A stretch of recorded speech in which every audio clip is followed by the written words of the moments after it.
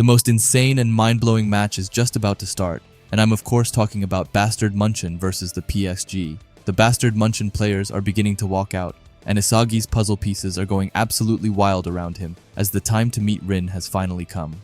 He walks out on the pitch and sees all of the PXG players in front of him, looking mightier than ever. We then see their starting 11 as well, so I'm thinking that we quickly go over it as well. We've got Renoir, Michelin, Gabon, Chapa, Karasu, Tokimitsu, Charles, Zantetsu, Nanase, Shidu, and of course the current number 1 player, Itoshi Rin. As Shidu sees Kaiser walking onto the pitch, he calls him the Blue Rose Emperor and asks when he beats him, then that must mean that the world will know who he is. However, Kaiser is having none of that as he tells him to get lost and calls him a vulgar pink-haired Philistine, and Shidu just laughs and says that this will be fun. After that, we get another interaction. As Isagi walks up to Rin, he tells Rin to put the title of the number 1 on the line and see who's the strongest once and for all. Rin is confused and wonders what he means by number 1. He begins to walk toward Isagi and says that he doesn't give a shit about being number 1 and that what he desires the most is the moment he destroys Isagi. And then we get this awesome panel with both Rin and Isagi facing each other and both looking more menacing than ever. Nanase says that it's time to put everything on the line. Raichi is just screaming like always. Gagamaru is telling them to do it and calls them all champions. And when we get to Kunigami, he's just quiet. We then see the ball and hear Isagi say that his challenge and his goal is to beat and surpass Rin, his rival. And just like that, the kickoff begins for the Neo-Egoist League Game 10. And right off the bat, Isagi is looking over the PXG team. He says that Loki decided to play Rin and Shidu at the same time, which we know will create absolute chaos. And Isagi agrees, saying that it looks like they have decided to go all in on a high-risk, high-reward formation to take down the undefeated Bastard Munchen. Normal players would be scared to see both Rin and Shidu on the same pitch. However, we know that our poster boy ain't normal, and we see that as he's more excited than ever. His eyes are burning up with excitement, and he's got pieces flying around him crazy, while he calls it interesting, and says that this is what a battle for the top spot looks like. We then see both Noah and Loki sitting comfortably in their master chairs, and personally, I really hope that we will get to see Loki play in this game, as I feel like Isagi needs a rematch on him since he crushed Isagi last time. Anyway, Ness and Kaiser are on the starting line, and both he and Isagi in sync say that it's time to go all in and that it's time to become the number 1. Anyway, with that, the highly anticipated kickoff starts with Ness passing the ball to Kaiser. Now right off the bat, Shidu decides to stop Kaiser as he slams his body into his. Shidu tries to take the ball from him, but Kaiser drags it behind him and finds a passing passage to Ness on the side. The ball is flying to Ness, and Kaiser uses that to honestly beautifully get behind Shidu, who has no idea what is going on. Ness gets the ball, but he passes it away right away to Kaiser, who's behind Shidu. The pass is perfect, and this will be Kaiser's chance. However, a special crow decides to interrupt, and it's none other than Karasu who comes in and swipes away the ball from Kaiser. Karasu has a smug face on him as it's time to go on the offense. Or that's what he thought, as someone else comes to ruin his plans. That person is of course the dark horse of Blue Lock, Kunigami Rensuke. He kicks the ball up in the air and makes it soar through the sky. The ball is quickly going down, and 2 players are going for it. It's none other than Raichi and Zantetsu who are in a furious battle to get the ball. But in the end, it turns out that it was all for waste, as both of them arrive at the same time and together kicks away the ball. This time the ball is going towards Hiyori and Tokimitsu, who are fighting with each other. Hiyori with his quick thinking, and Tokimitsu with his unlimited stamina. But in the end, it's none of them that gets the ball, as Nanas had been eyeing the ball from a distance and manages to get to the ball before both Hiyori and Tokimitsu. Nanas passes away the ball to PXG's ace player Itoshi Rin, who's all by himself, but it's not staying like that for long, as just as the ball is going towards Rin, Isagi comes in his way and heads away the ball. As he falls to floor, he says that Rin is too lukewarm, and Rin just tells him to keep talking while he still can. The crowd and the commentators love this high-intensity brawl that is going on.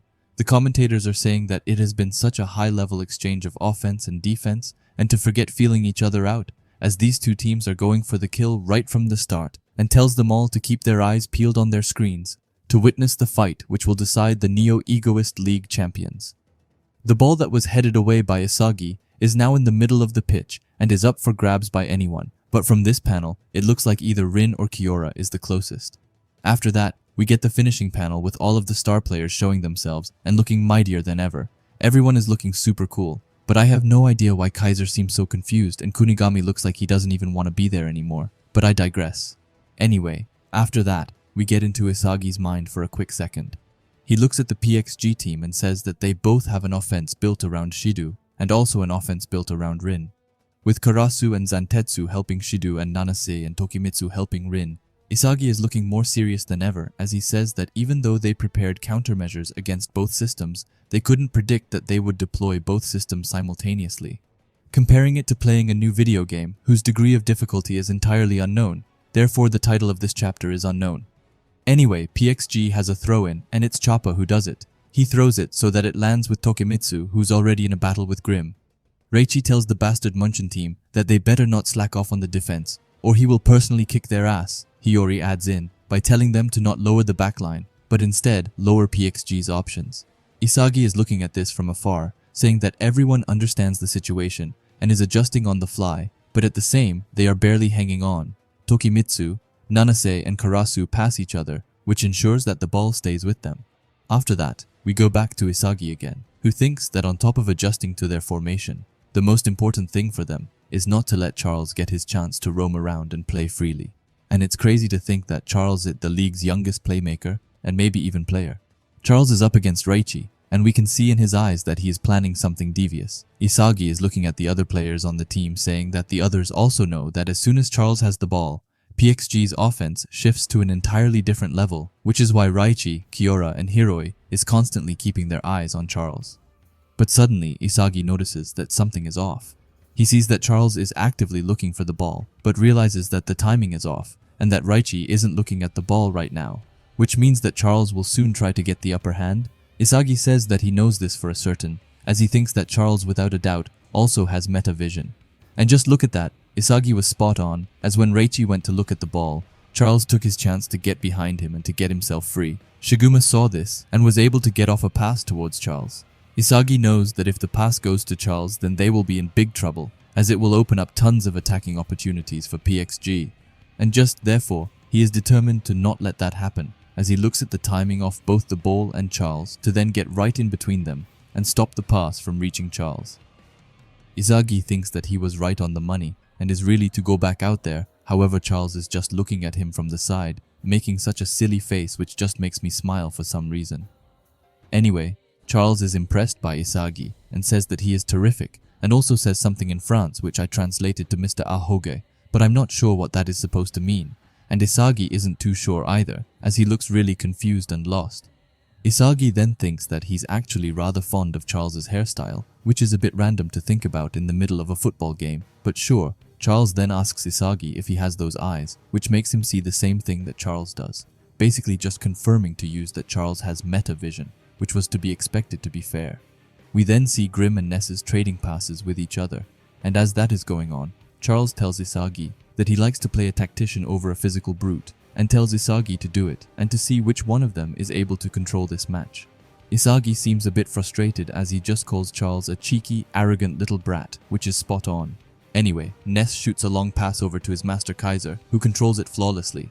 Ness is a bit behind, but he thinks that it's finally time to initiate their plan.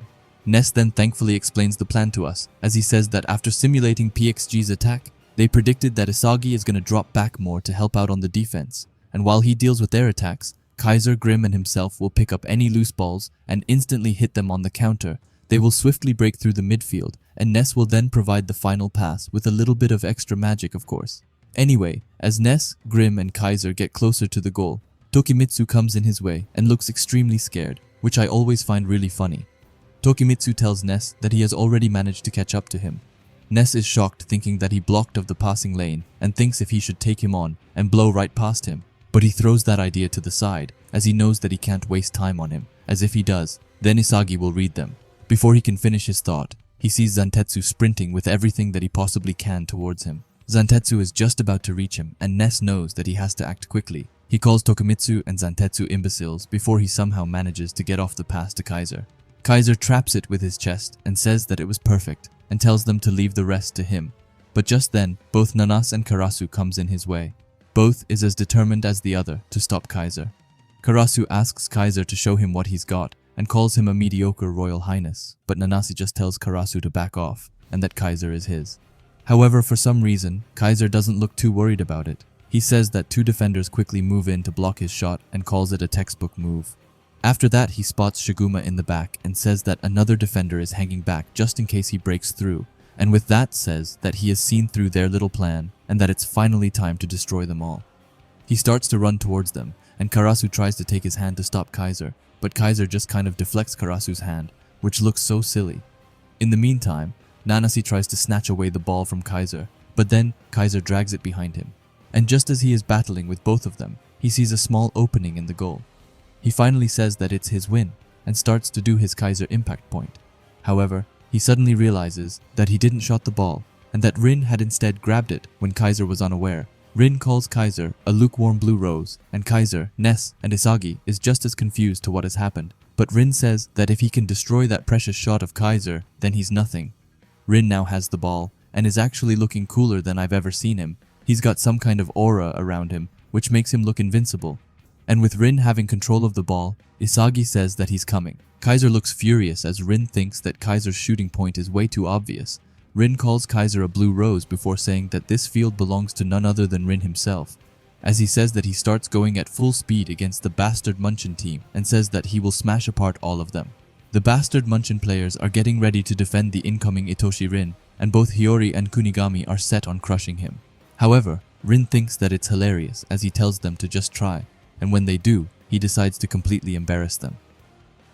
He uses his occlusion break and gets behind Kunigami, Raichi, and even the magician himself, Ness, and he does that without dropping a single sweat. Raichi is shocked to the max, and says that he's good, like we don't already know that. Ness, looking at Rin with fear in his eyes, says that his touch, speed, technique, reading, and just everything is out of this world, and realizes that he's facing Blue Lock's #1 Itoshi Rin right now. But even then, he is still trying to get the ball back from Rin. We then see Charles telling Rin that he is open, and if that wasn't enough, then he's also got Tokimitsu on the other side who says that he is open as well. However, the two of them aren't going to get the ball, as Nanase comes by Rin's side and says that he will follow Rin all the way. After that, we get into a flashback and get to 15 days prior in the French team training field. We see Rin and Nanas on the pitch. Nanas bows down and says that he doesn't care if he is just a pawn, but that he wants Rin to make him his disciple. Rin looks disgusted and says that there's no way in hell that he would do that, and also calls Nanase a loser. However, he doesn't give up yet, as he throws himself onto the pitch and locks onto Rin's leg and tells him to wait up. He explains that if it continues like this, then it's going to end with Nanase not playing in a single game, and he begs Rin to please teach him. At this point, Rin is starting to get a bit annoyed, so he says that Nanase's ball touch, passing, and shooting all basically sucks, and asks him what he is supposed to gain from helping a loser like him, and tells him once again to get lost. Nanase gets down on all fours and bows to Rin, saying that he will do everything and that he will even become anything, and that he just want to survive the Neo-Egoist League, and ends it by saying that he will offer everything to Rin. Something about that caught Rin's attention, as he says that he will throw him away if he's not useful. On top of that, he tells Nance to run 3 times more than the others, and that he needs to train himself exactly as Rin tells him to. Nanas looks happy as he agrees to it, but Rin then says that from now on he is Rin's own property. After that, we see Nanas enduring an extreme training schedule from what he is used to, as he is trained more than the others, just so that he can live up to Rin's standards. As they are training passes, Nanas passes Rin, and Rin asks him which leg is his dominant one. Nanas is a bit confused, but says that it's his right like normal. Rin looks disappointed and asks him who told him that, and Nanase says that no one did, but that he holds his chopsticks with his right, so that's why he figured it. Rin then explains that when it comes to Nanase's left leg kicks, and how he uses his body, it's gotten to the same level as his right leg. In this short time, Nanase looks blown away by this information, and Rin says that his naturally favored leg is his left. However, he says that it might even be more than that, and says that he didn't notice it until now because how much Nanas sucks, but he tells him that it could be that his body is actually ambidextrous, meaning that he can use both of his legs like Kunigami and Noah. After that, we get back into the game and see Nanas running at full speed. He's got flames in his eyes and says that Rin discovered his buried ability and that he doesn't care if he sucks or if he is unpolished. Rin passes the ball to Nanas and he says that he will use his right and left leg equally to become a linchpin from every direction with this physical ability. He has the ball but is getting blocked by Kiora and someone else. He holds the ball and waits for the perfect moment and says that he is fine with getting crushed as many times as it takes to help Rin score goals and that he will survive as a post player. After that, Rin has gotten a bit of distance and Nanas gets away a pass to him, but also falls in the process. Rin has an outstanding aura around him, as he calls Nanase a naturally gifted hick, and that it looks like he was useful after all. But as he was just about to shoot, Kaiser comes in his way and tells him that it's not going to happen, number one, as he blocks of Rin's course. But that's not all, as Isagi is coming from Rin's other side. He has puzzle pieces coming from every direction, as he says that if he can't shoot, then is not worth a damn thing either. Basically just saying the same thing which Rin said to Kaiser when he stole the ball from him. Rin quickly drags the ball towards him, while being surrounded by both Isagi and Kaiser. Rin starts to smile and says that he is going to shoot, and that he has been waiting for this moment. Isagi is shocked as he can't understand what he is talking about. Rin gets the ball in the air and also grabs Isagi by his shirt so that he can clearly see the ball. As he is doing this, he asks if he didn't tell Isagi that he was going to watch from the closest view, as Rin became the world's best. And now that he's got Isagi right by the ball, he tells him that he's got a box seat, just casual blue lock stuff. Anyway, Rin shoots an incredible shot towards the goal, and Isagi thinks that Rin is totally nuts. But luckily it's not over just yet, as Hiyori is there and kicks away the ball and tells both Rin and Isagi to stop flirting around with each other. Rin, Isagi, and Kaiser are all equally shocked to what has just happened, and none of them expected Hiyori to be there. And quickly just look at Hiyori's eyes. They look so goddamn cool, like bro was fully locked in. Anyway, Hiyori gets down on the ground and says that Rin's setup was pretty obvious and that he could predict his punchline, which was to of course intentionally lure in Isagi like that, just to show off his shot to him. Hiyori looks back towards them, and is looking cooler than I've almost ever seen him, as he points to Rin and says that if he wants a goal, then he should come at Hiyori with an unpredictable script. Rin looks annoyed to the fullest. Meanwhile, Isagi has stars in his eyes as he is looking at Hiyori, with the ball still high up in the air from Hiyori's save. And look at that. Even in the sky, Rin and Isagi can't just seem to let go of each other. Reichi screams at the team to get to the ball before PXG does, and Nanase doesn't really know what he is doing, but we will let it slide as he had an amazing performance in the last chapter. Isagi is getting on his feet and says that Hiyori is amazing and that he actually managed to read Rin's plan.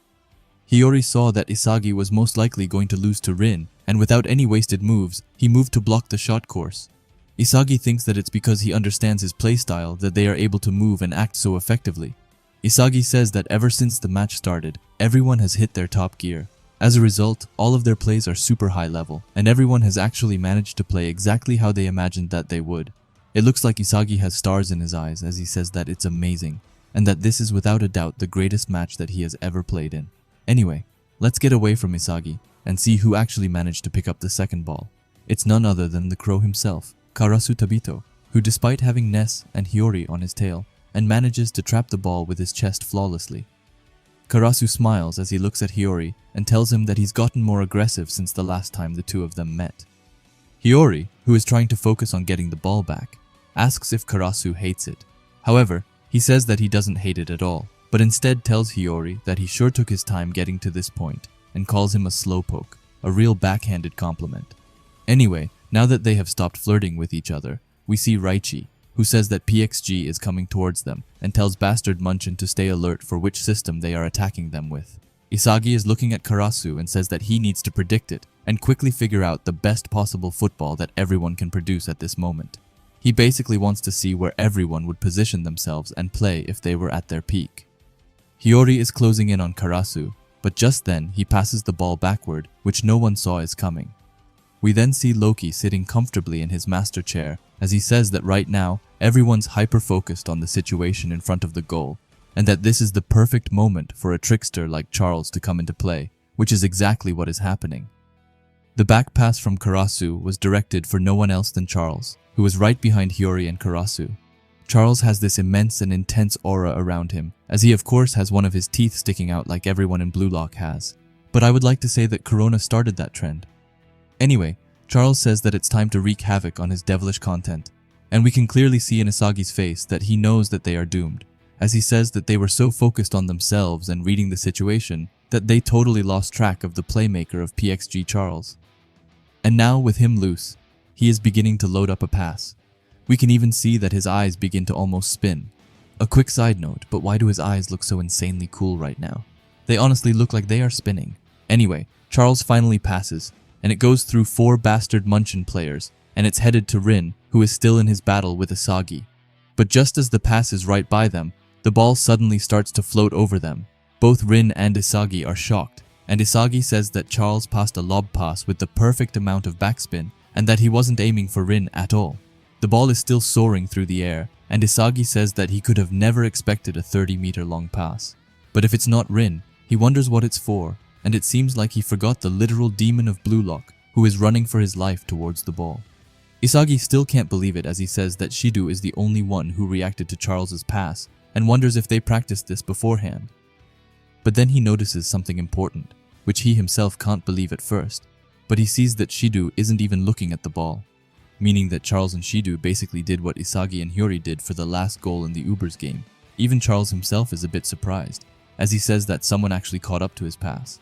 After that, Shido looks back for the first time, and is also surprised that it actually came exactly as he wanted it to. As this is going down, Isagi wants to have a timeout to process all of this, as he wonders how they managed to do this, saying that they didn't even make eye contact. He thinks that it might be improvised, and that it might be the result of both of them being able to bring out their best simultaneously. After that, he compares it to what Hyori and himself did, and says that they did the same thing, and that they also clashed and crossed their winning vision. After that, we finally leave Isagi, who talked a bit too much about this chapter, and instead go over to the demon, who was able to just in time jump and get in a header. Real quick, why does Shido look so majestic when he is literally in the sky? Just look at him. Bro even got his own wings on his back. Anyway, Shiodu's header goes into the goal flawlessly, as Gagamaru tried but understandably couldn't save that sort of goal. And with that, Shido has just managed to get PXG's first goal of the game, which puts them in the lead. And I know that I said that Shido looked really majestic in the chapter before, but why does he look so goofy here? Like, it looks like he is just going to splat down onto the ground after this. Anyway, it looks like Isagi has realized something, as he says, so that's the key to winning this match. And the key is that they are going to have to consistently clash and cross their visions of themselves as the best players in the world. After that, we see both Shido and Charles celebrating their spectacular goal, with both of them speaking in emojis for some really weird reason. With Charles saying a demon face emoji, and Shido a heart I guess, that sounded so goddamn weird saying. But we move. And I forgot to say, but both of them of course have their tongues out. You know, just normal Blue Lock stuff over here.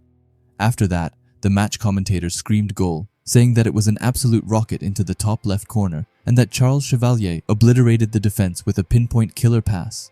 And on the receiving end was Blue Lock's pink-haired demon, with Shido Ryusei's ultra goal. PXG draws first blood, and as this is going on, Shido gets up from the ground, and he and Charles goes right into hugging each other, as they are ecstatic, and not only them, but also all of the spectators watching from home. Shido is over the moon and says that Charles is awesome and tells him to keep feeding Shido. Charles, while having a rather weird facial expression, says right back to Shido and calls him a pink-haired weirdo, telling him that he's amazing and that he was the only one who reacted to his pass. After that, they starts goofing around and Shido says that he just followed his desire and instincts, and Charles' pass found him perfectly.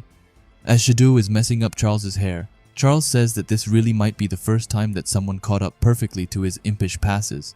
Shido, still looking like a maniac, says that it's the first of many, and that in this match the devilish weirdo combo is gonna go on an explosive rampage, and then they go off and starts basically speaking nonsense. However, you can really see how happy the two of them are to finally have found someone that sees the game as they do.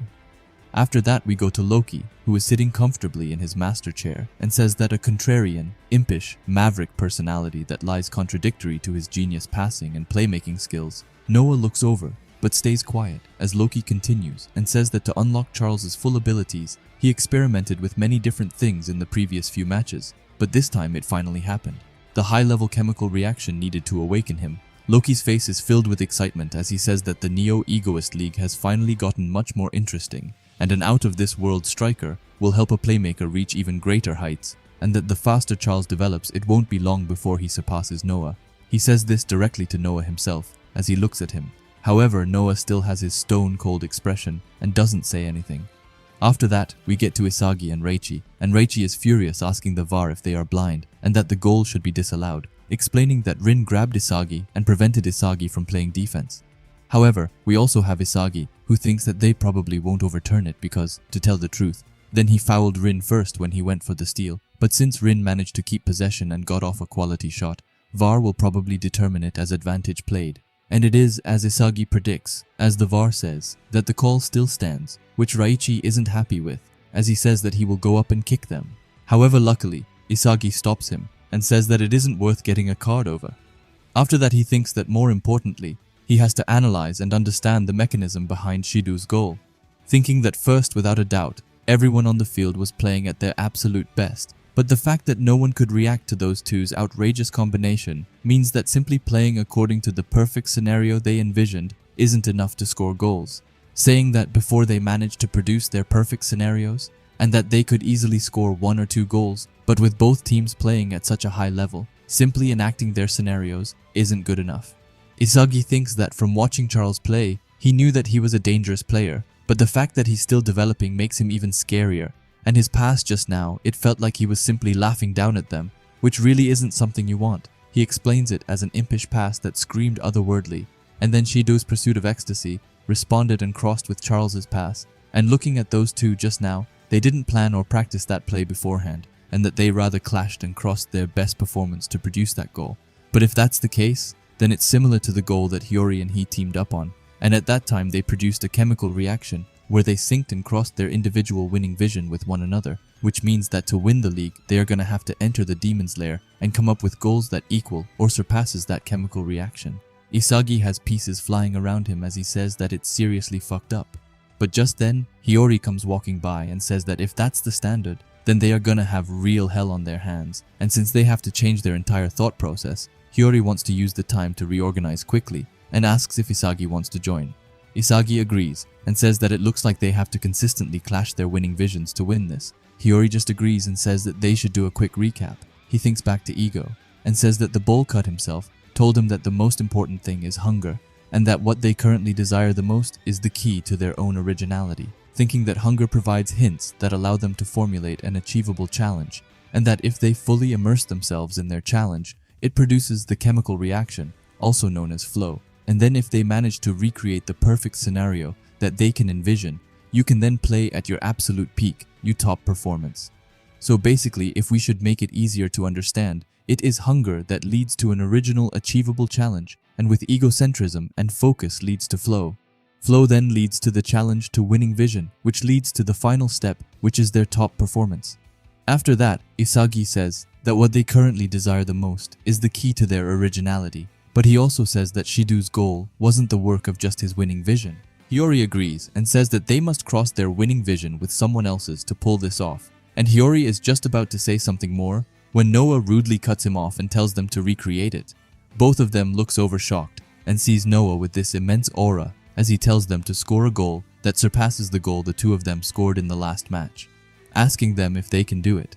Isagi doesn't know what to say, but Hiyori, just without hesitation, says yes with a smile on his face. But Noah isn't quite done with just that, as he says that if they don't keep Charles and Shido under control, they will keep getting more uncontrollable and they will lose, and because of that, he says that they are tweaking the game plan a little, looking at someone and telling him to man-mark Shido. And who else could it be that he is thinking of, if not the dark horse Kunigami Rensuke, which comes as a shock to Kunigami. But Noah tells him to restrict and steal Shido Ryusei's freedom. Shido overhears this and gets a smile on his face as both him and Kunigami thinks back to their shared past with each other, which led Kunigami to the wild card. But this makes Kunigami's blood boil as his eyes starts to light up and he says, "Yes, sir." After that, we get this awesome looking chapter with Isagi, Kunigami, and Hiyori all walking side by side. Isagi says that he is counting on Kunigami, but he just tells him to piss off, and Hiyori says that it's time for an eye and that it's time to counterattack. Reichi is by the side and screaming like always, as he says that it's still just 1 point which PXG leads with, and tells everyone in Bastard Munchen that it's their time for a counter. Gagamaru is also fired up, as he says that he will stop the next one, and Kiora is adding close to nothing by saying yeah. After that, we switch teams for a quick second, as we go over to PXG and see both Nanase and Tokimitsu.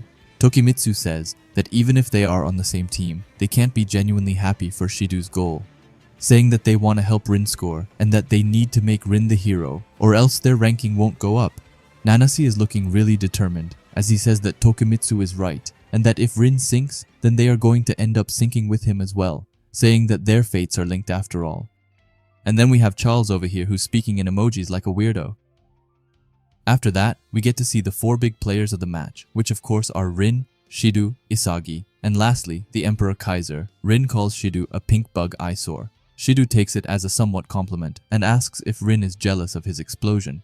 Isagi jumps into the mix and says that Shido definitely is an eyesore. And lastly, Kaiser says that he can't stand Shido, or as he calls him, pink trash. With that, the game restarts and Kaiser passes Ness while telling Shido that he will turn him into dust. Shido only finds this amusing and laughs while saying that he has become so popular now and that it's time for the trashy pink bug to have a party time. A bit weird that he calls himself Trashy Pink Bug, but sure. Ness and Grim are having their regular passing drill with each other, which is just boring, so we instead move on to Isagi, who is running at full speed while thinking that he needs to recreate his ultimate goal with Hiyori. He says that he understands it logically, but reaching his own peak performance isn't that simple on paper, because what's most necessary is enough information to predict the field's future, and it's not a matter of pursuing his own pleasure like Shido is occupied doing, that selfish bastard. As Isagi is running, something finally clicks for him, and he gets an idea. He thinks that he needs to know more about the world beyond him than about himself. But then he pulls a fast one on himself, as he gets another thought. This time he takes a minute, and says that he thought that it was enough to simply want his own ultimate state. But each of them has a different process and way of concentrating. As this is going on, Kaiser has just gotten the ball and has the mighty Rin in front of him. Do we get to see what happens? Of course not, because we go back to Isagi, who says that peak performance can be split into two categories. One is the type which Shido is. This type ignores one's surroundings in pursuit of personal pleasure, and the other is Isagi's way of understanding his environment and calculation to determine the world's essence. But that wasn't good enough for Professor Isagi, as he phrases it in another way, calling one of them self-style ego and the other world-style ego, saying that it isn't a matter of which is good or bad, but instead a question of which mentality lets you most easily make use of one's abilities. This is his own theory of personality and character types. Firstly, the self-style ego type most highly regards value to himself. The world's rules are of secondary importance, and these spontaneous types can best use their abilities by immersing themselves in their own feelings and fixations. However, on the other hand, the world-style ego type prioritizes value to the world. This style thrives in relation, and their own feelings and sensitivity are less important than using their abilities in service of meanings and achievements valued by the rest of the world. So to them, put that into perspective. He says that Bachira and Baru probably have self-style egos. Nagi and Zantetsu also share that trait, while Karasu, Hiyori, Ryo, and lastly Isagi are absolutely world-style. Isagi's eyes and just face in general look more fired up than we have seen him in a long time. He then thinks that Kaiser is a world-style who's fixated on trophies. After that, he starts thinking about Charles, Kunigami, and even Rin, but he can't really determine which one they are yet, and says that he needs to keep on analyzing them, concluding that in order to reach the field and reach his own peak performance, he needs to determine everyone's type so that he can gather more pieces and learn about them, to then input the world's data to reach his own ultimate form. After that, we leave our little egoist and go over to Ness, who has just lost the ball to Zantetsu, who for some reason calls him Sir Ness. I mean, it sounds cool, but just why? However, as the ball from Zantetsu was on its way to Tokimitsu, Hiyori came sweeping by and stole it, and then cockingly thanking Zantetsu for the ball. Zantetsu is shocked and wonders if Hiyori aimed for that. But Hiyori doesn't care about Zantetsu anymore, as he sees Isagi running on the field and telling him to go. However, he thinks that in order to recreate their last wonder goal, he can't pass to Isagi, but that he instead needs to think of the world's best and smash them together. However, his plan quickly goes to ruin as Charles comes from behind and completely steals the ball from Hiyori. Charles compliments Hiyori before weirdly enough starts squeezing his cheek while telling him that he has good eyes. And of course, he adds in a devil emoji just because he can. However, I would like to claim that this was sexual harassment by Charles and that he should get sent out. But that's not the case, as he takes the ball and starts running. Hiyori is a bit taken back by what has just happened, as he says that Charles perfectly anticipated his pass interception. Isagi is also in shock, and Reichi is on the side telling them to not let Charles pass.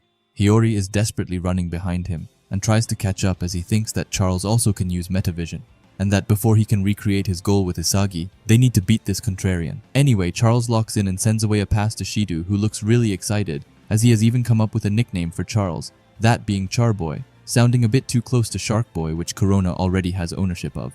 Anyway, it's not all rainbows from on here, as Kunigami comes by Shido's side and says that it's been a while, explosion demon, while having a cup of total emptiness in his eyes. Shido tries to play it cool and asks who he is again, but Kunigami coldly tells him that he is the pathetic loser hero whose life Shido ruined. But that's far from all, as while he says that he turns around and heads away the ball from Shido, which even shocks him. Reichi is over the moon and compliments him while Charles can't really believe what has just happened. Kunigami falls to the ground, but then he and Hiyori in sync, says that their ultimate lies in the challenge of surpassing both Charles and Shido. the ball is high up in the sky from Kunigami's save. And then we see Isagi, Hiyori, and Kunigami all going for the ball, but none of them actually get it as it is, instead Ness who traps the ball right between Tokimitsu and Zantetsu. So he has to think quick, and think quick he does as he takes one look to the side and sees Grim and passes right before Tokimitsu was able to come in and interfere. Grim gets the ball, but it doesn't stay there for long as he spots Kaiser on the other side and makes a pass to him. The ball is advancing to Kaiser. However, it will be difficult as Karasu is right behind him and is trying to get ahead of him. But imagine the shock both of them get when suddenly both Shido and Kunigami squeeze in between them and create a revenge matchup. Their clash becomes wild, but they manage to get away with the ball. Why does it kind of look funny when Kaiser's got his hand in front of Karasu's eyes? It's like he wants to save him the trouble of seeing these two meatheads go at each other. Anyway, the ball goes high up in the air, but it comes down to Raichi, who traps it with his chest. Nanase isn't too far away, and Raichi knows this, so he has to act quickly.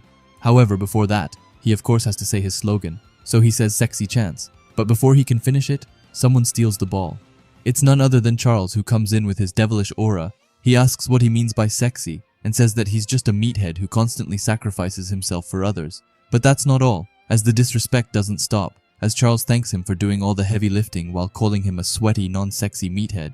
And being called not sexy really makes Raichi mad as he looks at Charles in shock.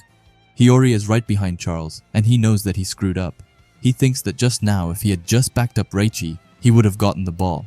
While Hiyori is trying to chase Charles, he says that to outread Charles, he's got to be more attentive to the finer details. Otherwise, he won't be able to catch up to his creativity and playmaking. Hiyori thinks that this is a whole new level, and says that it's a lot harder and almost impossible to figure this out on the first attempt. And if that wasn't enough, then it's like getting killed on the first try. It's like figuring out how to beat the final boss level after getting killed multiple times. And normally, with this realization, players would feel destroyed and give up hope. However, that's not Hiyori's, as he says that it sounds interesting, and that he will defeat Charles and clear this game once and for all. But seriously, let's take a quick moment to just look at Charles's aura. His aura is unlike anything we have ever seen before. Bro has gotten a whole boss as his aura, and honestly, because of that, it's gotta be up there with my top 3 favorite auras. But how do you feel about Charles's aura? Please let me know down below. Anyway, Charles still has control of the ball, and is going up against Isagi with Rin by his side. Rin looks at Charles and tells him to pass him while calling him a contrarian, which kind of sounds cool. After that, Charles looks over at Rin and straight up laughs in his face. He starts to dribble with the ball while telling Rin that his run was super boring, and of course our little contrarian has to add in a demon face emoji for some obscure reason. Anyway, Charles uses Rin as a decoy to easily get behind Isagi, which shocks both of them. But it's far from over, as Hiyori comes to Charles's side, telling him that it's not over yet, and that he saw that coming from a mile away.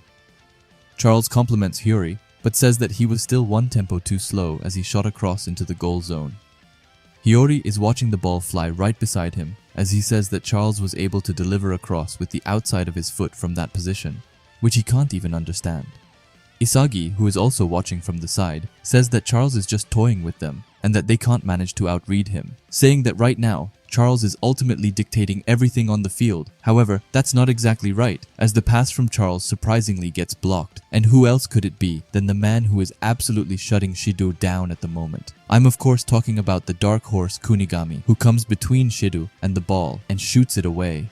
Isagi thinks that it was a lifesaver, and says that he is amazing before calling him a cyborg. Kunigami falls down on the ground, but says that ever since he matched up against Shido, his performance is getting better and better, even though he's skillfully using his supreme physical ability to contain Shido. It's probably because he's been waiting so long to get his revenge on Shido. His emotions allowed him to reach his top performance, and while possessing a solid moral code, Kunigami Rensuke is actually a rather passionate person, which means that he's got an individualistic ego mentality. We see Isagi, who's just hit the nail on the coffin, as he has pieces flying around him like crazy, and he says that he finally gets it, saying that Kunigami hasn't changed that much after all, and that he is still that passionate and hot-blooded guy that he was in the first selection. When the two of them share the stake in the beginning, Kunigami gets up from the ground, and Isagi says that Kunigami's ego is still burning inside of him. After that, we get some more thoughts, but this time Hiyori says that Kunigami is keeping Shido in check, and with that, Charles's options should decrease, and because of that, the game's momentum will change. Shiodu tells Kunigami to get out of his way and calls him an annoying trash hero. But Kunigami isn't going to let that slide, as he asks if that's all that Shido's got, and asks him not to tell him that he used up all of his explosives on that one goal. Shido's eyes are beginning to itch as he gets furious at Kunigami's harsh and disrespectful words. But just then, someone else joins their conversation. It's Isagi who tells Kunigami to look who's talking, and says that if it weren't for his assistance, Kunigami would just be a useless dude. Kunigami is confused and asks Isagi what it is that he wants. But Isagi comes closer and closer and asks Kunigami to lend him a hand for his own explosion. Isagi gets close and runs past him while telling him that they should get some steak after this, like old times. As he says that his eyes and aura completely change, Kunigami is looking at him in shock. But Isagi thinks that if PXG is using a top performance and top performance chemical reaction, then all they have to do is one-up them and use a top performance and another top performance, and lastly, one more. Making a triplicate chemical reaction, which he calls the triflow chemistry reaction. After that, we get this amazing last panel with Hiyori, Kunigami, and Isagi all locking in to make their chemical reactions together, while there is an intense aura around all three of them. Kiora and Karasu is furiously fighting for control of the ball. Raichi is trying his best to motivate Kiora by telling him to steal it, while Zantetsu is doing the same thing, but for Karasu. Anyway, their clash is getting more and more intense, and they quickly realize that they can't keep doing this forever. That's when Charles decides to weigh in as he starts running to help Karasu.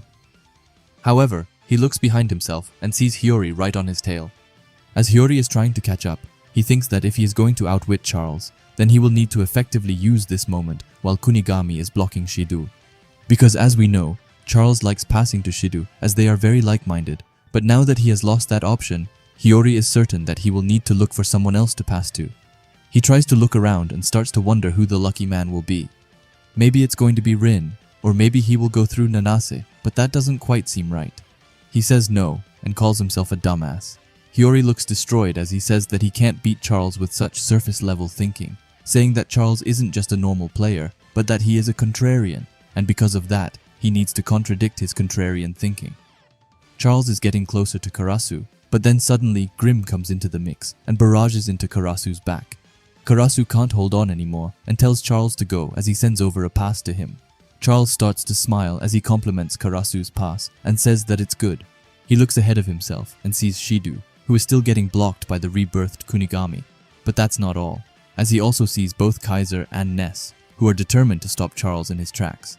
Even though Shido is already blocked off by Kunigami, the two of them get in front of them to completely destroy any chance for Charles to pass Shido.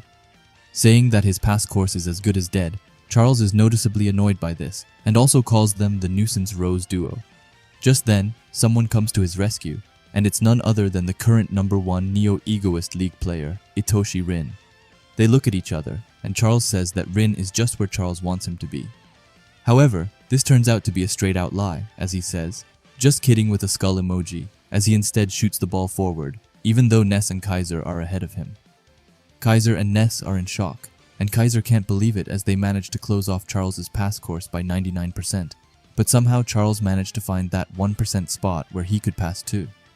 We also get a bit of a better understanding of Charles, as he looks devilish while saying that aiming for something that was thought to be impossible is the real way for a contrarian like himself. However, you know that devilish smile he had, it's going to be wiped off his face real quick as his pass to Shido suddenly stopped on its way. And it's none other than Charles's new nemesis, Hiyori, who came to contrarian like he said he would. And the block wasn't just any block, as it was stylish as hell as well, which I would like to give him so many points for. Anyway, everyone is looking at Hiyori, amazed, and even Isagi is looking at him in total shock. Hiyori lands on the ground and says that he cracked the contrarian's thinking, saying that normally nobody would take that shot, but Charles's rotten personality loves such a tight course, and ending it by saying that he figured out how to beat Charles while looking straight at him. This leaves Charles in shock, as he just calls Hiyori creepy, while looking demoralized but also disgusted. But that's what you get when you go up against an ultra sadist. We also see Shido, who is a bit annoyed that another one of his chances got blocked.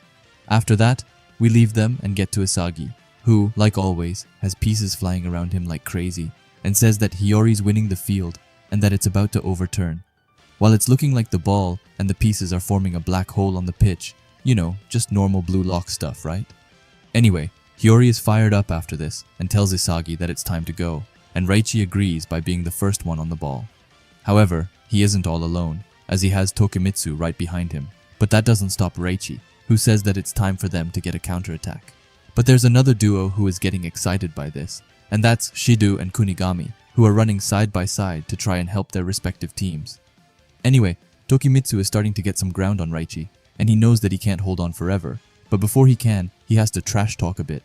So he calls Tokimitsu a meat shield who's only meant for shoving duels, but after that, he decides that he is done with Tokimitsu, and says an utter victory sexy pass as he sends away a pass to Hiyori and tells him to go. Hiyori gets the ball, but suddenly someone decides to join him. We can see a couple of feathers popping up, as someone tells Hiyori not to celebrate just yet, and calls him a dumbass. It's Karasu who honestly looks possessed, and we can see that he means business, but he tells Hiyori to watch where he is going, and really decides to lower his self-esteem by calling him a mediocre gamer. He gets a smile on his face and tells him to try and beat this boss rush. It's Nanase who says that he won't let Hiyori pass him, but also Zantetsu, who tells them all to smash him, but I doubt that Hiyori swings that way. Anyway, the three of them form a triple press in order to try and steal away the ball from Hiyori. But do you really think that it's enough to stop Hiyori, who's now in the zone? Of course not, and we see that as Hiyori locks in and says that he can get past the three wimps without watching where he is going. This even catches Karasu off guard, who is wondering what Hiyori is on about. He smashes a pass without even looking at where it is going, calling it a no-look rapid cross. Zantetsu and Nanase can't understand it and wonder how he is able to play such a gamble at this distance. But Hiyori is certain as he says that this is peak performance, and as the ball is beginning to land, he wonders if the egoist himself is there, which of course he is, as he is running to meet up with the pass, saying that it's time to continue their ultimate play. But it will be anything but easy, as we can clearly see the pit where the ball will land. In the pit, we see of course Isagi, but also Kaiser, Rin, Kunigami, and lastly Shido. The ball is coming, but Isagi has Choppa close to him. But I don't think Isagi cares about that so much as he looks at Hiyori and says that this is his top performance and that Isagi will take it from here. After that, we get an overview of the Isagi position, where we can see that he is in the midst of 3 PXG players. Normally you would get shut down here, but Isagi has locked in and is determined to deliver his own top performance. Does he have a plan to do that? Of course he has. He knows that it is 2 defenders who are in front of him. To get behind them, he does a sidestep into a diagonal sidestep to kind of throw them out of balance.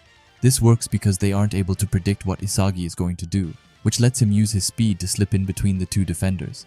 You would think that Isagi gets a breather after that, but he really doesn't, as Shido is right by his side and he is looking at Isagi as if Isagi were his prayer, even going as far as speaking in his and Charles's emoji language and saying a skull emoji.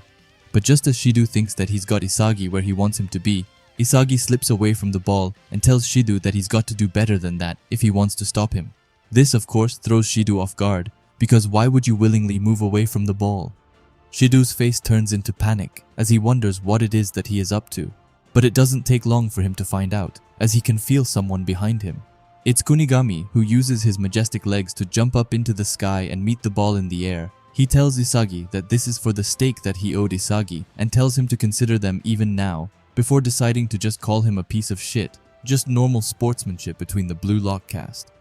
Isagi is looking at Kunigami and says that it's right and that this is the ego that he wants to see from Kunigami, as he heads the ball into the ground and makes it bounce over to Isagi, who's going all in now. His black eyes are out and he has his iconic piece flying around him like a tornado.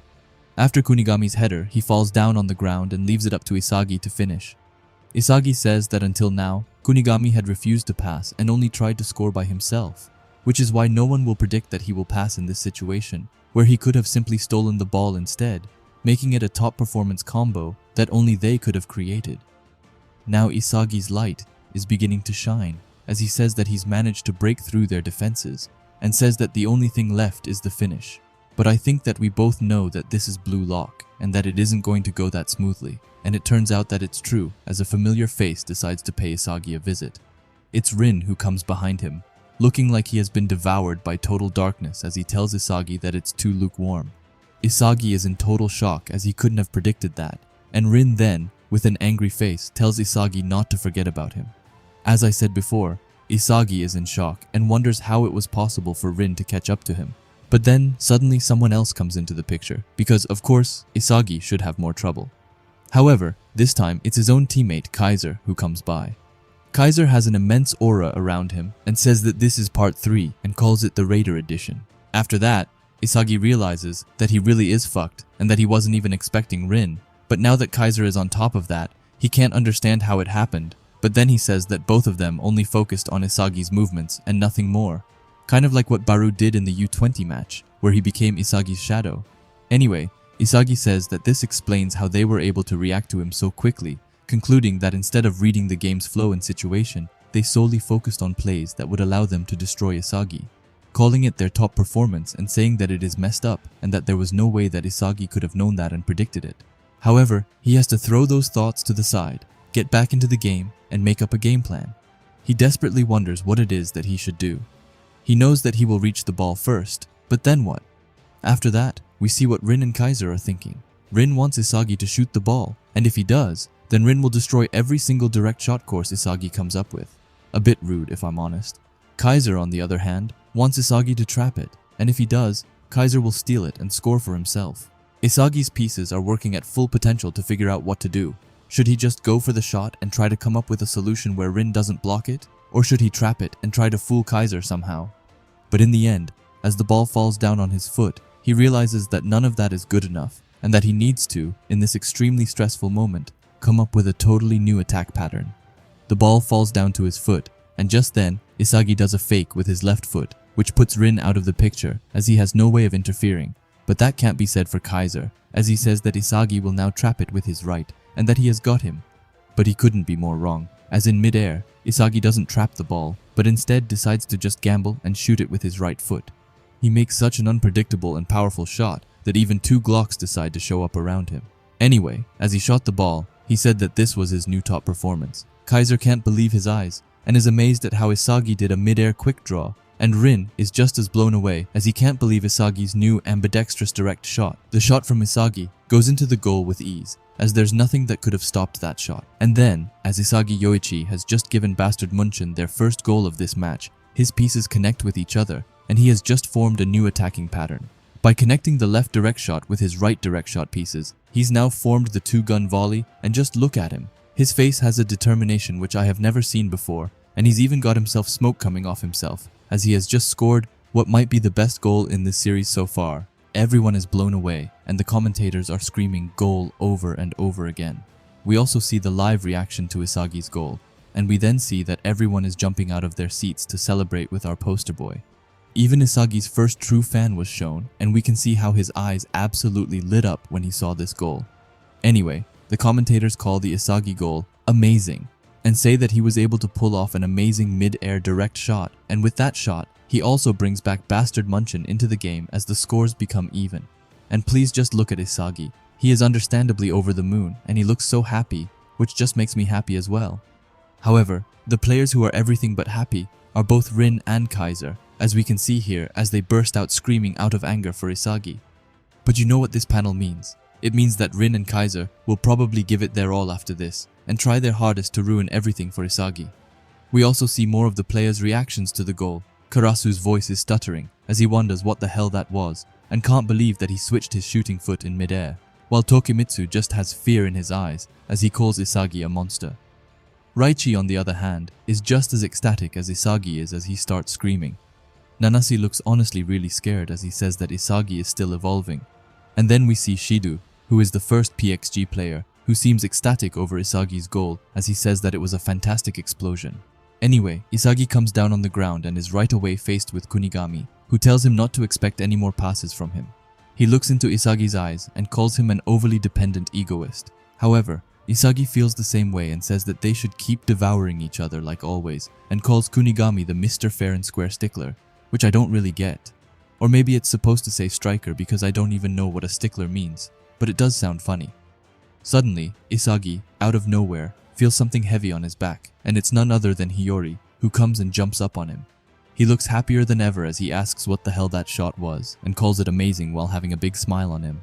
Isagi is happy to see him and says that Hiyori's pass was epic, but Hiyori just coldly tells him that of course it was, while they high-five each other.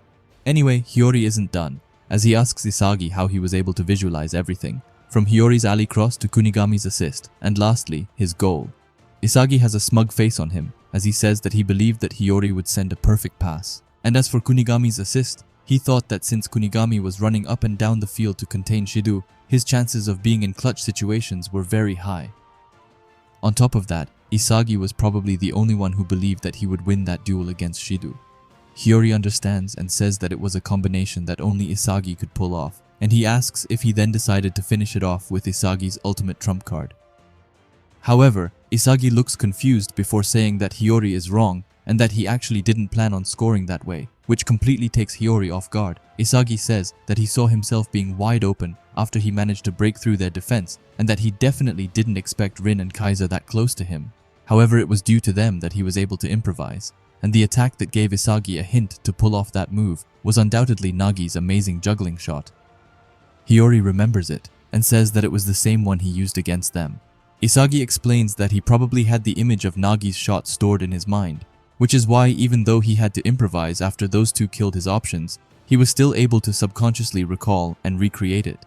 Hiyori smiles and says that it means that the shot was a combo of Nagi's creativity and Isagi's direct shot. Isagi is a bit more humble and says that he stole it from Nagi, but that it's true and that he wouldn't have been able to pull it off if he hadn't seen Nagi do it firsthand, which helped him create his ambidextrous mid-air quick draw, or as he calls it, his two-gun volley. Hiyori then thinks for a bit and says that his shot was epic and is implying something more, so Isagi asks him what he means. Hiyori explains that no matter which direction a defender comes in to block Isagi's shot, he can then fake them in mid-air and shoot after successfully destroying their timing, not to mention that the goalkeeper is going to have a hard time timing his shot as well. Hiyori looks super excited as he says that if Isagi can recreate that shot consistently, he will then become unstoppable. This makes Isagi's brain tick as he thinks that Hiyori is right, and that this means that he just came up with an incredible weapon now, while he says that he has an immense aura all around him, showing how on fire he currently is. After that, Noah also joins in and compliments Isagi, while saying that they will be switching things up in Bastard Munchen, because now that the attacks centering around Isagi are succeeding, they are going to lean more towards an Isagi-centric system. And with that, he sends Grim into the Shadow Realm as he goes out, and Grim doesn't take this well as he looks destroyed. However, can you guess who will be replacing him? It's none other than my favorite Bastard Munchen player and the Shark Boy himself, Kurona Ranse, who looks ecstatic to be on the pitch again. Isagi thinks that now that Grim is out, it means that Kaiser only has Ness to support him, which is going to be really tough for him. Just look how crushed Grim looks as he is walking out. Honestly, he hasn't done anything, but he deserves it. Anyway, Isagi thinks that with his goal just now, he managed to shift the entire team's dynamic, saying that Noah trusts Isagi's goals to lead them to victory, not to mention that now that Corona's in the game, he's going to have a much easier time controlling the game. And Corona comes in and right away tells Isagi that they should go for the second goal and that they can do it. And I'm just so happy to see Corona back on the pitch, as it has been a really long time since the last time he was out here helping Isagi. Isagi thinks that if he scores another goal, he will then be able to crush Kaiser completely, and then Bastard Munchen will firmly become Isagi's team. But that's not all, because if he can manage to score another goal after that and make a hat trick, then he will surpass Rin. And not only that, but also become the best player in the Neo-Egoist League. Although this isn't an easy feat, that doesn't matter to Isagi, who says that he can do it, and that he can see it. He can visualize the image of becoming the best player in the world now. Isagi has two guns behind him as he walks with determination. We then zoom into his eyes, which are burning with excitement as he asks them to hurry up and restart the game already. Kaiser grabs his shoulder hard and says that as annoying as it is, Isagi is evolving. And if he learns to master that outrageous and insane shot, then his value as a striker will skyrocket. If that wasn't bad enough already, Kaiser says that Isagi is on the very verge of taking over his team, thinking that he's going to become a second fiddle, but also be defeated by none other than his rival Isagi. Suddenly, someone screams his name. It's Ness who says that, with this new formation, he is Kaiser's only ally. But while Ness is coming here being concerned, Kaiser just tells him to shut up and to go, saying that the only objective is to show Isagi that no matter how much he tries, he will never surpass Kaiser, ending it by saying that it's now or never, and that it's time to unleash his impossible weapon before Isagi manages to steal everything from him. And with that, the match restarts with the scores being 1-1 and PXG starting with the ball. Nanase, right off the bat, passes the ball to the flying Rin, who is right away faced with Reichi and Hiyori. He takes a deep breath and looks over to Charles, but what he sees shocks him. Rin actually stops for a second as he looks over to Charles, who tells Loki to sub him out. He explains that Shido is getting pocketed by Kunigami, or muscle freak, as Charles calls him, and that none of his passes are going through, calling him boring and asking if he can quit. We can see that Loki is starting to get annoyed with him and says that there it is, Charles's irritating lack of motivation. However, we don't stay there for long as the match starts heating up because both Raichi and Hiyori go to steal the ball from Rin. Raichi says that it looks like his playmaker betrayed him, and Hiyori says that Rin stopped moving and that this is their chance with the two of them creating a double press. We can see that Rin isn't pleased at all with it. Even Karasu can't believe it and tells them to go for the second ball, but that won't work as the player who's finally back on the pitch and ready to strike says that it's time to counter. It's of course Corona who says that the ball is his, as he easily steals it from Zantetsu. As Corona has gotten the ball, he looks right away for Isagi, whom he finds just above him. They make eye contact, and Corona says that Isagi is his target.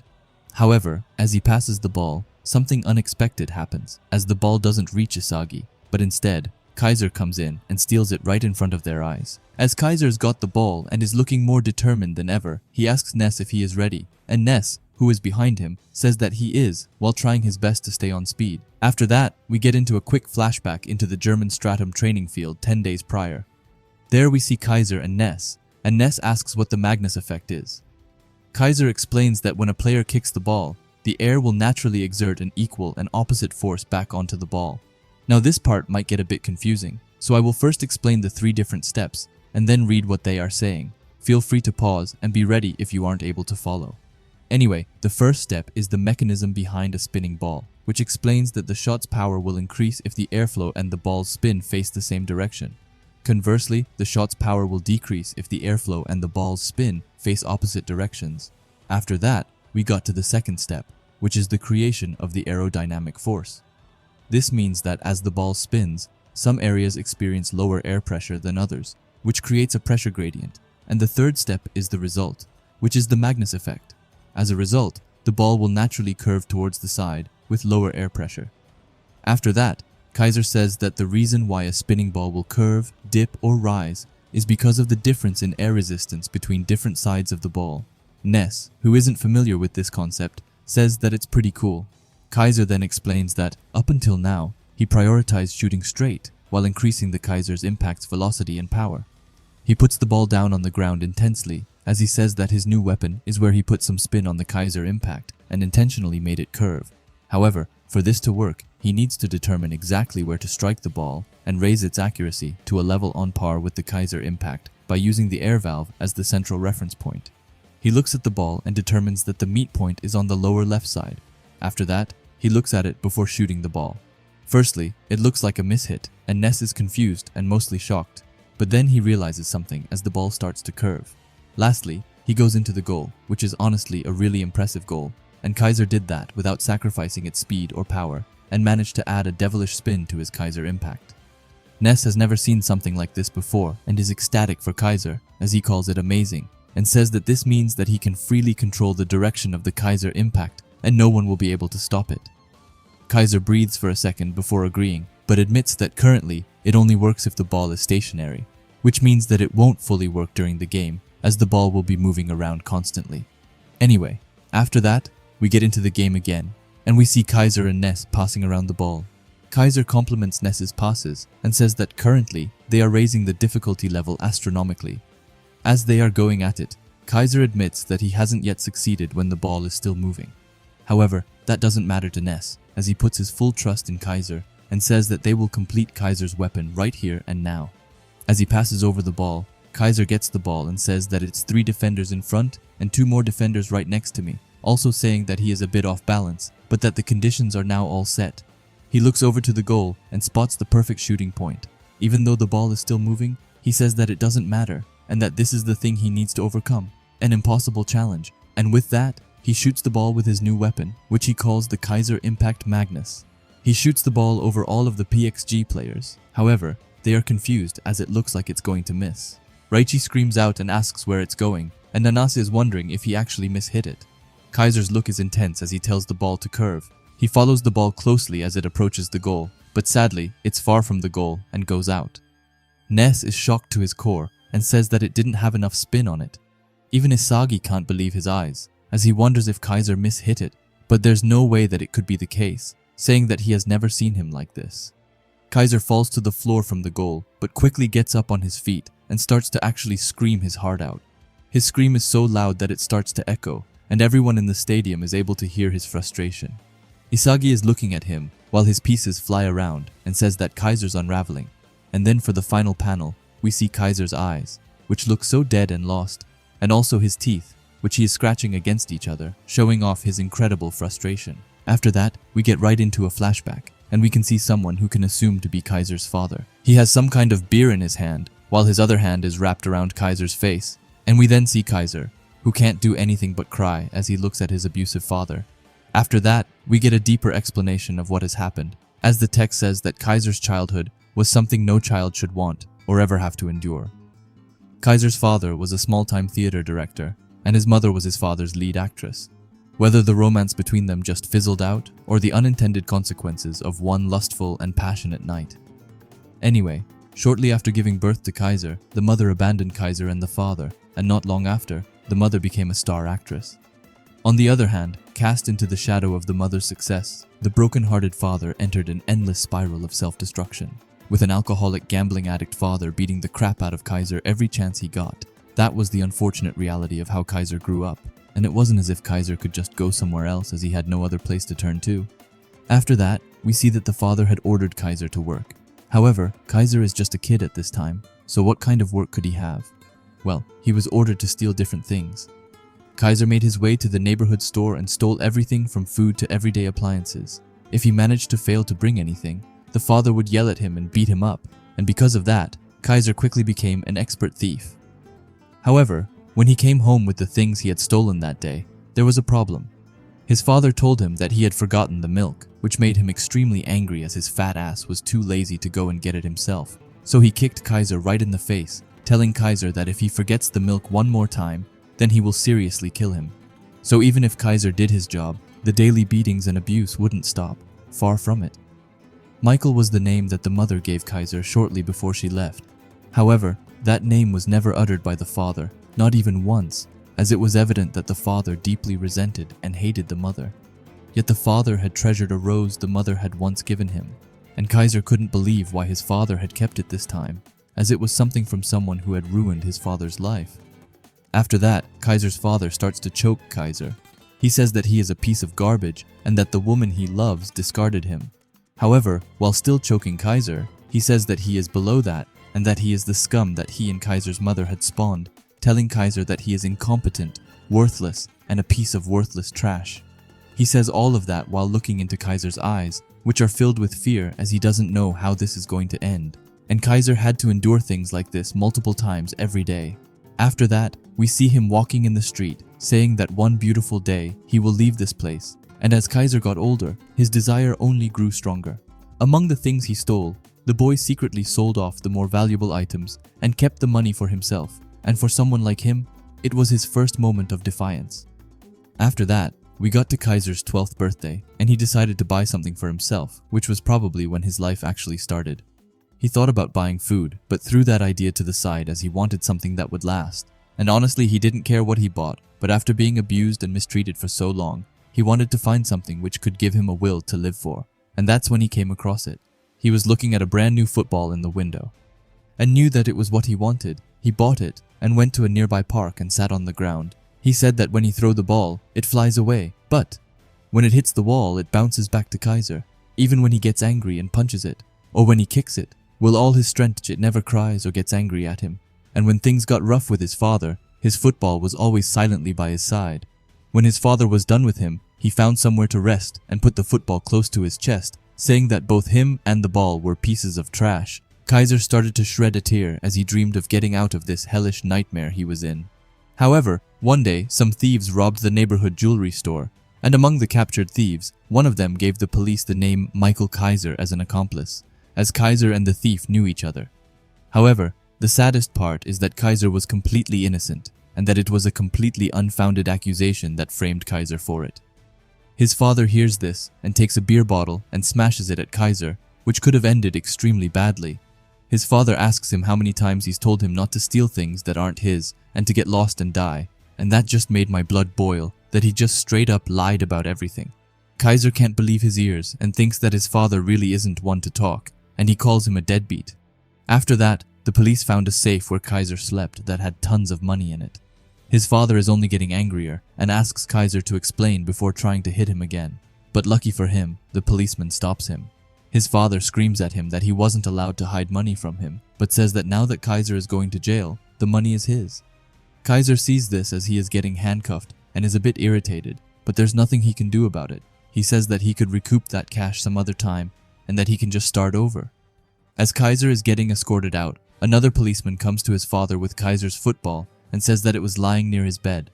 His father is confused but gets angry as he tells Kaiser that he better not have stashed some money inside this football. He takes his broken beer bottle and is about to destroy the football, but at this point, Kaiser isn't having any more of his shit. He breaks free from the policeman and jumps high up in the air. His eyes have a sense of anger that can't be explained in them, and with that, Kaiser finally gives back to his father by kicking him right in the face, which makes him bleed and fall right to the ground. Kaiser says that at that moment, something snapped for him, or rather, it was as though something new got born to life. The policemen see this and try to get Kaiser to stop, but Kaiser can't think clearly anymore. He has tears in his eyes as he sees the ball bouncing on the floor and manages to actually make a volley right into the policeman's face. Anyway, one of the policemen takes out a gun, still on a child by the way, but that doesn't matter to Kaiser as he also gives him a kick right to his face. The thing that got born inside Kaiser was nothing else but an identity, which he hadn't had before. And just like that, Kaiser, while screaming his heart out, had just taken down 3 policemen while being handcuffed.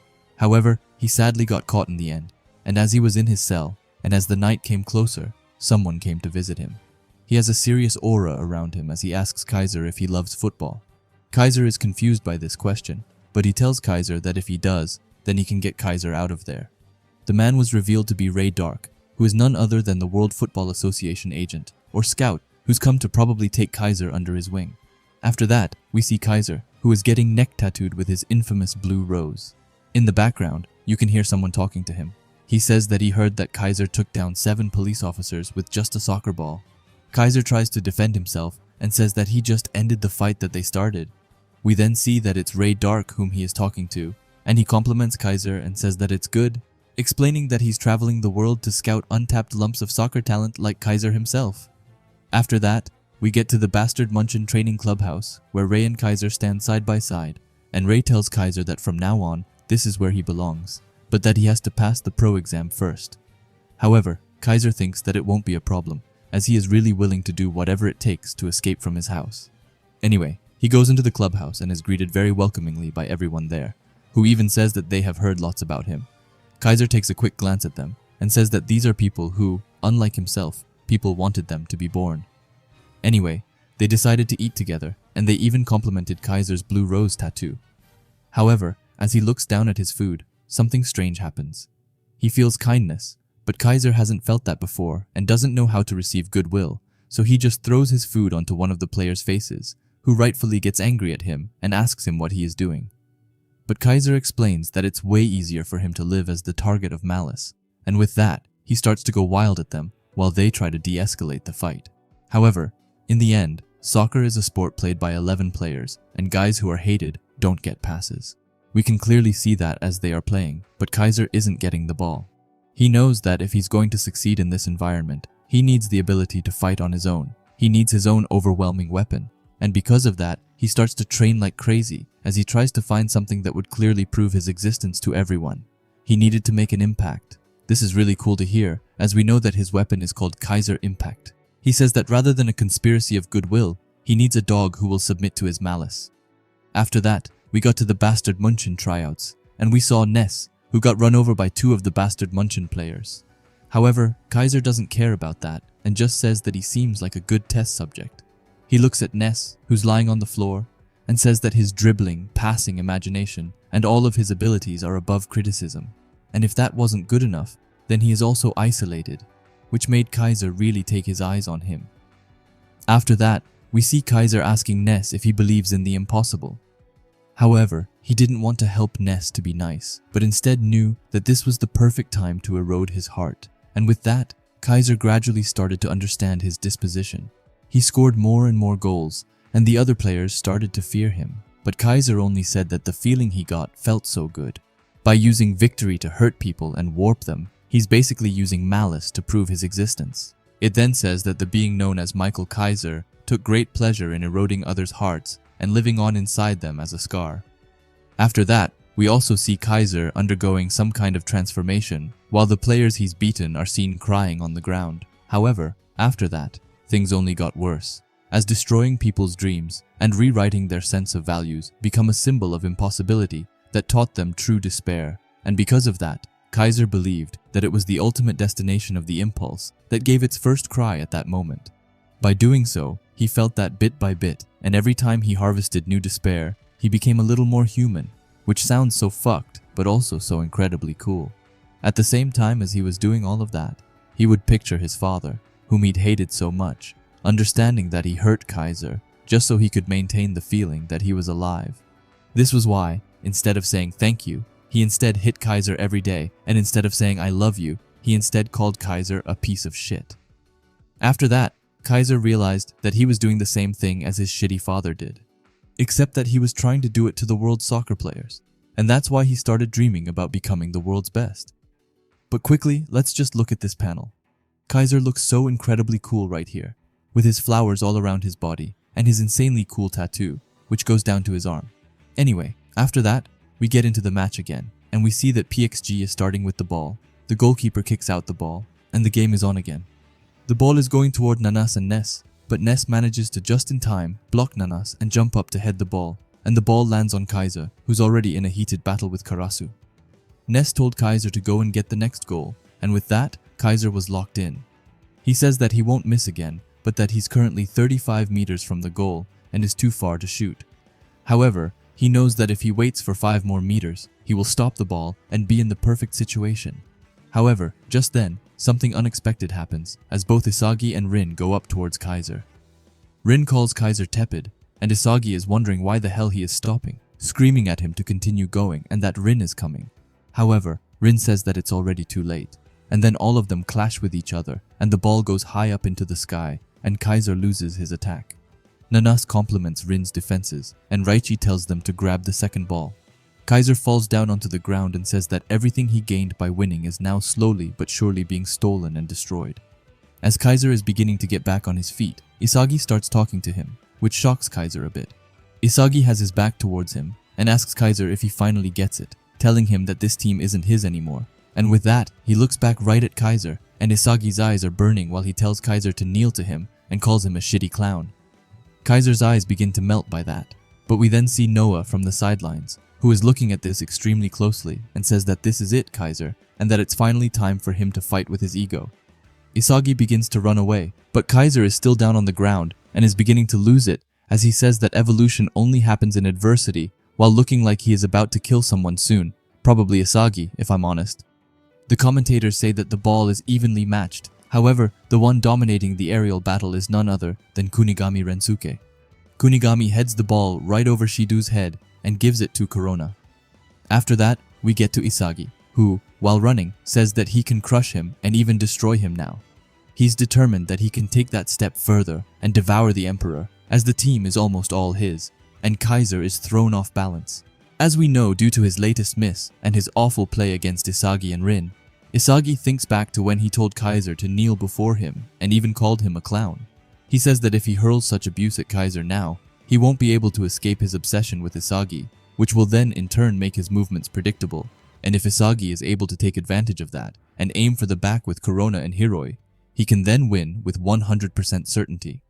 After that, we get this amazing panel with Kaiser still on the floor while Isagi is running far ahead of him into what looks like an explosion or a black hole. As he is running, he asks Kaiser if he doesn't want to devour him, and that Kaiser always thinks of himself as the main character. After that, we switch sides as we instead go over to Kaiser, who says that he recognizes this feeling he is getting from Isagi. He thinks that every day his father used to put Kaiser through that, all that same sense of irrationality and suffocating constraint. However, after that, Kaiser finally gets up on his feet and says fuck it, saying that he has already surpassed his father a long time ago. However, because of Isagi, Kaiser's very existence is shaking again, and if he doesn't win and doesn't surpass him, then everything that Kaiser has worked so hard for will just disappear. Suddenly, Ness comes out of nowhere and screams Kaiser's name and tells him to calm down. He says that they have already achieved enough results and that Kaiser has already scored so many goals up until the previous match. Not to mention that Kaiser already has his offer from Real Madrid. And because of that, Ness advises him not to make any reckless plays and instead wait for a chance where he can fire off his new weapon. Kaiser looks back with some sort of scared but also dissuaded facial expression as Ness, with big eyes, says that he is here for Kaiser. However, Kaiser couldn't care less about that if he asked if Ness was out of his mind and said that if he lost now, then everything would disappear. Ness's happy facial expression quickly turns to a sad one as Kaiser says that the whole world is watching this match and that a defeat here isn't just a simple loss, but that the offer from the Real Madrid and his throne in this team, all the glory he's gained through football, will be crushed by Isagi in an instant, saying that if he loses now, then he will return to the time when he wasn't even considered human. Just then, he sees his chances and tries to slide tackle Isagi to get the ball back. However, Isagi avoids it easily. Kaiser quickly starts to wonder if he is afraid of losing, and if the reality of the current him and returning to the worthless thing he was before might scare him. Kaiser's life wasn't even born out of desire. Isagi is still above him, but now he's got a menacing and intense aura around him, as it looks like Isagi is almost looking down at Kaiser. While this is still going on, Kaiser says that having gained status, honor, and money made him feel like he had become a human desired by others. But now suddenly, he is afraid of losing what he's paid for, calling it the pitfall of an achiever's heart. Kaiser's eyes start to twitch as he looks at Isagi in front of him. Ness tries to help him and screams his name, but Kaiser is too far gone and can't hear him. Kaiser starts to get up and thinks that he's now fighting to take, but before he knows it, he has started fighting to protect himself by only choosing easy opponents that he could win against. He did that to be able to settle in places where he could remain king without getting hurt and living indefinitely without injury, saying that there's nothing wrong with that as he fought for that position and that there was no need to do anything after that, which could potentially shake the proof of his existence. But even then, the place that Kaiser is currently in doesn't have the best view in the world yet. He says that as he sees Noel Noah standing beside Isagi in front of a throne, they are looking down at Kaiser's petty little throne, which he has been sitting comfortably on. Kaiser finally realizes it and says that fighting to protect his current glory won't allow him to prove his existence any further. He finally gives in by saying that he has no choice but to slowly close his eyes. However, it seems like that was just to throw us off, as we can see his arm down on the grass as it begins to evaporate into flower leaves. As that is going on, he says that he has to throw it all away, the glory, the title, and even his own pride. Everything that made him feel like he had become human, he has to now strip it all away in order to reset totally and become zero. Kaiser is now covered in total darkness as he thinks about this sensation and if this is something that he truly wants. And he starts to ask himself about the dignity that he truly desires, thinking that it isn't a life that he desired, but what he has found and wanted is his own ego, or his own zero as he calls it. We get back to when he was looking at his football for the first time, and it made his eyes glow up. After that, we see when he is sad and sleeps with the ball close to his heart. Behind it, we can see his hand, and in the next panel, he completely destroyed that picture.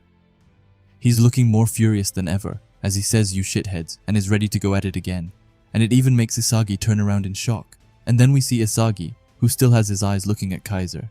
He has a bit of a shocked facial expression as he says that Kaiser's movements changed all of a sudden, and then we see Kaiser, who is looking insane as he's hunting for Isagi.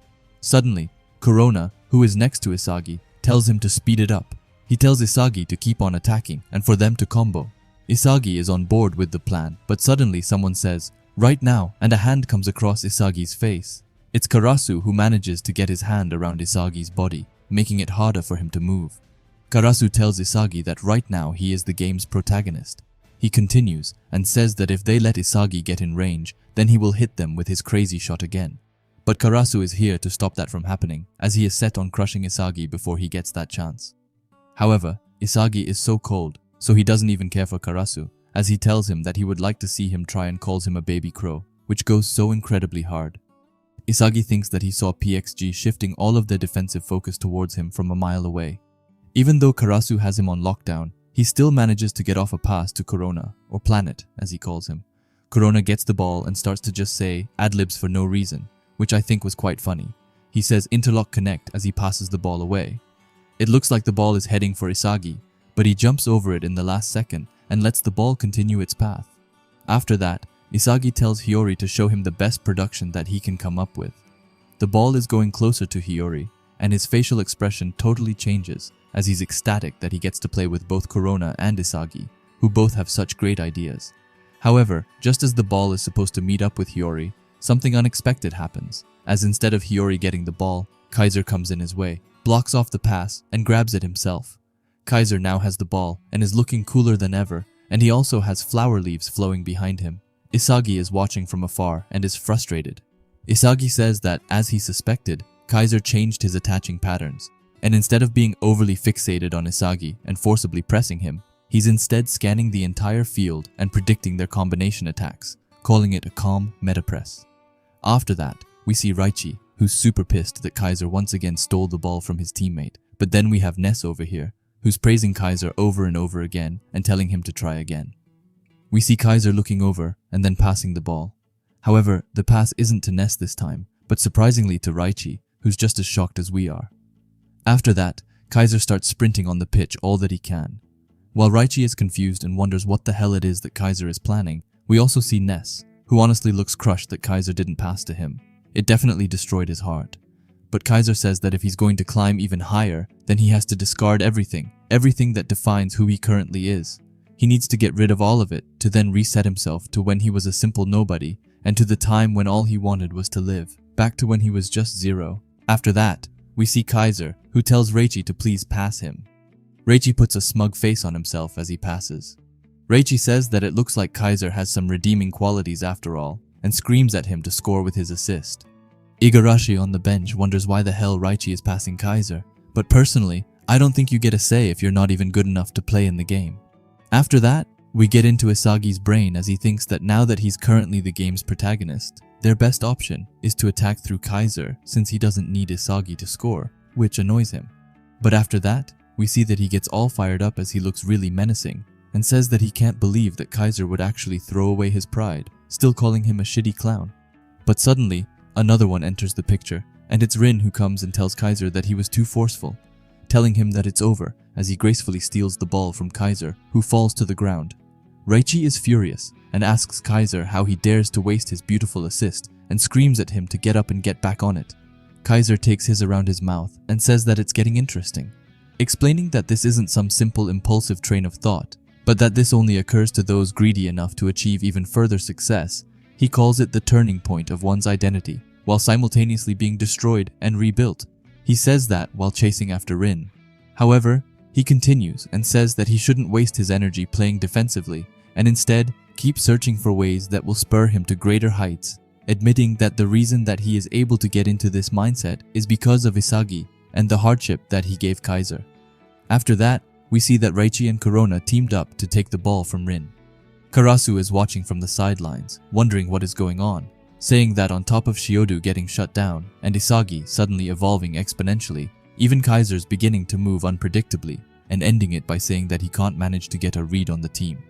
After that, we get into Hiyori's brain as he thinks that a formation where Isagi operates as the main striker and his two-gun volley forms the base of their attacks, while simultaneously allowing Kaiser the freedom to score goals by himself as the second striker. Hiyori gets big eyes as he calls it awesome, continuing by saying that now that Kaiser isn't solely passing to Ness, their opponents are having a more challenging time tracking his movements. On top of that, with Isagi's two-gun volley and Kaiser's Kaiser impact, they have two different nuclear weapons that they can destroy them with, saying that the destruction those two create individually is finally starting to resonate with each other. After that, we get this amazing panel with Isagi and Kaiser being almost side by side, and Isagi getting the ball from a pass by Corona. After that, we can see everyone's reaction to this, and Noah has a stone face as always. However, the text says that despite all the expectations and chaos, only one was calm, quiet, and yet still fired up. It's none other than the mysterious player Kiora Jin, who's patiently waiting for his moment to strike as he's starting to define the borderline moment to mark his impact on the game. We then see his eyes, which are looking more determined than ever. After that, we see the most mysterious player in Blue Lock, Kiora Jin. However, that's not all as we finally get an insight into his life. The text says that Kiora Jin is always destined to stand at the boundary line. The first boundary was when Kiora was in his mother's womb. His mother suffered a serious illness and was told by the doctors that her survival rate after giving birth was 50%. However, despite knowing that Kiora was able to draw the change of life and was born into this world strongly. After that, we fast forward a bit, and we get to know that Kiora has two siblings. He got caught between a short-tempered older brother and a rowdy younger brother, and because of that, the Kiora household was constantly embroiled in siblings' quarrels. But even then, as small as a child, Kiora thought about which side, or rather which brother, would be more advantageous for him, thinking that whichever side he allies himself with will win, and that his presence determines the victor, which was Kiora's own way of fighting and way of life. And even in Blue Lock, this nature bears its fangs as Kiora survives the boundaries of battle and finds his way to this point. But right now, his destiny comes around again. It's his first and last opportunity to participate. He looks at both Isagi and Kaiser and wonders which side he should take to survive. This wasn't an easy decision either, as this choice would be dead or life for him. After that, we leave him and get to both Kaiser and Isagi, who's going crazy on the pitch. Isagi is fully locked in, and as he's running, he thinks that the field is completely revolving around him. He says that all of the movements of his allies are centered on Isagi, and even the enemy's vigilance is at its max. However, it isn't just Isagi who's using that to his advantage, as Kaiser is starting to aim for the goal on his own, and has now abandoned the cooperation with Ness he had been using until now. And the most shocking part was that he even was ready to pass to Blue Lock members for the sake of his own goal. Isagi thinks that it's a wise decision to ride on the changed Kaiser for his evaluation like Raichi did, and because of that, Isagi is a bit afraid as he says that the Emperor is trying to invade his stronghold using that psychology. He clenches his teeth and says, not bad, but still determined to absolutely crush him. Because Isagi knows that if he scores, then Kaiser's evaluation will plummet. He looks over at Kaiser and tells him to do it, and to see if Kaiser's awakening or Isagi's monarchy will win this game. After that, Isagi passes the ball over to our favorite Shark Boy, who traps it flawlessly. However, Tokimitsu comes in his way right away. He tries to block off Kurona and says that he won't let him and Isagi do that combo again. Kurona tells him to get out of the way and tries to get free, calling him the meatball boss for some weird reason. However, Kurona will face more trouble, as it isn't just Tokimitsu who has his eyes set on stopping Kurona. Nanase also comes and joins the party. He takes advantage of the fact that Tokimitsu is holding down Kurona to come and sweep away the ball, calling it an opportunistic press. We can clearly see that Kurona got mad at this, while Tokimitsu is mad that Nanase came in and took away his credit. Now that Nanase has the ball, he wants to get out of there right away, but as he turns around, he sees that Kaiser is approaching in full force against him. Nanase freezes for a second, and Kaiser uses that to steal the ball from him. Isagi, who watched from the sidelines, finally understands what is going on. He says that Kaiser isn't directly targeting him, but instead aiming at the flaws in others through Isagi. It really shouldn't be this confusing in a football series, but we move on. Isagi thinks that if what he thinks is true, then Kaiser's next target will be Kunigami. And Isagi turns out to be spot on. As Kaiser asks Kunigami, or Orange as he calls him, Kunigami doesn't really understand what is going on, but he sees that he's getting a pass towards himself. He's anything but happy because of this, but still passes the ball back to Kaiser. After that, Isagi calls it clever, as he thinks that Kunigami can't move freely now because he's broken with Shido, and by using that, Kaiser is forcing a post-play 1-2 with Kunigami. Accurately understanding the situation of this team, and using that to manipulate of other players' psychology, Kaiser is willing to abandon everything and change for the sake of his own results. Isagi thinks that Kaiser for sure is like him, and that he is a world-type egoist instead of a self-type egoist. Suddenly in the game, as Kaiser is running with the ball, he gets into some trouble as both Karasu and Rin go to stop him. Rin even says that he is going to kill him. All three of them collide with each other, and the ball goes up into the sky and falls into the hands of the ultra-sadist himself, Hiyori. He traps it and says to Kaiser that his luck has descended. Right after getting the ball, Hiyori wants to give it away, so he passes toward Isagi and tells him to resonate. The ball goes to Isagi, but in the last second, he decides to step away from it, which shocks everyone. However, it wasn't for nothing, as the ball instead rolled over to Kurona, who, alongside Isagi and Hiyori, created the ultimate triangle. After Kurona has gotten the ball, he passes it over to Isagi to finally finish it off. Isagi looks at the ball, which is slowly approaching, and thinks that he's won as he's going to score his second goal, but that's not really the case as Charles instead comes in his way and stops the ball from ever reaching Isagi. Charles says that it's the imp's super arrival. He looks into Isagi's eyes and asks if he is surprised or even annoyed. We can definitely see that Isagi is annoyed after that, as he wonders if Charles wasn't super unmotivated just a minute ago, and wonders what happened. The ball goes high up into the sky, but it lands in the hands of a bastard Munchen player. That player is none other than Ness, who tells Kaiser that it isn't over yet, as Ness is here and by his side. Ness's eyes are beginning to fire up as he follows the ball closely and is ready to fire off an amazing pass. Kaiser, Isagi, and Kiora, all three of them, look over to Ness and wonder what is going to happen next. The ball is approaching Ness, and everyone has their eyes on him. Ness thinks back to Kaiser's training and his new weapon. He knows that he has to pass to Kaiser in a position where he can shoot. He says it over and over again to really get it into his brain. After that, he thinks that assisting Kaiser's new weapon is his role and no one else's, and after that, he fires off his pass toward Kaiser. The pass goes past both Nanas and Karasu, who are unable to stop it. Kaiser's eyes are glowing like never before as he sees the ball coming closer to him. But he says, "You mutt," which basically means dog. The ball is almost right by Kaiser, but as he looks ahead of himself, he sees a ton of players, and because of that, he thinks that he doesn't have a single chance to shoot it right there. So he instead lets the ball continue to roll, ignoring Ness's amazing pass. Ness sees this and is in total shock, as he can't understand what happened and why Kaiser decided to ignore the pass.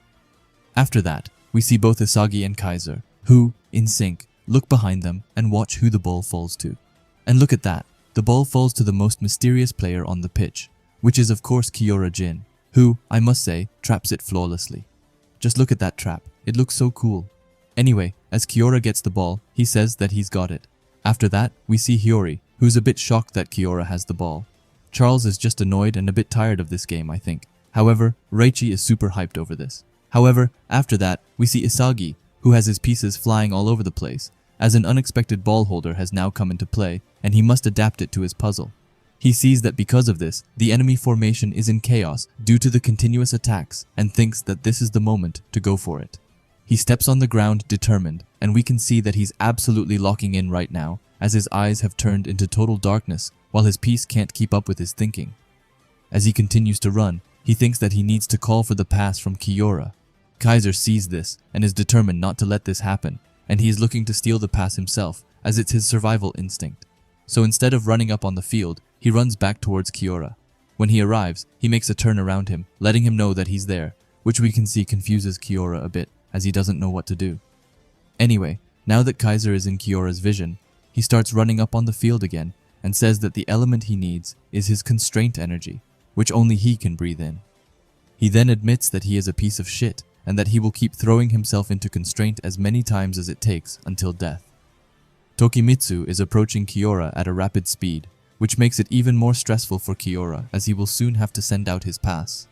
As Kaiser continues on his path, he says that the field is the greatest thing in the world and that he must emerge from its absurd reality, and he can only do that by breaking through the crowd in front of him. He has to dive right into his dense constraint, by breaking free and charge towards his constraint, which is exactly what he does, as we can see him getting through the PXG players with ease. We see him sneaking in between Nanas and Karasu like they were just out of thin air. But it isn't only Kaiser who is trying to break free, as Isagi has the same idea, and knows that to get the pass, he has to be in the perfect spot, so he gets past one of the PXG players and runs as fast as he possibly can. Both Isagi and Kaiser are running at full speed and are awaiting the pass. They look absolutely furious as they tell Kiora to pass the ball and to choose them. After that, Kiora finally spots the perfect spot to pass, and we can see how fired up he looks. Just look at him, even his hair changed color.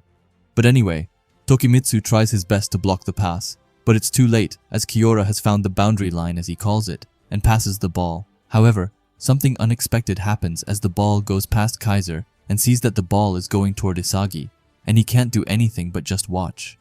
Isagi, on the other hand, is pleased as he says that it's coming. A high-speed ground trajectory that surpasses Kaiser. He knows that with this pass, he will finally beat Kaiser for good and take over the bastard Munchen team, which will lead to Kaiser ultimately falling into darkness. But suddenly he comes back to reality as he notices something weird with the ball, as out of nowhere it stops going forward and instead goes backward.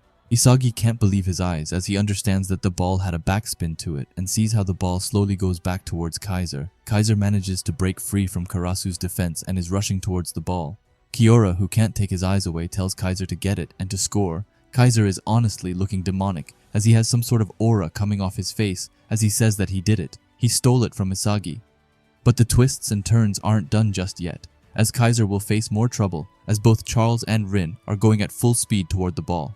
Charles says to Rin that if he's feeling down, then here's a thorny rose, even calling him brother, which I know Rin isn't liking, as he has enough brother issues as it is.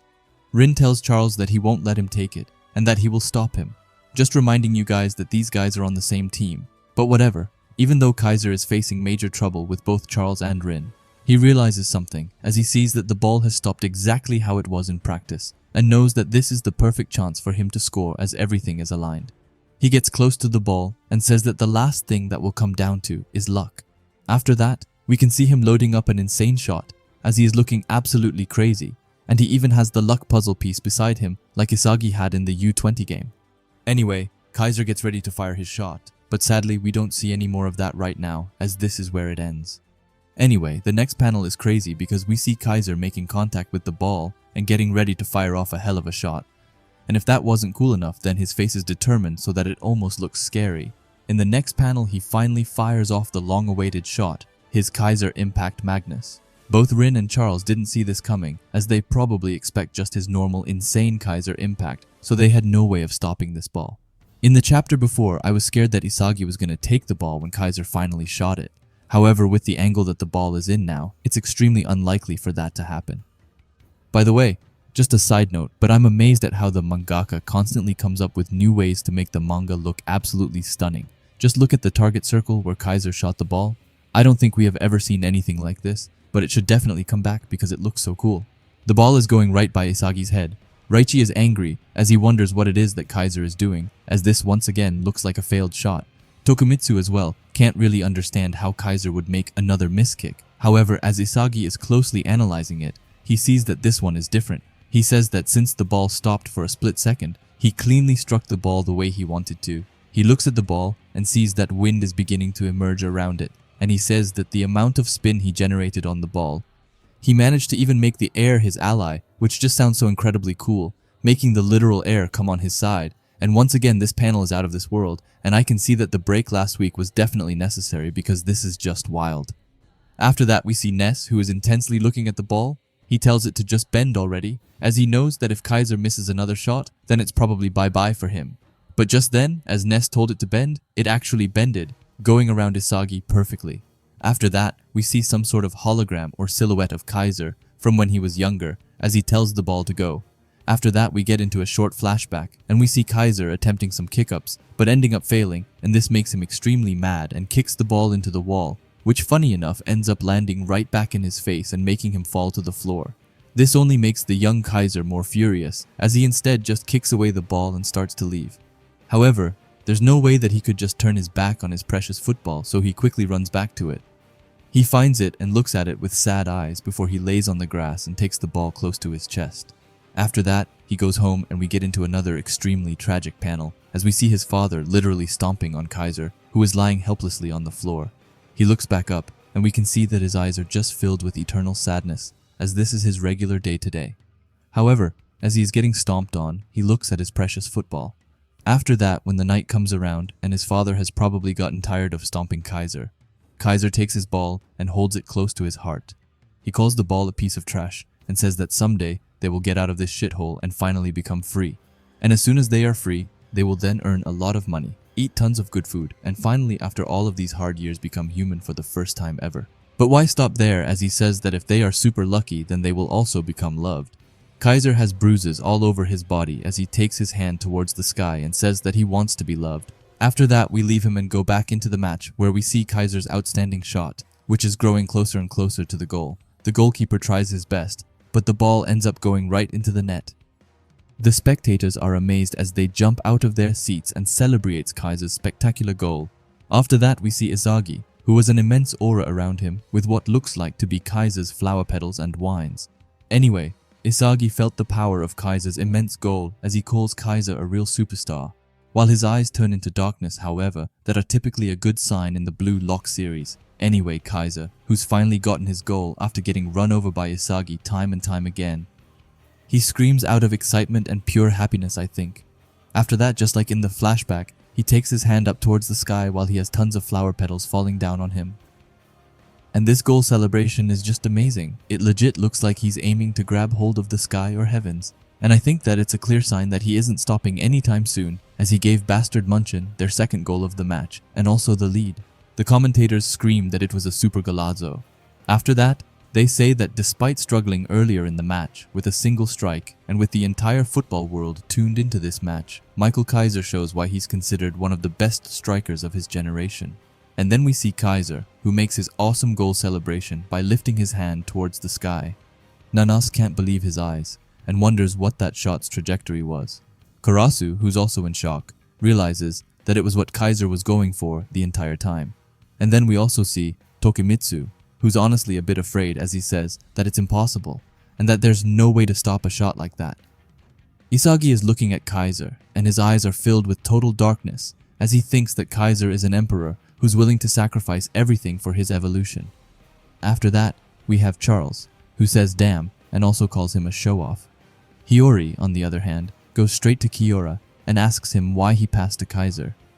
Kiora is a bit taken off guard and says that there was no specific reason, looking back at Hiyori and saying that both of them were going to score regardless, and that he could have easily passed to Isagi instead of Kaiser. However, Kiora admits that he tends to ally himself with the underdog, which shocks Hiyori, as it was not what he expected to hear. Kiora continues and says that if the underdog wins, then it's all because of him. He starts to walk away while saying that with his borderline decisions, he can constantly shift the scales of power to whomever he chooses. Hiyori doesn't really know what to say and just calls him a weirdo, while Isagi asks him to wait up. Kiora stops, and Isagi asks him if this means that he will side with Kaiser from now on. However, Kiora says that it's not the case at all, saying that this time it just so happened that his interests aligned with his, but next time, who knows? Starting to walk off once again while saying that until the last minute, not even the gods know who he chooses to side with, which, I'm not going to lie, sounds extremely cool. Isagi says that he will remember that, and Kiora just says alright, showing that he really doesn't give a shit about it. But with that, Isagi now understands Kyorijin's philosophy. He thinks to himself, and says that there's no doubt that Kiora played a massive role in Kaiser's goal, but it all started when Kaiser changed his approach, thinking back and saying that he abandoned his obsession with Isagi, and by passing to Reichi instead of Ness, he showed that he was willing to work with everyone else, even going as far as forcing Kunigami to work with him, and then, for the finishing touch, got Kiora to deliver the crucial final pass. By throwing away Kaiser's pride and logically pursuing results, he propelled himself into his top performance, finally coming to the conclusion that without a doubt, Kaiser's 100% a holistic ego type. However, that kind of superficial analysis wasn't enough for Isagi to stop him, and he thinks that there's something that he still doesn't understand about Kaiser and his overall mindset. Thinking that to defeat Kaiser, he needs to gather more information. After that, we see Kaiser, who's walking, and Ness behind him. Ness stops him and calls out his name, and Kaiser looks at Ness. Ness is looking extremely happy, as he has stars in his eyes, as he says that Kaiser is incredible, saying that even though Ness couldn't deliver that final pass, he was still able to shoot it as he did during training. But not only that, as this shot was even greater than any of the shots he scored during training, and the way everything fell in place, it was almost as if God was on Kaiser's side. Kaiser just glanced at Ness with an uninterested look. But Ness continues as he says that his work ethic and perseverance helped turn an impossibility into a reality, saying that Kaiser truly is a player destined to become the best striker in the world. As he's saying, he looks so proud and happy for Kaiser, but after that, Kaiser speaks up. Kaiser thanks Ness, as it was thanks to him that Kaiser was able to come this far. Thanks to the freedom Ness's football gave him, he has become stronger since joining Bastard Munchen. These words mean so much to Ness that he starts to cry, but as he's crying, Kaiser says that he doesn't need Ness anymore. As Ness hears that, his expression changes drastically. Kaiser says that this match showed him what he needs to become even stronger, and says that he doesn't need the freedom that Ness brings anymore. Ness looks crushed as his tears keep on flowing down his face. Kaiser tells Ness not to follow him anymore and to find a new king instead. While walking away, he says that he thrives best in discomfort, and just like that, he leaves Ness. Isagi was able to overhear their conversation and hear what Kaiser said about discomfort. His pieces start to fly around again as he says freedom or restriction before saying that he gets it now, saying that depending on the environment, people's performance can change, regardless of whether we want it or not. He says that there are people like him who are freedom ego types, people who thrive in conditions where they are allowed the freedom to change their winning formulas. Conversely, there's the restrictive ego type. Those are people who thrive in conditions with clearly defined rules and objectives and faithfully accomplish those objectives to achieve success, or those who thrive in conditions where they rebel against those rules and objectives. Saying that if they combine these two ego types with the individualistic and holistic ego types, then they can categorize each egoist into one of these four ego types. Here we have Isagi and Hiyori, who are both holistic and freedom ego types, while Shido and Bachira are individualistic freedom ego types. Kunigami is an individualistic and restrictive ego type, while Kaiser is a holistic and restrictive ego type. Isagi can't believe what he's just figured out, as he says that the quality of his analysis is increasing, and with this, he can understand more about each egoist. If he's then able to pinpoint Kaiser's weaknesses with this, then he will be able to before he can finish his sentence. Kaiser calls out his name. Kaiser takes his hand through his hair and says that he's on fire right now, and that this is the most excited he's ever been, saying that thanks to Isagi, he's been reborn or metamorphized, and because of that, he says that the two of them should settle this once and for all. With this, they should determine who's the king of their generation and see which one devours who. Isagi isn't one to back down, so he looks straight into Kaiser's eyes and tells him to bring it on. Both of them have an immense aura around them, and their eyes are literally burning with excitement. Isagi thinks that if he can crush Kaiser, then he will be able to grab the golden ticket that will lead him to become the world's best player, and after that, they both leave. However, we can see Rin, who was watching them closely. We get a close-up of his face as he just says kill after looking at Kaiser and Isagi. After that, we see the whole Ubers spectating the match closely. Sendo scratches his head and says that it was an amazing goal and that it was expected by the Emperor, but even then, Sendo is determined not to lose to Kaiser. However, this feels more like a one-sided rivalry, if I'm honest. Anyway, after that, Ryu says that even Kaiser's pose after scoring the goal was flashy, and that it was one of the favorites to win the Super Flashy Protagonist Award, basically just Ryu being Ryu.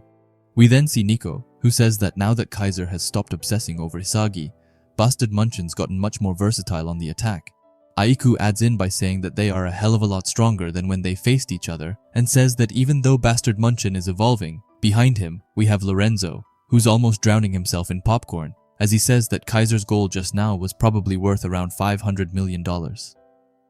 Lorenzo's popcorn is going all over the floor, so Sendo and Ryu try to get him to stop. While those three are arguing, Baru is sitting calmly and wonders to himself what Isagi's next move will be. After that, we leave Uber's squad and instead go back to the match and to the Masters. Loki asks Noah if this is the evolution that he wants Kaiser to achieve. Noah says that it was, but asks if it's really okay for Loki to be interested in his players while his own players are falling apart. Loki has a smirk on himself as he says that it's fine if they lose, as he doesn't care about the result. However, he tells Noah to rest assured, as his prized impish trickster will undergo another evolution soon enough, which I'm dying to see, as Charles hasn't been able to do that much recently. After that, we see Shido, who calls Kaiser's goal a fantastic explosion. He asks PXG what they are going to do after this incredible goal. However, Shido is getting on Karasu's nerves a bit, as he tells him to shut up and calm down, and tells him that first, they have to peel that muscle-head gorilla off Shido. Once they do that, they should be able to create more chances. He turns to Zantetsu and asks if he's good to go, and Zantetsu, as dumb as he is, responses with full course, and it doesn't take long for Karasu to say that it's of course, and calls him a dimwit. On the other side, we have Tokimitsu, who is freaking out, saying that this is really bad, and that they are gonna lost at this rate over and over again. Nanase agrees and says that they need to switch things up before going to Rin and asking what the plan is. However, Rin is in a world of his own as he tells Nanase to shut up and that he is thinking. He thinks that Bastard's momentum just won't stop, and for Kaiser not to be outdone by Isagi's evolution, he evolved as well. As a result, those two brought a new style to Bastard Munchen. However, Rin knows one thing for certain, which is that their chemical reaction is still incomplete. He looks over at them and thinks that if he's going to destroy them, then it has to be right now. And with that, the game starts. Rin starts with the ball, but passes Nanase and tells him to follow him while calling him a bumpkin, who is an unsophisticated or socially awkward person from the countryside, and Nanase just agrees with it. With the ball at Nanase's feet, he is thinking about what to do. He thinks that the first thing he has to do is build up and make a link with Rin. However, something that Nanase didn't account for was that Isagi would be rushing towards him right as the match started. Nanas is caught off guard by this play and tries to defend the ball with his life, saying that he could have never predicted a frontal assault and calling it a demon press right from the start. However, it isn't only Isagi who is going on the attack, as out of nowhere Hiyori also comes by. He tells Nanase that he is too slow and that they will be taking it. With no other choice, Nanase can only pass the ball back to Rin. However, as he passes the ball and sees it going towards Rin, someone interferes. It's none other than the Emperor Kaiser who comes in between the ball and takes it for himself. Nanase is left speechless as he can't figure out how the hell Kaiser got the read on that, and Rin isn't so pleased either as Kaiser starts to sprint up on their field. Rin starts to wonder if Isagi and Kaiser are actually working together. However, as he looks over to Isagi and Hiyori, he overhears them saying that Kaiser stole the ball and that they need to get it back. This clears things for Rin, as he knows that he was wrong and that the two of them aren't working together. Instead of saying that Isagi and Kaiser aren't even considering working together, compare them to a dragon and a tiger, as those two are battling each other for supremacy, and by clashing their top performances against each other, those two are dominating them to the point of being obliterated.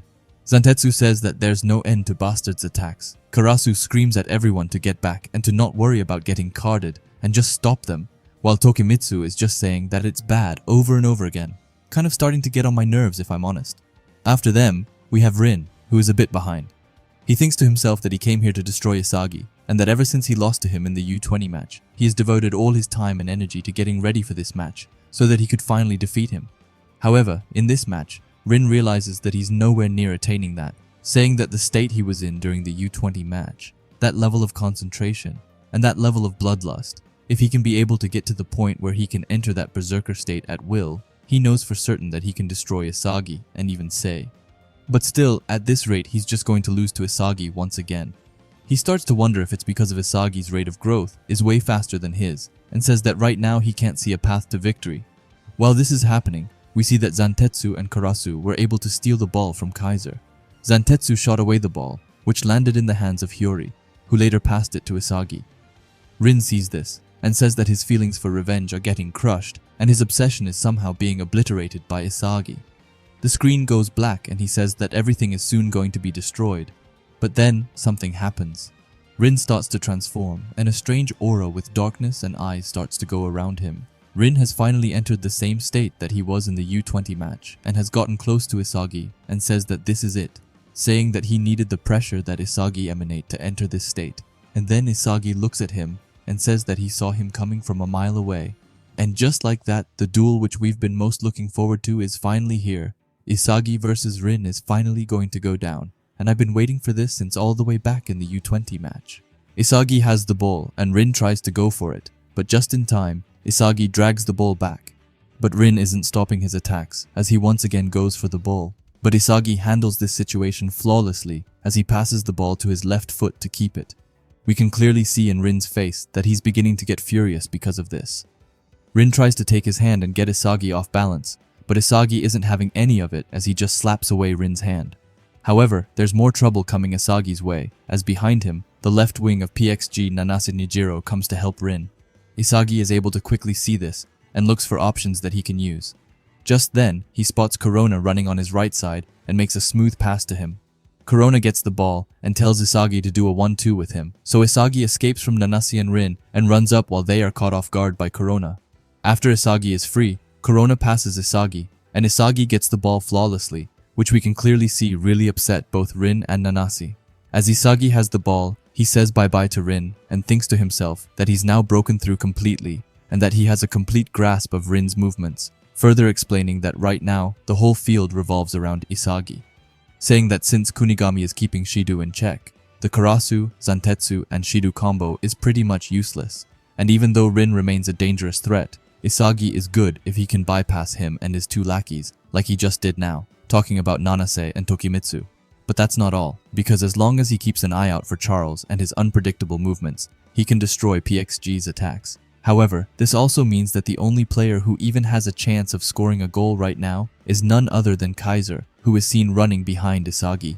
Isagi thinks that even though it's highly unlikely that he can recreate that super goal, since he's constantly positioning himself in a way that he can score at any moment, to deal with Isagi and Kaiser simultaneously, their opponent has no choice, and if they go all in to stop Isagi, then Kaiser will score. Conversely, if they go all in to stop Kaiser, Isagi will be the one to score, concluding that right now Bastard Munchen is burning the brightest and evolving the strongest, which we can clearly see as both Kaiser and Isagi are fully immersed in this game right now. After that, we switch over to Rin, who says that it's not over yet, and calls Isagi an asshole while almost being fully immersed by his rage and darkness aura, not to mention how mad he looks. Rin thinks that he doesn't deny that he became stronger playing in the Neo-Egoist League, but that's only from a technique standpoint. What he truly was lacking, and what he desperately needed, was the intense mental pressure, which for him is a player that brings him torment and suffering. As he says, we see his aura getting bigger and bigger, almost covering all of Rin, as well as two silhouettes of Sei and Isagi behind him. Continuing with what he said before, and saying that he needed someone stronger than everybody, and one who rightly stands in his way, which he calls the ultimate egoist. Once again, his aura is just getting more and more intense, as he says that the urge to destroy that sort of egoist is the trigger to enter this state. And lastly, while almost being consumed by total rage and darkness, he says that this is it. This is the feeling he's been looking for. After that, we once again switch over to Isagi, who has puzzle pieces flying around him like crazy, as he says that this is his game and his only, saying that if he can't succeed in this situation, and if he can't finish first, then all of this hard work would have been for nothing. He tells himself to think, and says that there's got to be a way to win, while simultaneously shutting down Kaiser, saying that for the top performance that Kaiser is currently seeking, he has to find an action that destroys it, which is just what Isagi has found as he finally makes his move. Isagi decided to move towards Kaiser, which caught everyone off guard. Kaiser can't believe his eyes and is extremely confused. The same could be said for Karasu, Hiyori, and Nanase, who are just watching this go down.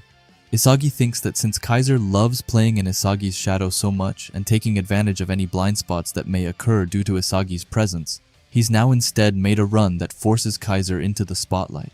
And we can see on Kaiser's face that this was a smart move by Isagi, as Kaiser is furious at Isagi.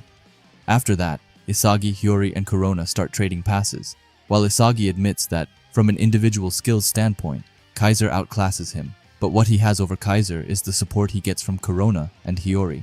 Since Kaiser is all alone inside this cage Isagi created, he is now powerless. They trade glances for a moment, as Isagi asks Kaiser to show him the answer Kaiser is able to create from his restrictive environment. And just then, Kaiser makes his move, as instead of watching, he runs up on the field. However, this was exactly what Isagi wanted, as he says bingo, and says that he fell for it, you shitty clown. Explaining that since Kaiser made the first move, the defense has no choice but to deal with him first, and that Isagi's aim is the run he will make within Kaiser's shadow, which is just what he did now, as he did an opposite run that kickstarts his freedom, as Isagi has broken through everyone and is free. Corona from the side tells Isagi to be ready as he will pass the pass now. However, that's not exactly what happens, as instead of Corona passing the ball, he instead gets a one-way ticket right down to the ground as Rin, fully immersed in rage, comes in and pushes him off balance, making him fall to the floor, saying that he figured that he would do that, and calls Corona Isagi's pigtailed sea anemone, which is actually a bit funny. Anyway, Isagi is extremely shocked by this, as he didn't expect Rin to be there. Rin gets the ball, and Isagi realizes that Kaiser wasn't the only one who evolved when he's feeding off the restriction Isagi creates. We see Rin, who looks furious and even has his tongue out, which we know from the U20 match that he only does when he's extremely locked in the game, and then it begins the battle between Isagi, Rin, and Kaiser, even though I feel like it will be more directed between Isagi and Rin. We get right into the chapter where we see a shocked Noah and Loki, who's looking at the monster like Rin, who currently has the ball, as well as a dark aura around him. Not to mention that he has his tongue out, meaning that he's extremely concentrated. Raichi is furious and asks how Rin didn't get a foul for pushing over Corona in the last chapter. However, Isagi thinks that Rin touched the ball first, so there will be no foul. He then says that Rin is bringing out his prey's best and destroying it, just like he did in the U20 match. With this, Isagi knows that Itoshi Rin is about to go all out now. We can see in Rin's eyes that he's extremely determined, and just then he starts rushing over to Raichi. Raichi is a bit taken aback and says shit before taking out his arm and trying to block Rin. However, Rin just slaps Raichi's arm to the side and instead takes his arm on Raichi's stomach to push him away. However, another Bastard Munchen player has been lurking in the shadows, and it's none other than Kiora Jin, who tries to sneak up on Rin and take the ball. But Rin somehow predicted it, so he makes the ball float and avoids Kiora. With the ball now in the air, he turns around and passes it. Nanas gets the pass and traps it amazingly. After that, Rin starts to sprint all that he can up on the field. He breaks free from Raichi, and because of that, Nanas passes back the ball to Rin. But just then, another challenger comes in Rin's way. This time it's the ultra sadist Hiyori. However, it doesn't take long for Rin to absolutely demolish Hiyori, as he actually does a rainbow flick to get past Hiyori. And this just looks so goddamn cool, I can't even lie. We can clearly see on Rin's body that his aura is beginning to become clearer the longer he plays. Hiyori looks back in shock after getting the rainbow flicked and says that Rin is extremely good and is wondering if his concentration has increased. After that, we see Isagi, who is on Rin's left side, following Rin's steps closely. He thinks that Rin doesn't stop the movement of the ball or himself, saying that he's doing a counter that makes the most of his individual skills and passing, calling it efficient breakwork, which we can clearly see annoys Isagi. However, this makes Isagi understand that Rin was always aware of his movements. With this, Isagi thinks that the more the field becomes centered on him, the easier it becomes to read the overall movements tied to it, which means that he is more restriction-oriented to show his abilities in this situation, where they are limited and tied down to what he can do. Saying that unlike Kaiser, who let go of his obsession with Isagi, Rin fixes on Isagi more to express himself better, which makes him a self-type egoist, and with this newfound knowledge, Isagi says that he's starting to understand Rin's mental structure and also the equation of his mind. And with his puzzle pieces flying around him like crazy, he starts to wonder how he can twist Itoshi Rin into his will. If that wasn't bad enough, then he's also getting closer to the feeling that time during the U20 game, which we can clearly see as his aura has beginning to take an even larger form around Rin. Isagi thinks back to the U20 game and thinks about Rin's flow mode and says that the thrill of exposing the enemy's highest form and crushing and trampling on it is what Rin likes the most. Rin has been able to get himself to the backline of Bastard Munchen, and before him are two defenders who probably won't do anything. However, before we see Rin manhandle them, Isagi wonders how he is going to stop him, as he says that this situation is different from that time at the U20 match, saying that at that time Sei was there, so he became a presence that could barely stop Rin, but now, no one can suppress Rin when he's switched on. We see Rin get behind one of the defenders without even dropping a sweat. After that, he turns to the other one and does the same thing to him, leaving them completely destroyed. And this leaves Isagi with no choice but to be the one to take Sei's place, now that he isn't here. However, as his pieces are floating like crazy, he wonders if he really has the power to do it. But then he realizes that it isn't about whether he can or not, and that he has to do it. The two of them make eye contact with each other, and we can see that both of their eyes are glowing with a burning desire to beat each other. Isagi asks Rin to bring it on, to give Isagi his best form before saying that the number one is none other than Isagi, as he slams his body into Rin's, making them side by side fight for the ball. I will talk about this panel more afterward, but please just look at this panel. It's amazing. I love how Isagi has his puzzle pieces flying around him on his side while Rin has his darkness and rage aura around him. However, we quickly leave that and instead go right into a flashback. Where do we see Rin playing with some toys? He has a dragon and a superhero in his hand, and as he plays, he breaks the superhero with the dragon. He says random words as he has drool running down his face. However, to his rescue, Sei comes and wipes it away. He puts his hand on Rin's head and asks if it's that much fun, as Rin drools when he's having fun and is concentrating, and Rin just says that it is. Sei notices the broken superhero on the floor, which makes Rin get a guilty expression on his face. Sei takes up one of the broken pieces and says that toys aren't like humans and that they don't bleed, but once they break, they won't heal. Rin says that he knows and apologizes. He looks at the broken toy and asks if he will get scolded again by mom and dad, wondering if he will once again cause trouble for them. To try and lift Rin's gloomy mood, Sei asks Rin if he wants to go grab some ice cream, which you can't refuse. As they have the ice cream, Sei asks if Rin got it, probably referring to the prize on the ice cream. Rin, with a sad face, says that he didn't, but Sei tells him not to worry about it, and that until the day he dies, his older brother will always be by Rin's side. After that, we get back in the game and see that both Rin and Isagi are out of balance just in front of the ball. But suddenly, Rin's darkness and rage just vanish after the flashback, and he's back to his regular expression. So in the last chapter, we left off with Rin and Sei going out and eating some ice cream, and as we get into this chapter, we see them coming home. Sei and Rin enter the door, and Rin yawns as both of them say that they are home. Right as they enter, their mom and dad are standing right in the doorway. With an angry and irritated voice, their mother yells Rin's name. She asks if he broke another toy again, and asks how many times it has been now. Rin, who is struggling to come up with anything, just says random words before he apologizes. However, just as he is doing so, Sei confesses that it was actually him who did it, even though it was Rin. Their parents are surprised by this, and even Rin isn't too sure what is going on. Their mom gets on the floor and takes her hands around Sei's face as she asks if it really is him. Sei explains that he got annoyed and accidentally did it. After that, their father asks Sei to come with him for a bit, and he follows along while looking back at Rin, and both of them stick their tongues out to each other. After that, we get into an intense scene where we can see a dinosaur starting to destroy and burn up an entire city. The citizens say that they can't take it anymore and that it's the end of the world, but suddenly someone sees something in the distance. They look over and see Evelyn, who is still trying to get up. They are all amazed by this and say that it's been over 3 minutes and that there shouldn't be any power left for it to turn into a giant. However, don't be so sure. As we see one of Evelyn's eyes start to light up, he then gets up on his feet once again and starts to emanate some sort of light ability. The citizens don't understand what is going on, and someone even says that he is able to feel his life energy being sucked out of him. They realize that Evelyn is about to undergo his final evolution, and he asks everyone in the world to share their lifespan with him, which they do. Even the elderly can't be stopped. We see that the energy from everyone is starting to form some sort of light ball attack in Evelyn's hand, and it doesn't take long before it fires off an incredible lightning blast as he says that life is beauty-ho. Now, I'm not sure whether this is a typo or if it's supposed to say beauty-ho, but I will continue saying beauty-ho as it's what it says. Anyway, the light beam hits the dinosaur right in its stomach, making it a critical hit. After that, we go back to the regular blue lock and see some of Rin's classmates doing the Evolman final attack in the classroom. Rin is watching them as he plays Jenga and hears them saying that Evelyn is so cool and even asks their sensei to do the final boss attack.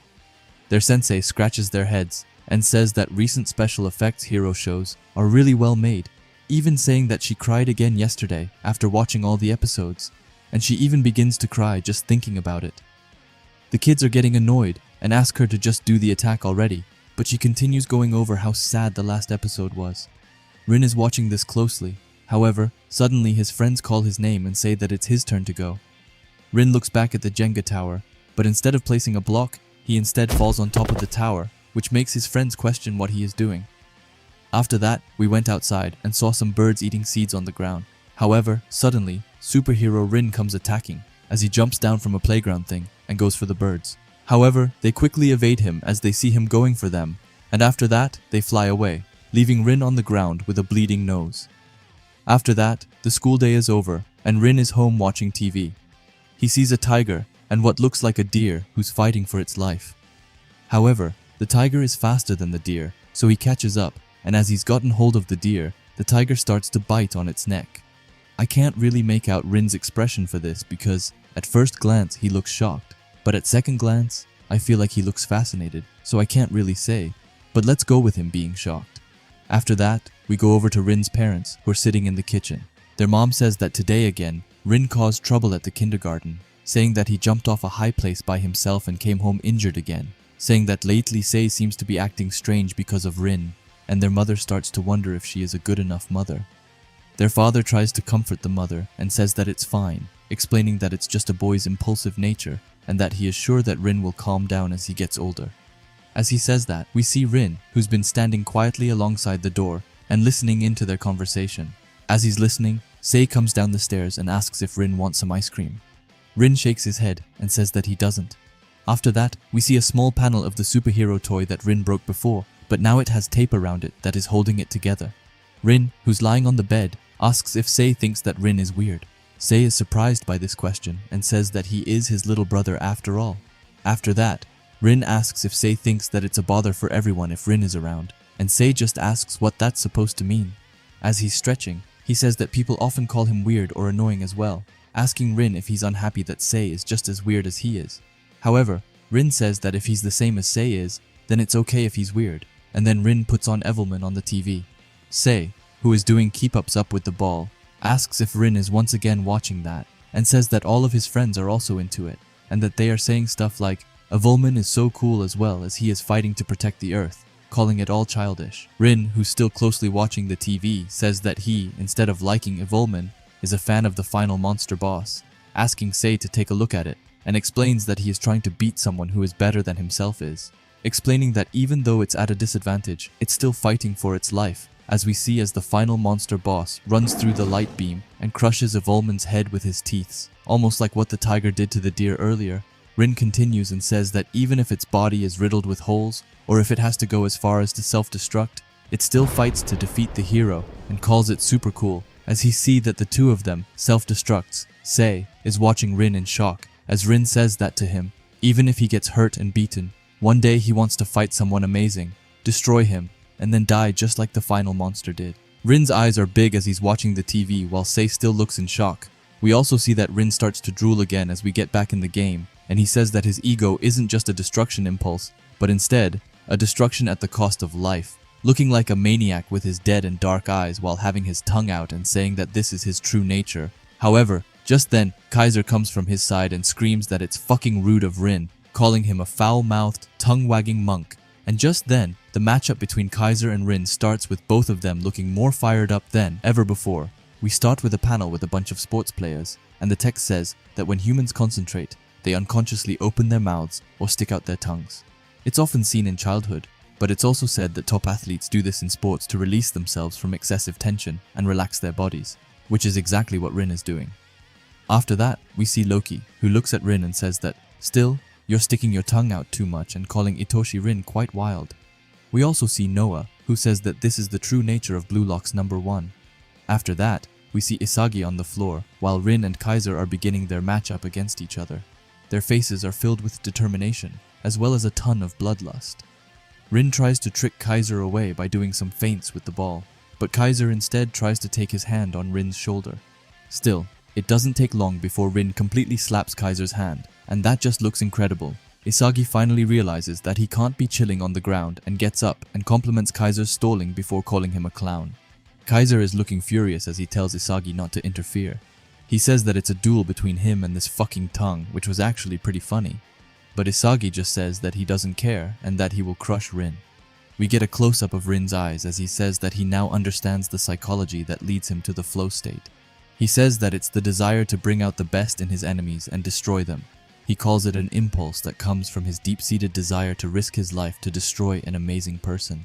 This means that Rin's flow is extremely similar to Sei's, but compared to Sei, who wants to destroy players beautifully, Rin wants to shame and embarrass them by bringing out their best. He also thinks back to the U20 game, and says that he was able to raise his performance to such a level in the U20 match, because he threw everything at the strongest existence, which of course was Itoshi Sai at that moment. But now, in the Neo-Egoist League, before him is the guy he wants to kill, which is of course Isagi, as well as a nuisance who's standing in his way, which is Kaiser. Rin takes a step on the ground and says that the conditions are set. With his rage and dark aura, which we haven't seen in a while, decides to peek out as Rin rushes towards the two of them and says that all that's left for him is to have the courage to burn to death in this moment.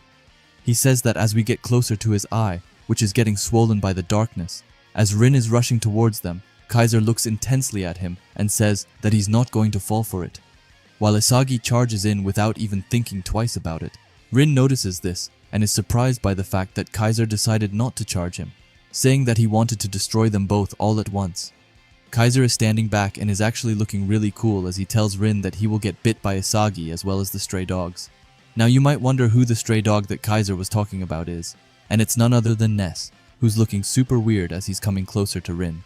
He looks furious based on his facial expression, and he asks them to let him join in with a raspy voice. In the middle of it, Ness actually manages to grab the ball away from Rin when he isn't concentrating on it, which really annoys him. Ness shoots away the ball, and Rin is just left thinking that he needs to get in a thicker fight to get the calm Emperor to fall for it. Ness, right off the bat, looks over towards Kaiser after clearing out the ball and asks him how it was with a desperate tone. On the other hand, Kaiser just looks annoyed as he's running past him while saying that he doesn't care at all and that he isn't Ness's master anymore, which comes as a shock to Ness. After that, we get a close-up of Rin's eyes while he's saying that it's still too lukewarm. The ball is soaring through the sky, and Karasu screams that it's a second ball and that they need to be the ones to grab it.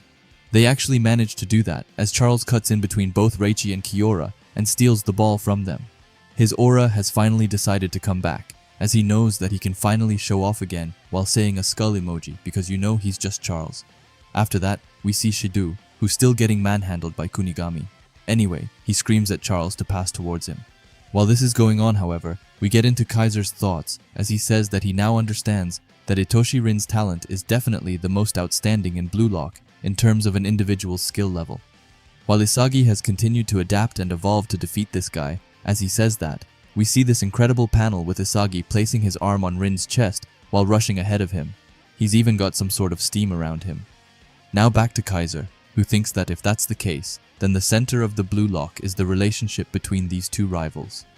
Charles is getting ready to throw away his pass as he says his final skull emoji, while Raichi is right beside him and is unable to do anything. Kaiser says that Isagi and Rin stealing the seats of the main characters created by them is his own impossible challenge. As we see now, as he blocks away Charles's pass with his own head, Charles can't believe his eyes and calls him annoying, while Kaiser tells him to get lost and calls him a side character. Charles isn't the only one who's annoyed, as Rin wasn't a fan of Kaiser's move either, but Isagi, on the other hand, says that he finally got it, the current state of the field, as he's got pieces flying around him in all directions. He says that the quality of Rin's movements has improved, and now only he can keep up with him. If that's the case, then Kaiser, who is less vigilant, will be able to move more easily, but when Kaiser attacks alone, Isagi just needs to attract attention like he did before.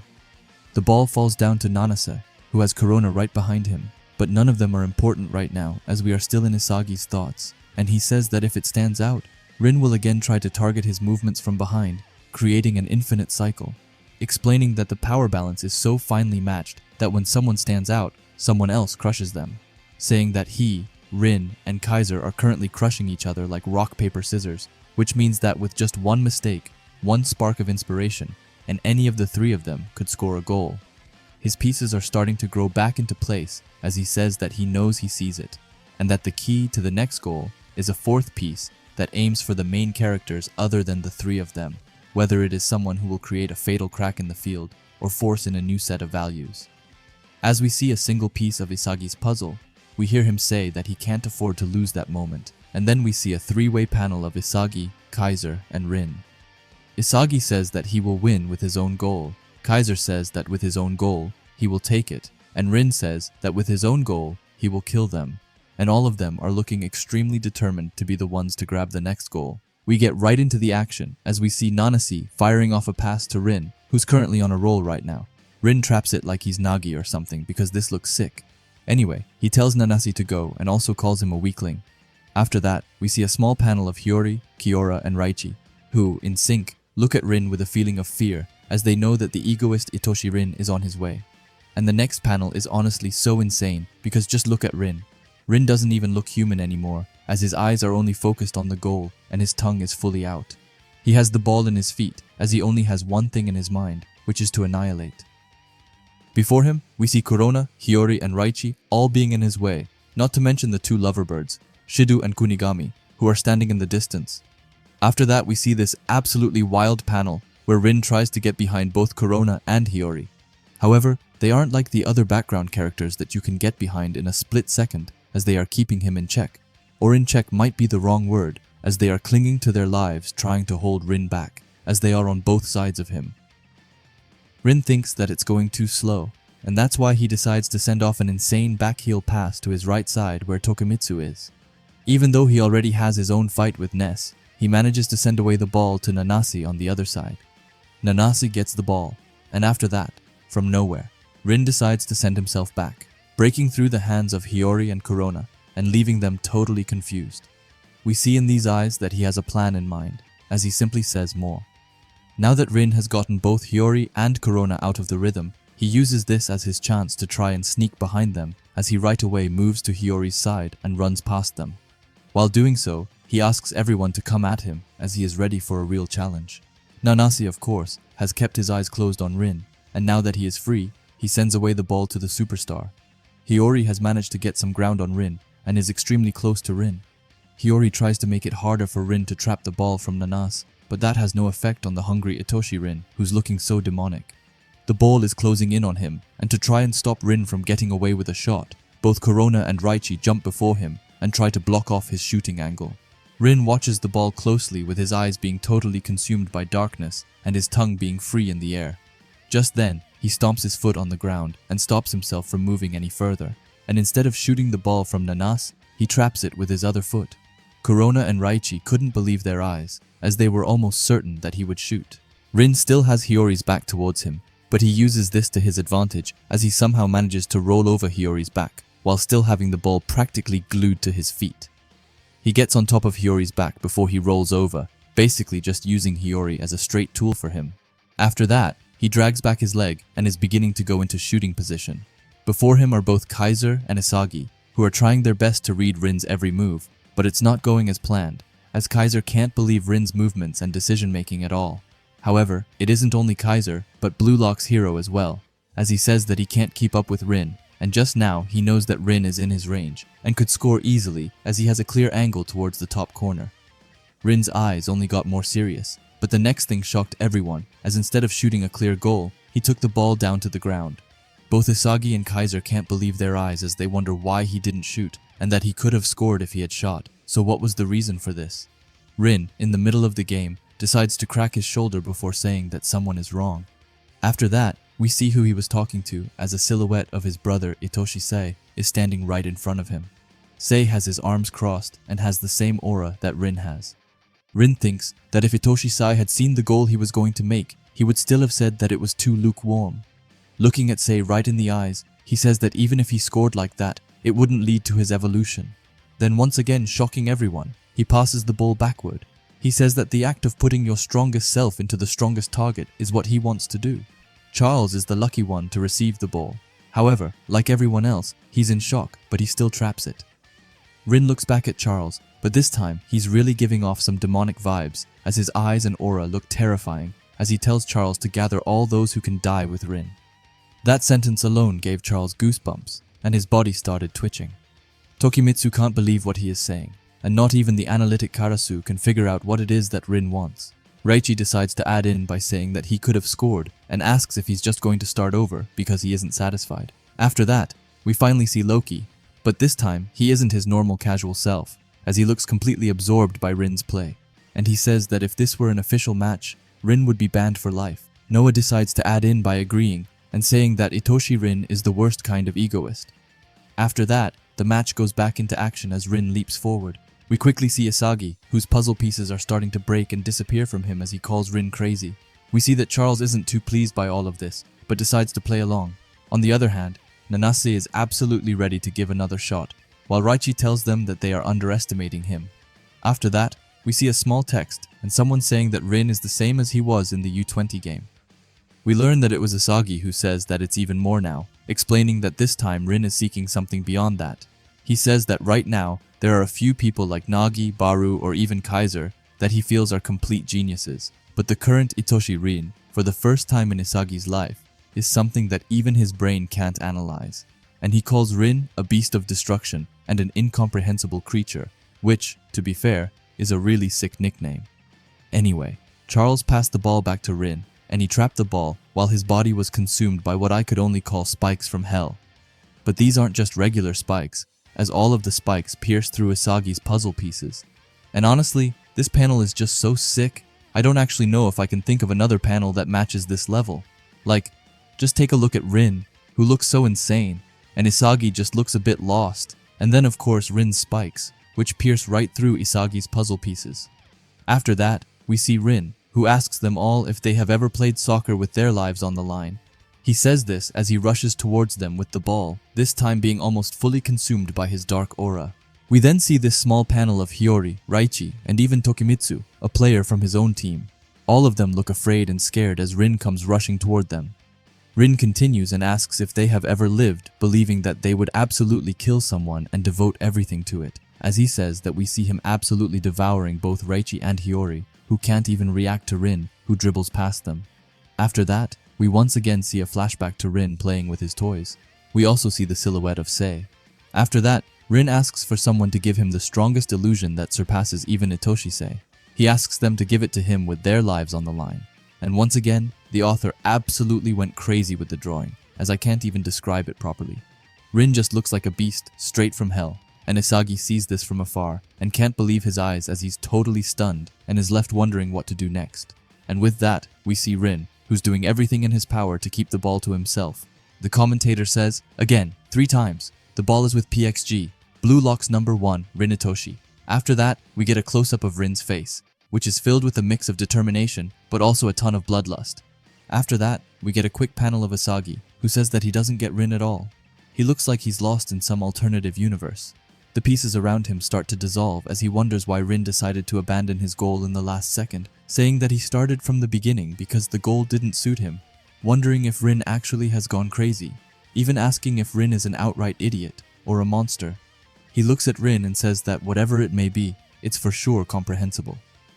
Rin passes the ball to Nanase, who has Corona right ahead of him, so he quickly sends it right back to Rin. But then again, we get back into Isagi's mind as he says that he can't read Rin for the life of him. He wonders what he's supposed to do and how he could ever manage to stop him. We can clearly see in Isagi's eyes that he's beginning to feel irritated as he can't figure out what to do. He says that Rin's plays can't be predicted by logic and that his brain isn't working at all. This new Rin is something that Isagi has never faced before. This creature in front of him is an incomprehensible being, and if Isagi is honest, then he admits that he is actually scary. I would be as well, because just look at Rin in this state. The only visible parts of him are his glowing eyes, which add a striking contrast to his dark and furious aura, which is slowly but surely consuming Rin. Rin goes with the ball towards Isagi and looks him right in the eyes while asking him if this is all that he's got. Isagi only gets more fired up by this as he scratches his teeth and looks back annoyed. After that, it really starts to get crazy as Rin decides to finally take the first step and advance, so he starts by doing some stepovers with the ball. After that, he takes his arm out to try and make it harder for Isagi to stop him. As he does that, he tells Isagi to come with a resolve to die, asking Isagi to come wanting to kill Rin because with such a lukewarm existence that Isagi has now makes him disqualified to be Rin's rival, and as he says that, he absolutely destroys Isagi as he does the same thing Sei once did towards Rin. Rin did a backheel nutmeg on Isagi, who we can see is just lost. Like bro wasn't even able to react even a fraction to Rin's play. Though on the other hand, we have Rin, who looks like a straight up demon. I love the contrast from his image where he did the nutmeg to when he gets behind Isagi and his aura and darkness start to appear again. I don't know what it's supposed to mean or anything like that, but I just think that it looks awesome, and with that we can say for certain that Rin owned Isagi here. Anyway, after that, Isagi tries to do something, but he ultimately falls down to the ground and can only watch as Rin runs away with the ball. Hiyori screams Isagi's name, while Reichi on the other hand asks him what the hell he is doing, but their words aren't able to reach the broken and damaged Isagi as he clenches his fists and looks down on the ground, saying resolve and to die for it, basically what Rin told him to get. However, after that, Isagi says shut up, probably saying it to Rin, before saying that he's got it too, and as he says that, he's left his sobby attitude and instead looks like a wild beast right now as he's gotten up from the ground and starts to run. He looks at Rin from the back and says that even though it's probably different from Rin's resolve, no matter how many times Isagi's lost, even if he were to die, he will always be able to be reborn and come back even stronger. And in this small panel, we are able to see that Isagi's puzzle pieces are slowly but surely coming back to him as he says that he's Isagi Yoichi, the genius of adaptability. And now let's just look at this insane panel where we can see that the GOAT Isagi Yoichi is finally back in action. We see his pieces starting to work overtime to come up with a new strategy, and just look at the eyes, they are filled with determined and revenge. Anyway, after that Rin passes the ball to his side where Charles lies. He calls him an incompetent contrarian, and says that he doesn't need any more of his sloppy passes, and tells Charles not to adjust them, and to just smash it, putting his finger up and telling Charles to give him his impulse. Charles is shocked at first and doesn't know what to say before getting a mean and villainous look on his face as he tells Rin that he's tripping, before saying that he will do as Rin said, and give Rin his nastiest pass ever. After that, his aura starts to once again make its appearance around Charles, and we can also see Loki in the corner, whose eyes start to glow up with excitement, as he says that this is good, and that Charles is finally being guided. However, we quickly leave them and get to Reichi, who screams that PXG is coming, and for everyone to get ready. But we also see Zantetsu, who uses his super acceleration to run into Kunigami and is trying to annoy him. But to Isagi, they are all just small fries, as he has to keep close eyes on Kaiser and Rin. Rin is advancing at a rapid pace as he thinks that this is it. This is what he's been looking for. He says that they are broken, and that this isn't soccer anymore, but that they should kill each other instead. Personally, I would only allow killing if it were Igarashi, because he deserves the death penalty. Anyway, Rin is coming close to Kaiser, and Charles, who has the ball, gets behind Kiora with a simple sidestep, but he still thinks that this isn't it yet. He starts running scary close to the line, but as he looks into the box and sees Rin and Kaiser, who are battling for their lives, he suddenly stops and takes the ball behind his other foot with his other one, and says that just for Rin, who's gone crazy, he deserves this Rabona cross. And this is just wild. Doing a Rabona in the most intense part of the attack is wild, but I can't imagine anyone else doing it than Charles, so I guess it makes sense. Anyway, he makes the cross, and from out of nowhere, Rin takes his hand on Kaiser's back and starts to run the wrong way, which completely shocks Kaiser. Anyway, the ball is flying over all of the players, and Raichi, who is watching it closely, says that PXG drew them closer in and then crossed the ball to a distant area, admitting that they got them. Hiyori, who is also watching this, thinks that this is a top-level technique and that the only one able to read this pass and react is Itoshi Rin. But this does not turn out to be true, as Rin gets company from our favorite freak in blue lock, Shido Ryusei, who comes in with wings behind his back and says that he's a special devil for Rin. Rin is shocked by this, but Shido, with a bright smile, says that he's come to kill Rin and even calls him an unofficial rival. Charles, watching this from the side, is ecstatic as he explains that the nastiest part of his cross is that it's a shooting point that both of them can reach, meaning they will most likely collide.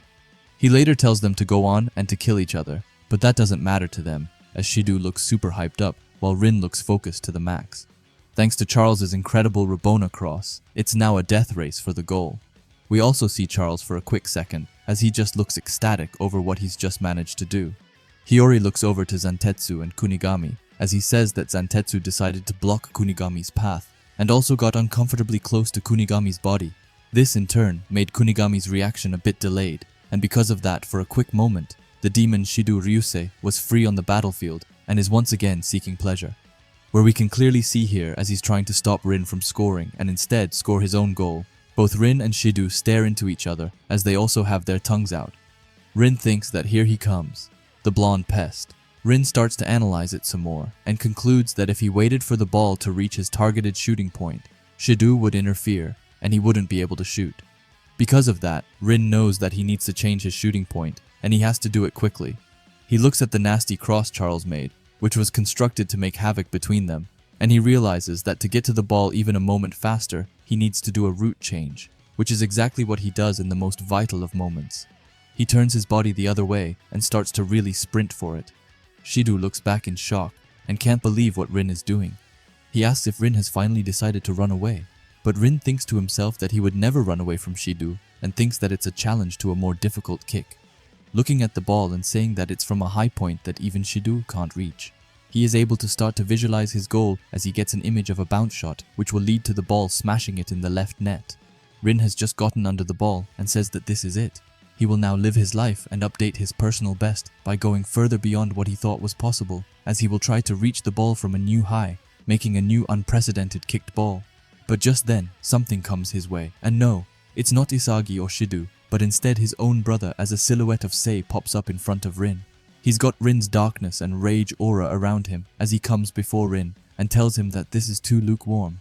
Rin is confused by this and can't believe that it's happening again, as he just looks at Sei, who once again, but this time with a determined face, looks straight at Rin and says that it's still too lukewarm. Rin is in shock right now, as he doesn't understand how once again he's too lukewarm. He was certain that with this shot, he would be able to surpass this guy's illusion. Sei, who's still in front of Rin, says that this is his limit, and that Rin can't become the world's best. Rin is lost. He doesn't know what to do because if he doesn't overcome this image, he can't evolve any further. Sei doesn't budge, as he's still trying to get Rin to turn away, and he tells Rin that he's still just a thrashy little brother living in his shadow.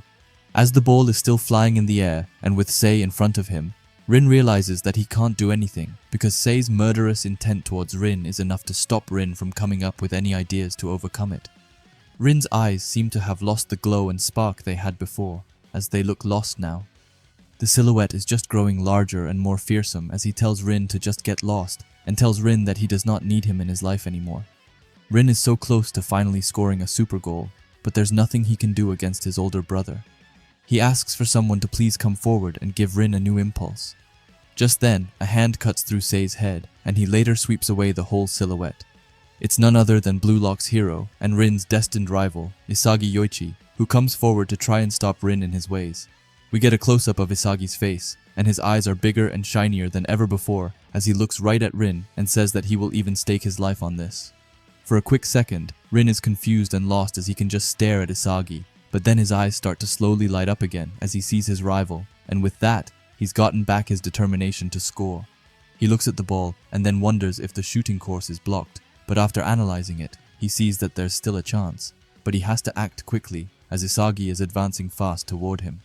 Isagi is coming with a killing intent as he takes his hand out and screams that he won't let Rin shoot, also calling him a freak. But you know, that's just the standard here. After that, Rin's eyes start to transform from his white normal eyes back to his dark and empty eyes. As his urge to attack is weeping up, he thinks back to the childhood program he watched where the monster put his life on the line and decides to do the same thing as he rushes towards the ball again. The anticipation is just getting bigger and bigger as both of them are trying their all to be the ones to win this showdown. Isagi grinds his teeth while Rin puts his tongue out. He says that Isagi is the one he wants to die with, calling it an imagination of unprecedented destruction as he jumps up in the air. Rin is now in the air, and Isagi is close by on the ground. However, Rin is preparing his foot to shoot the ball the second it arrives. Rin has his rage instincts all around him while Isagi's pieces are flying rapidly around him. And just in this moment, Rin says that his desires and this impulse, he wants to let it all out right now, saying that it's because he is against Isagi after all, his sworn rival, as he says that he finally comes in contact with the ball and is able to fire it off. However, Isagi also got in contact with Rin as he tried to jump on him, which may ruin Rin's shot. Anyway, the shot is coming closer and closer to the goal, and we see that Hiyori can't believe his eyes as Rin is able to fire it off while he and Isagi are colliding. Shido behind Rin is also amazed that he managed to get a crazy crash shoot. We also see Raichi, who tried to get up and head away from the ball, but he wasn't able to, unfortunately.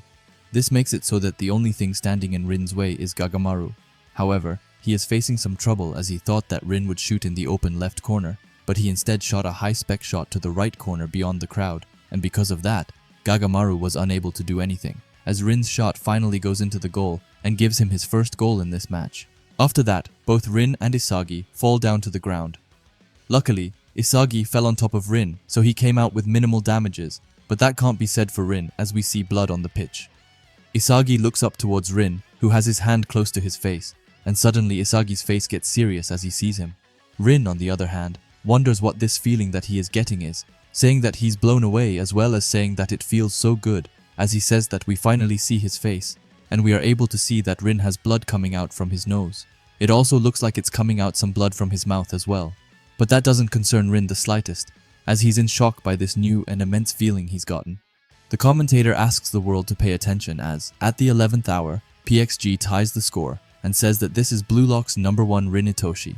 We get a close-up of Rin's face, which has an ecstatic feeling to it, while Isagi is just looking at him in shock. Nanase is also looking at him and is amazed at his crash shot. But he isn't the only one, as Reichi and Karasu also can't understand what just went down. Out of nowhere, Charles starts to run towards Rin as he screams at him, telling him that he is out of his mind. Charles goes right by his side and starts to laugh at his nosebleed, while saying that his shot was just insane and incredible.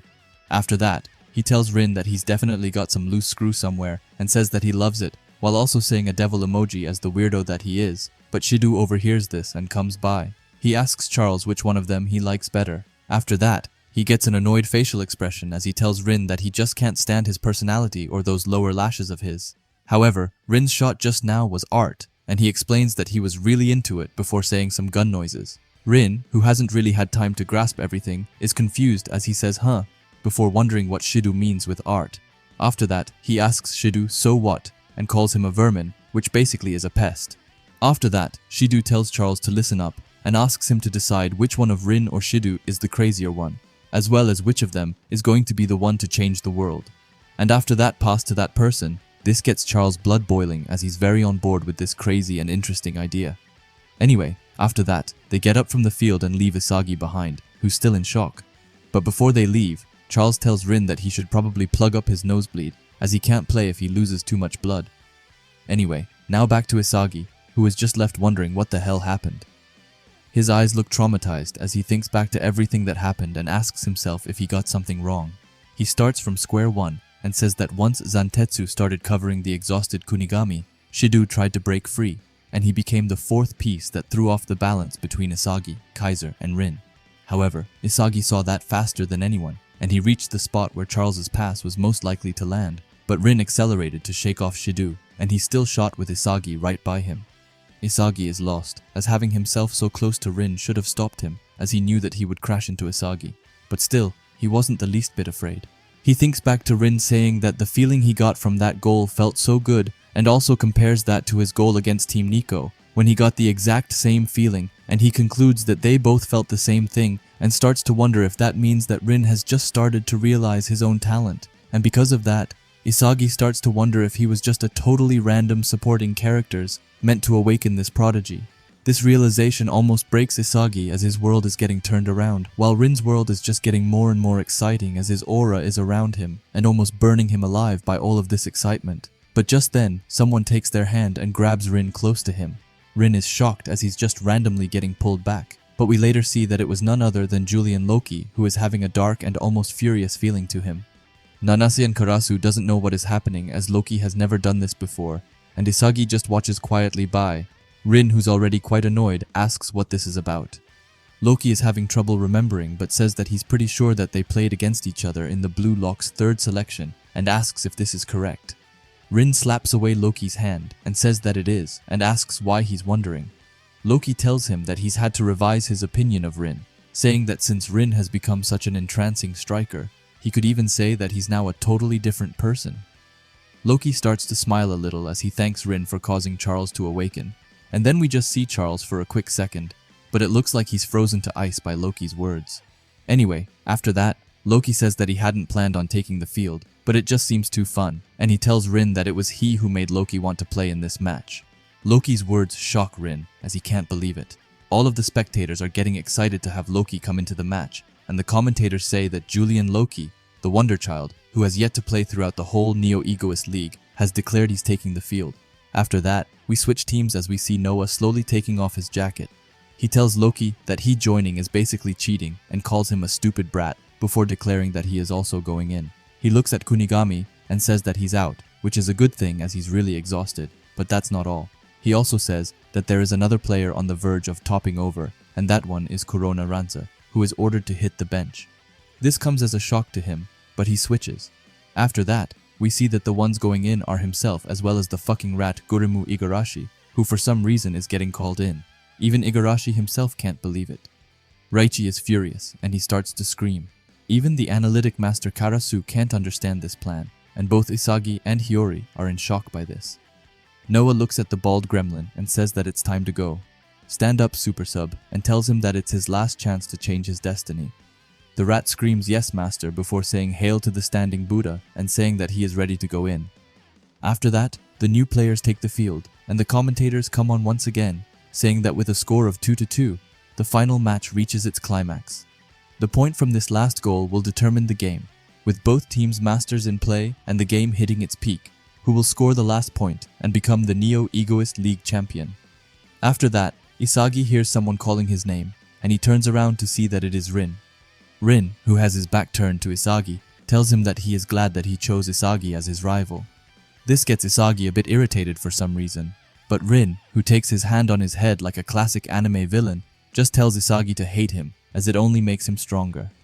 After that, he takes away his hand, looks Isagi straight in the eyes, and tells him that it's his duty to try and kill Rin until Isagi dies.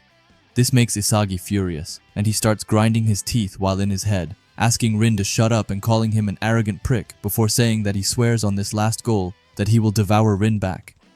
And with that, we get this last awesome panel with Isagi burning up with frustration in the middle while he has Kaiser, Shido, the rat, Hiyori, and Ness behind him.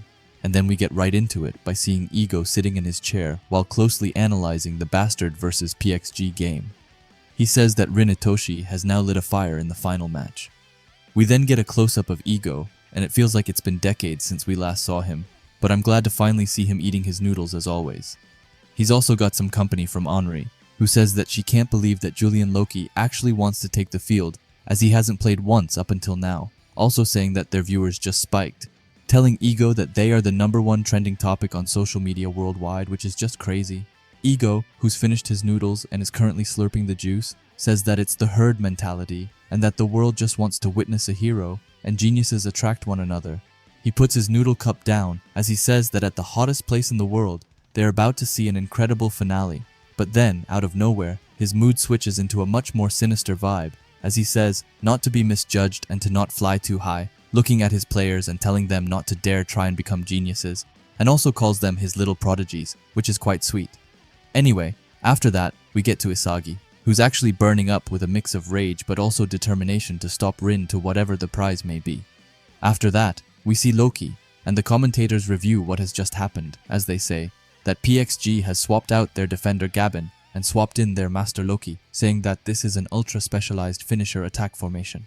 However, on the other side, Bastard Munchen has swapped out two players. Those are Rensuke Kunigami and Ranse Corona. To replace those heaters, we have Master Noah. And for some reason, the rat himself, Gurimu Igarashi, just looking at him makes me mad, to be fully honest. However, that's not all. As they say, regarding the contact play during the goal attempt, and for tackling a player after the ball had been kicked, Yoichi Isagi has been given a yellow card, forcing him to be a lot more careful in his plays. However, in his mind, he just tells the commentators to shut the hell up, which is so like him. While he's walking around on the field, he thinks back to what Rin said to him, about him having a duty to try and kill Rin until the very end. He then looks back at Rin, who's also walking. As he has his eyes on Rin's back, he tells him to bite Isagi and calls him a freak, telling him that he isn't some stepping stone for Rin's evolution. He finally looks pumped up to the max as he thinks that his life doesn't exist to serve Rin's. After that, we get a look at the spectators who are going crazy while watching. However, they aren't relevant as we see Isagi's true and first fan watching the game, who has a kind of worried expression on his face as he sends his prayers to Isagi. And then the commentators say that the next point will be the last goal, which determines the game, wondering what kind of finale they will witness during the Masters' 3 minutes of the star change system, with the score being tied 2-2 in the final match of the Neo Egoist League. The whole world is watching as this last battle starts. After that, we get this insane panel of the restart of the match and Noah passing the ball to the fired Isagi, who says that he will win with his own goal. Now, as I said, Isagi has the ball and Noah on his side.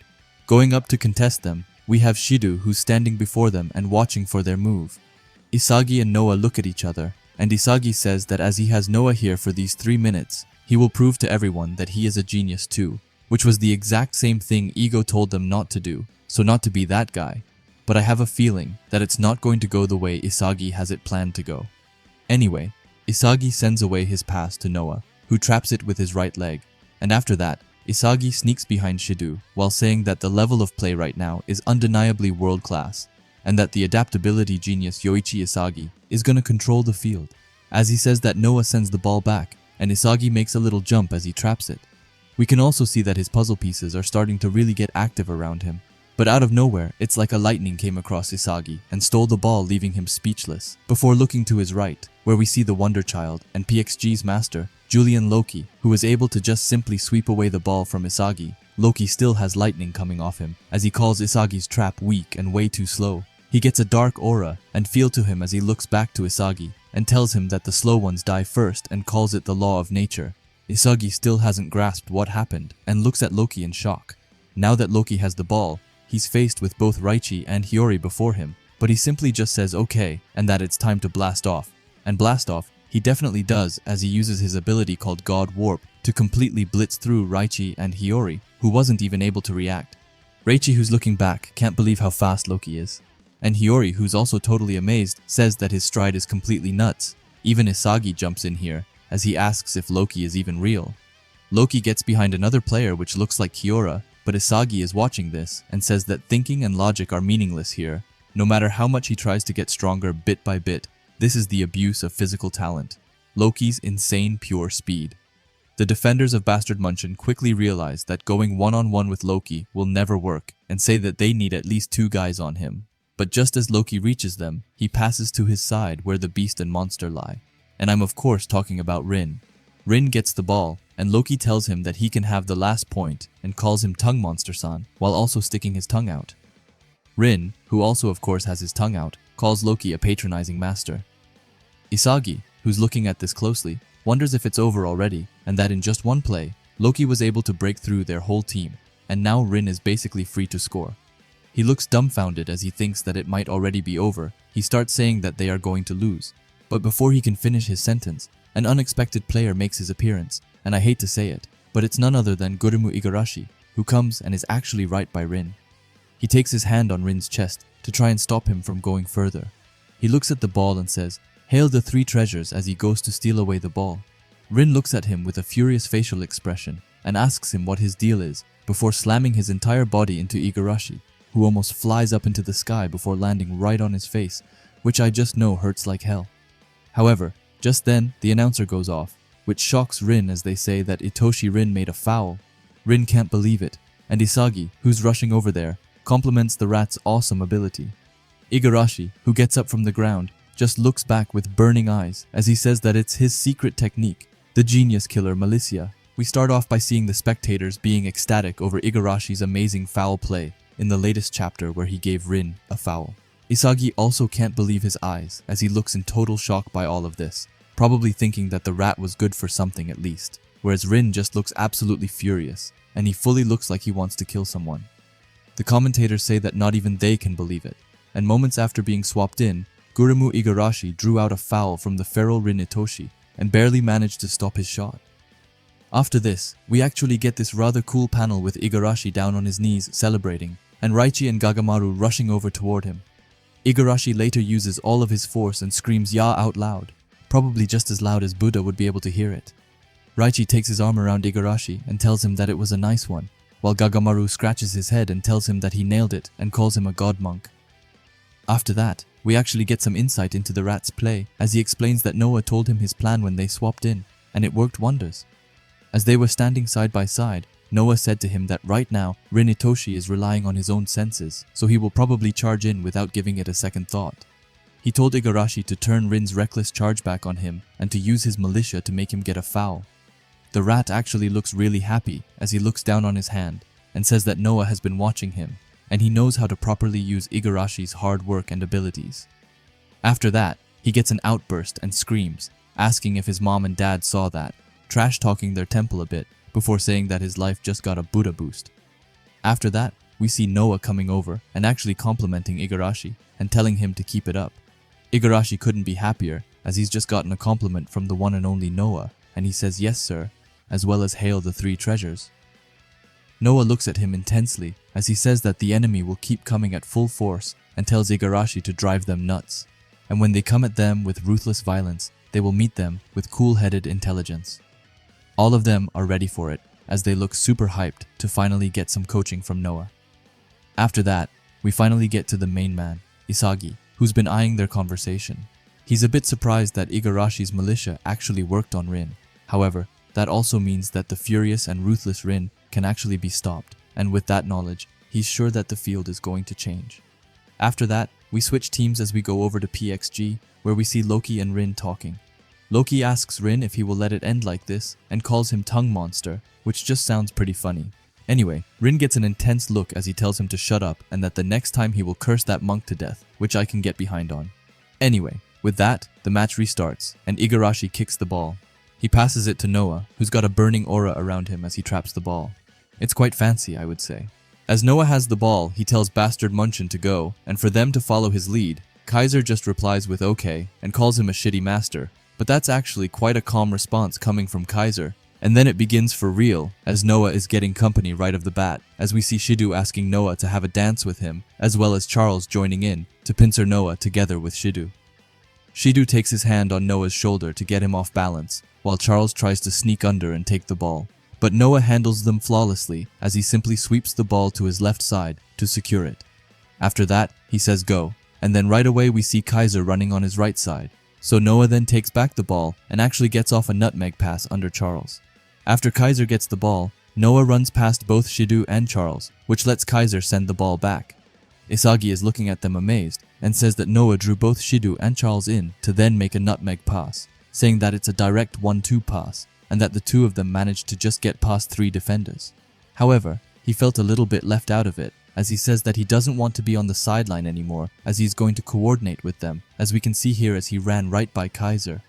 As they are running, Noah passes the ball over to them. However, it's not going as Isagi wants, as Kaiser uses him as bait for Zantetsu and gets the ball himself.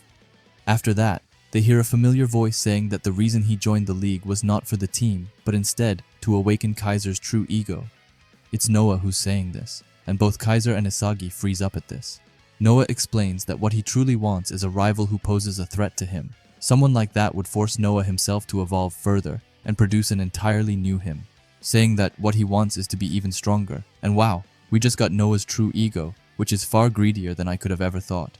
Just look at him as he hungers for the next one to even come close to challenging him. Not even the masters are enough for this beast. He looks so demonic as he traps the ball he just got from Kaiser. As I said before, Kaiser and Isagi can hardly believe it, as Kaiser is shocked at the mere fact of Noah being able to become stronger. However, as Noah is running on the pitch, someone comes in his way, and it's none other than Tokimitsu, who, with a scared voice, says that he will stop him. Tokimitsu looks terrified as he says that he's got to stop Noah or else it's over.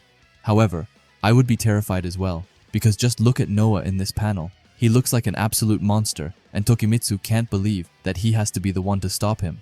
But surely enough, he takes his courage and charges in. He grabs Noah's shirt, which makes him fall to the floor, which just looks like it hurts. Not the prettiest of plays maybe, but he did what was necessary. Isagi is in shock by this, and then the speakers go off as they announce that Tokimitsu just made a malicious foul, and because of that, they are giving him a yellow card. Tokimitsu right away falls to his knees because of the yellow card, but Nanas rushes over and ensures him that he had no choice, and that they would have been done for if he didn't.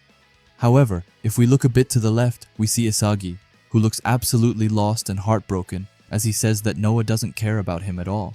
He looks destroyed as he says that he was only planning to use him to help evolve Kaiser further.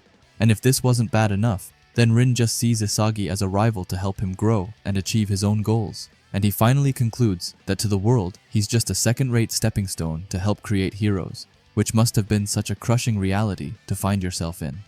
After that, we see Noah holding the ball up towards Kaiser and telling him to finish it, as this is a 29-meter free kick just for him. Kaiser walks towards it as he says that it's time for Kaiser's impact, but not just that, as his eyes are burning with excitement as he tells Noah to back off.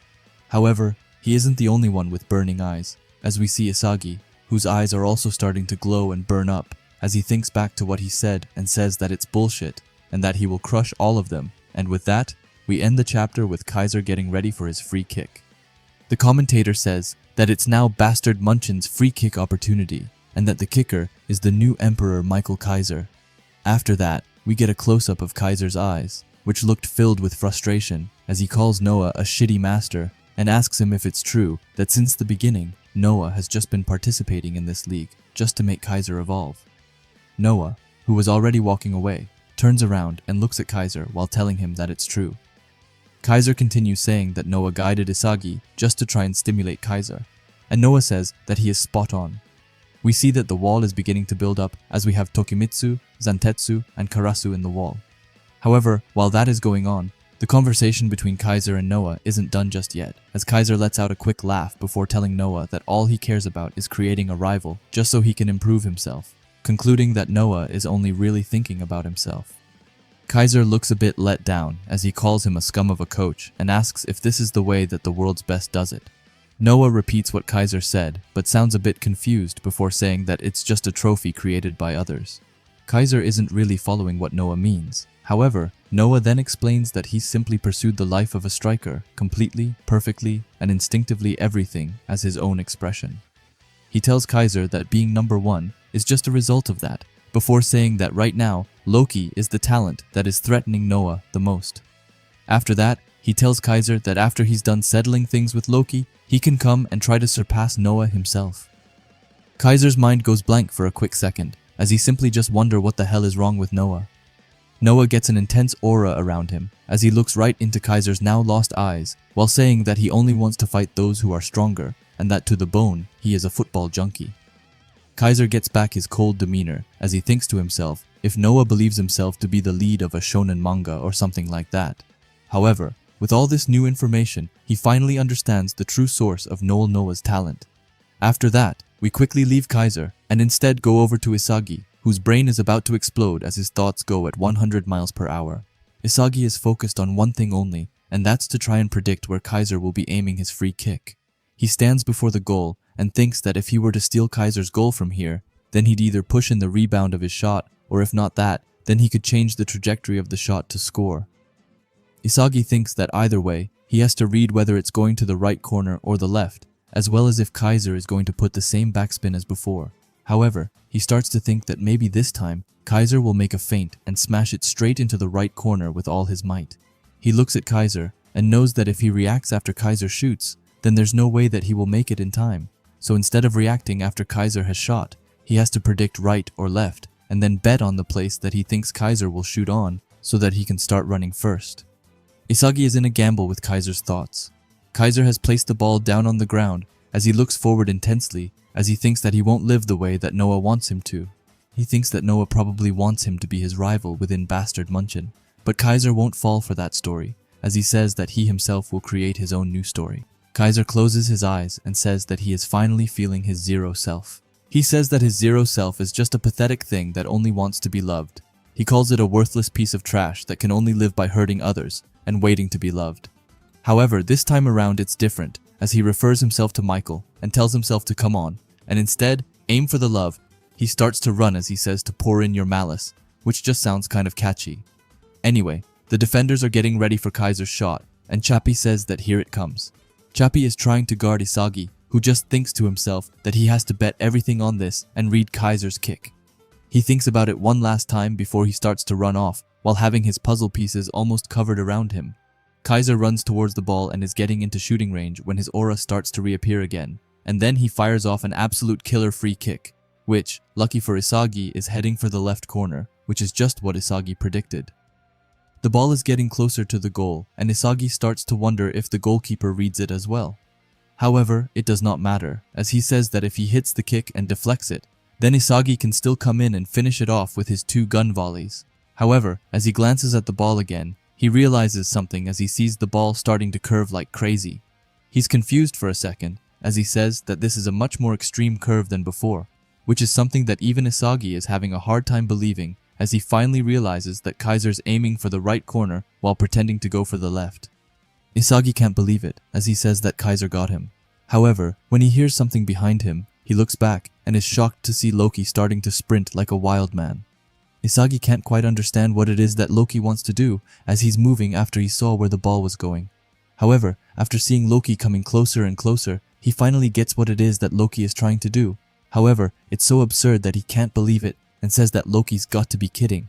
However, as he sees Loki getting closer and closer, his face suddenly goes totally blank as he sees Loki somehow just in time reaching the ball and blocking it from going in with his left leg.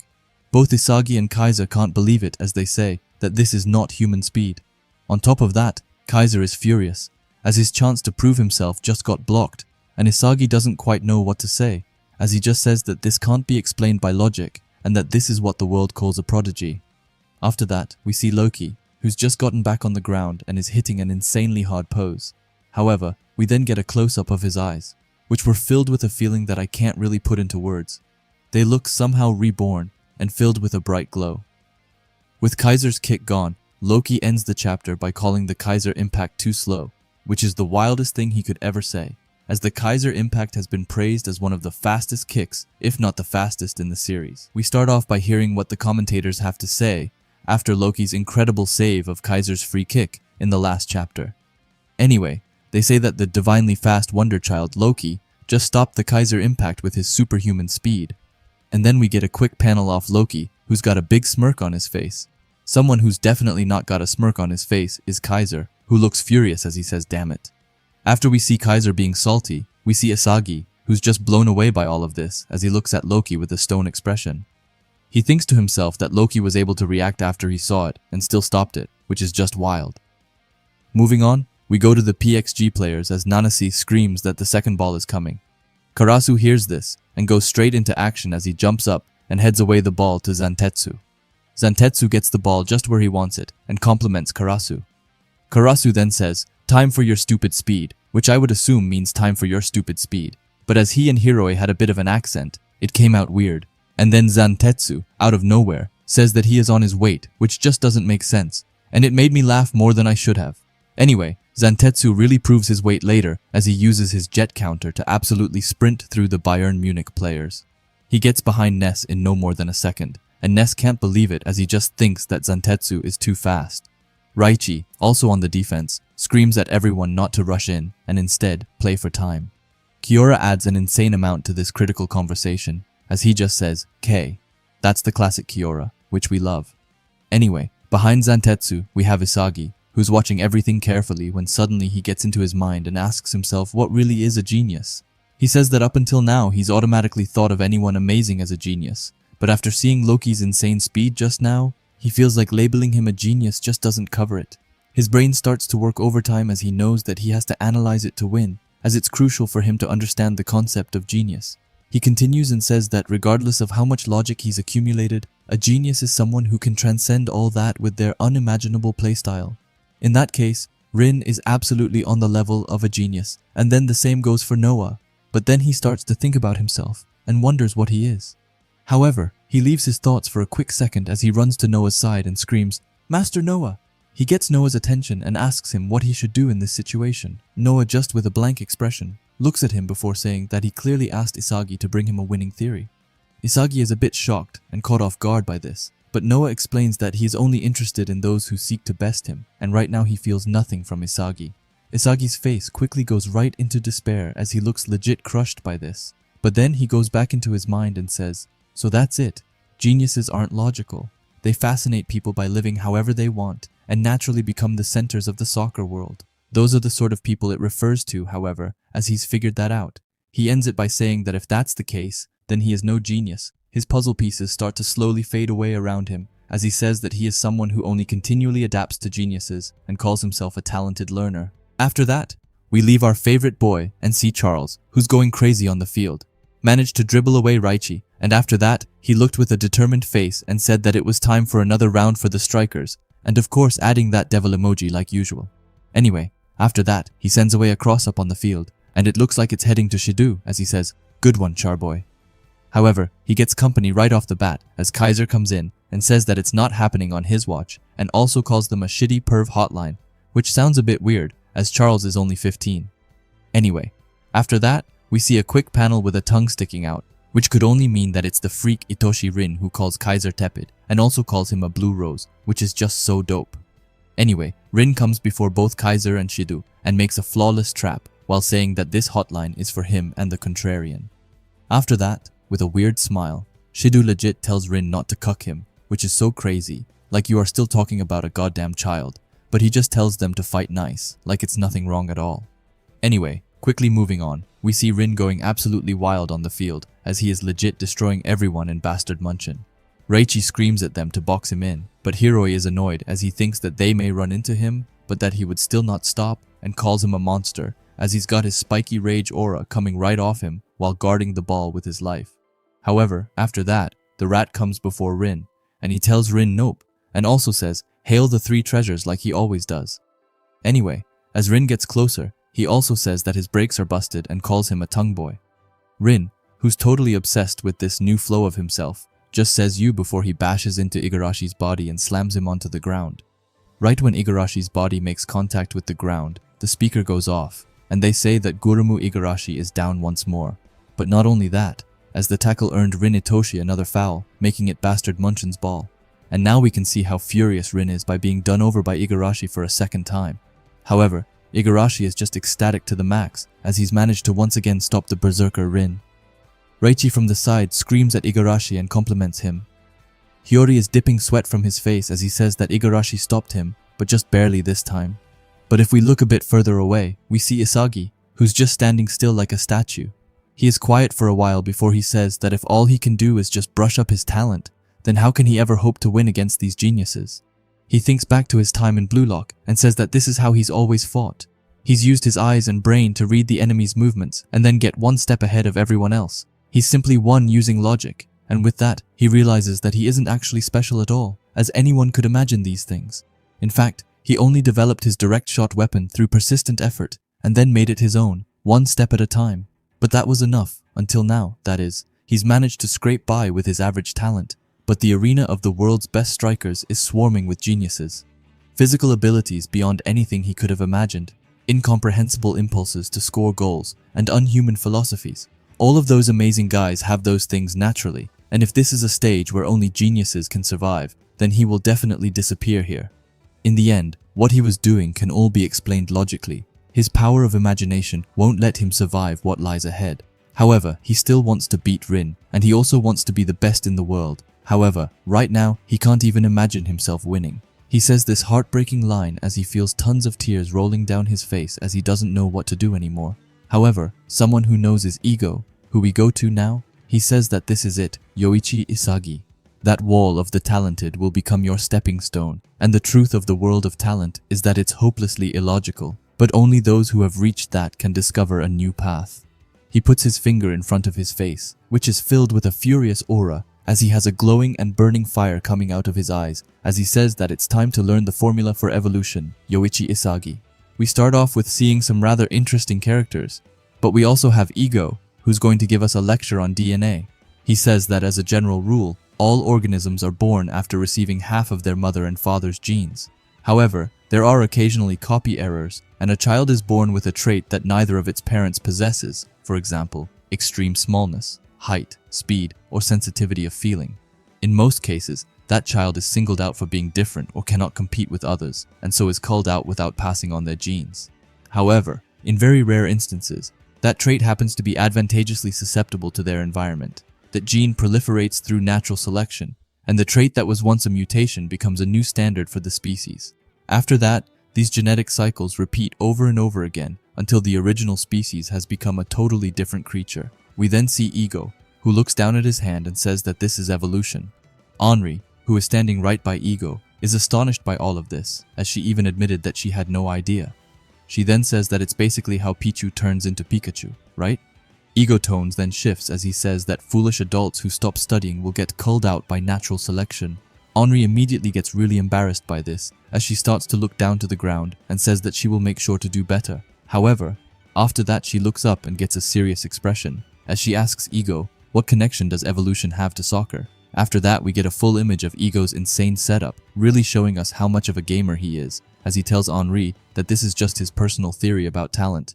But the various evolutions human society undergoes are essentially the same as this.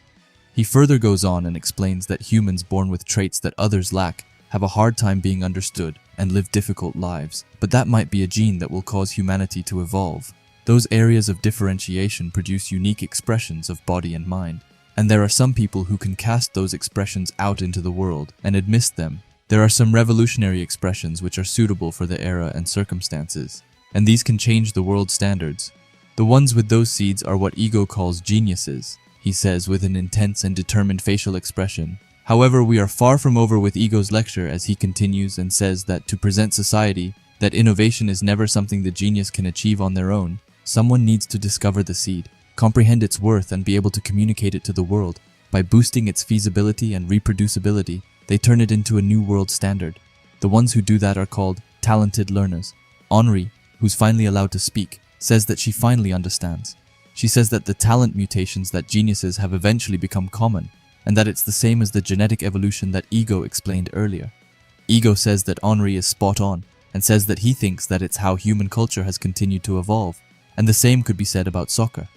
The mutant geniuses with abnormal physical abilities and incredible plays become singularity points, and by analyzing the geniuses and forming new tactics or using data to counter them, the talented learners develop players using a new kind of logic, which is just how soccer has continued to evolve. Henri's eyes suddenly light up as she says that it's the formula for evolution. And then we get right back to Ego, who gives off an intense and wild feeling as he looks at his screen and tells Isagi to open his eyes and tells him that the world doesn't just revolve around geniuses, as geniuses and talented learners share the stage, and talented learners like Isagi himself have their own path to becoming the world's best. And after that, we finally get into the meat of this chapter, which is of course the gameplay as the match restarts and the rat passes the ball right over to Noah, who traps it easily. We then get a small panel of Isagi's eyes, which are burning up with determination as he says that there's no way that he himself can defeat a genius. As he is running behind Noah and Rin, he thinks about the absurd plays that geniuses make and says that they are impossible for him to try to pull off on the spot, as he can't even begin to imagine it. But then something clicks as he thinks that he actually might have always fought as a talented learner. He thinks back to the time he used Baru's blind spot against him, also his 2-gun volley direct shot, and not to mention his luck goal in the U20 match. He thinks about all of this as he says that he has analyzed somebody's talent, copied it, and then made his own arrangements based on predictions, thinking that he has stolen from everyone else and still barely scraped by. His facial expression looks furious as he grinds his teeth while thinking that he doesn't have enough originality to create something from zero, saying that he is a genuine second-rate talented learner. After that, we see Rin, who tries to get the ball away from Noah, but Noah just in time sends it over to Kaiser, who alongside Noah does some passes back and forth with Kaiser. Isagi then thinks that this game just revolves around the geniuses and that the world is waiting for another super goal. Isagi is starting to look a bit lost and afraid as he thinks that nobody's going to pass to a second-rate player like himself and that he needs to steal it for himself. But just as he was in his mind, he noticed something to his right. It was Loki who was coming with his godly speed. Isagi was shocked, as even though he just seen Loki by his side, he was now all the way up on the field thanks to his insane speed. And because of that, Isagi realizes that this is on a whole other level.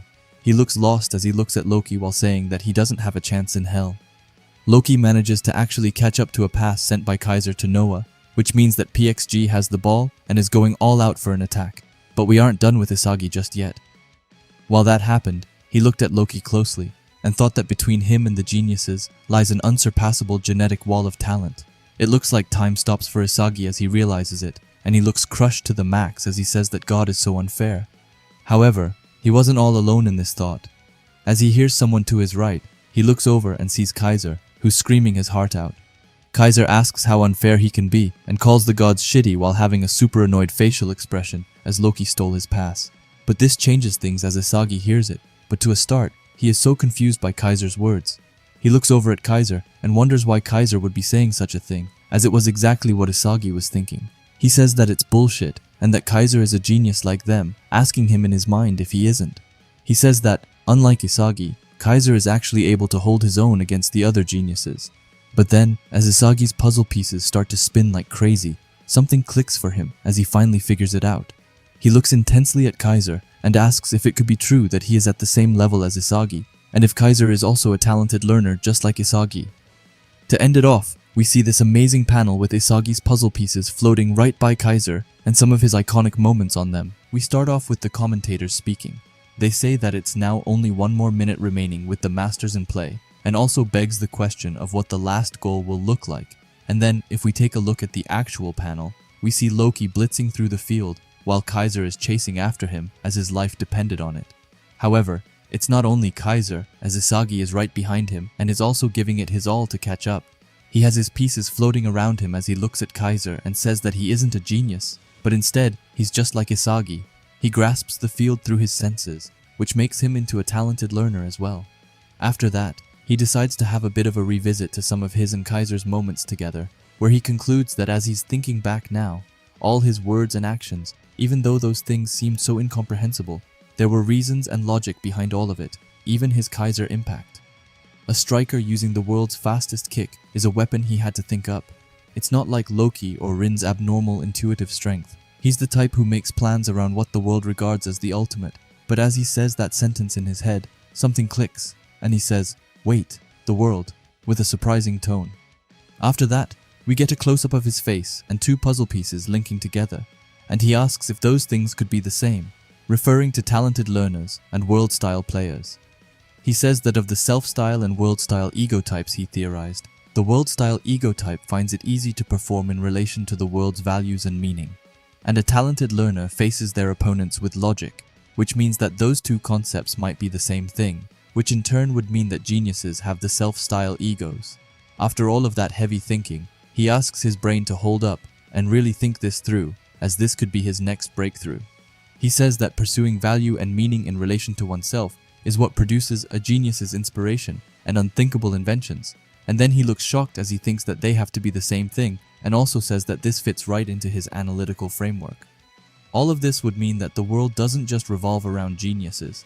After that, we see a panel of Nagi, Ryo, Baru, Snuffy, Kunigami, Chigiri, Bachira, and of course Isagi down in the bottom. After that, he says that geniuses are able to be discovered because there are talented learners, and as they admire each other and compete with each other, their egos are honed in the fight, and that's how all of Blue Lock has continued to evolve. We then get this awesome looking panel with Isagi saying that geniuses and talented learners aren't in a hierarchical relationship, but that they instead spur each other on in a related relationship. After that, we leave Isagi's brain for a quick moment as we get back into the game. Loki is still in control of the ball and is advancing on the pitch at an astonishing speed. Raichi screams at the team that they need more bodies over here as Loki is about to blitz through them. Hiyori says that he understands and that he is on it. Just then, Noah comes and tries to shove Loki to the side, but the master striker isn't folding that easily as Noah's push doesn't even make him flinch. Isagi, who is a bit behind them, says that now that his head is clear, he's certain that he can do this, and continues by saying that up until now, he was trying to use the same insane methods as the geniuses. However, that would have never worked as he isn't one of them. He's breathing heavily as he thinks that geniuses and talented learners, self-style and world-style types, all of them have different ways of using their abilities. With this in mind, he knows that nothing will happen unless his talent and effort align. He looks at Kaiser, who honestly looks a bit lost, but anyway, Isagi thinks that he needs to think like a talented learner and wonders how Kaiser is able to hold his own against the geniuses. He thinks back to some of the earlier stages of the match and says that he started being effective in this match once he dropped his fixation on Isagi and the options he'd been using and instead started applying himself logically. That was the moment when things changed. However, that would mean that for Isagi to take the next step, he would also need to drop his fixations. Everything from the rivalry he feels towards Rin, his malice towards Kaiser, and of course his admiration for Noah. After that, we legit get this insane panel where Isagi looks like he and his puzzle pieces are about to enter some sort of alternative dimension as we see some sort of light right in the end. Anyway, as he's about to go into his domain expansion, he says that he's dropped all of his fixations, so he starts to wonder what's left for him now. After that, we get a full panel of a bunch of puzzle pieces, but also a huge one, and in this panel, we have two of Isagi's most vital moments, which are both from after the Kira game, when he first screamed out of anger, and then later started to cry due to losing the match. However, when he's done daydreaming, it looks like he legit becomes God. I don't want to glaze Isagi too much, but the panels are just godly in this chapter, as Isagi looks like he's being reborn with some sort of white glow around him. After that, he says that he wants to win, and asks himself if that isn't right, and also calls out his name, Yoichi Isagi. After that, we leave God Isagi and go back into the Firely game where Rin now has the ball. However, the rat is standing right in front of him. He says hey to Rin and asks him to come on already while calling him a monster.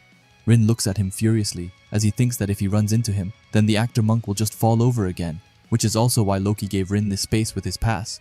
We then see Rin taking his foot by the ball, and in the next panel, he's just magically behind the rat.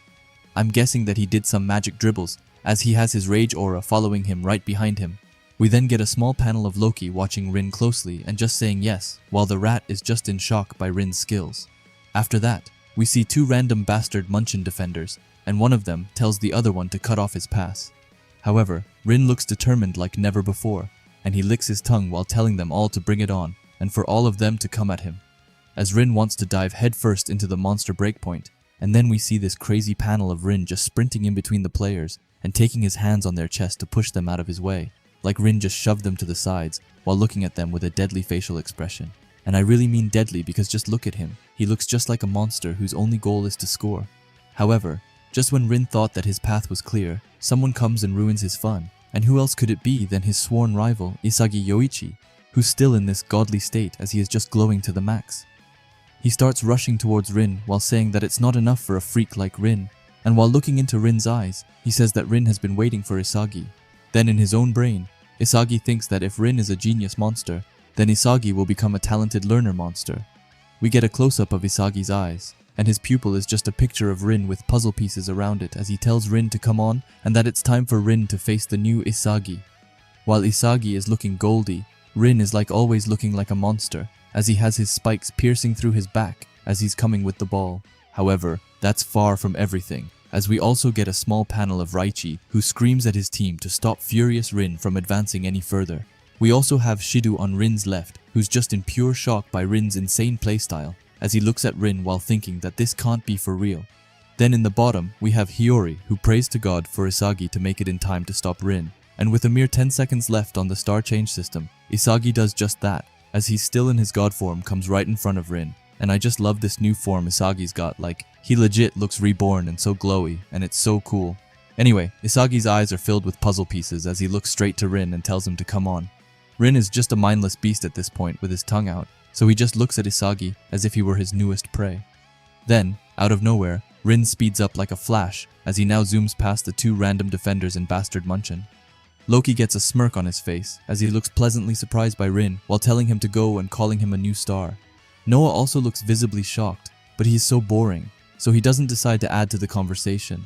However, after the Masters, we see Isagi once again, who says Rin's name to himself. Bit weird if you ask me. After that, we see this godly panel of both Rin and Isagi in their respective new forms, with Rin in his monster rage form, while Isagi is in his newly awakened god form.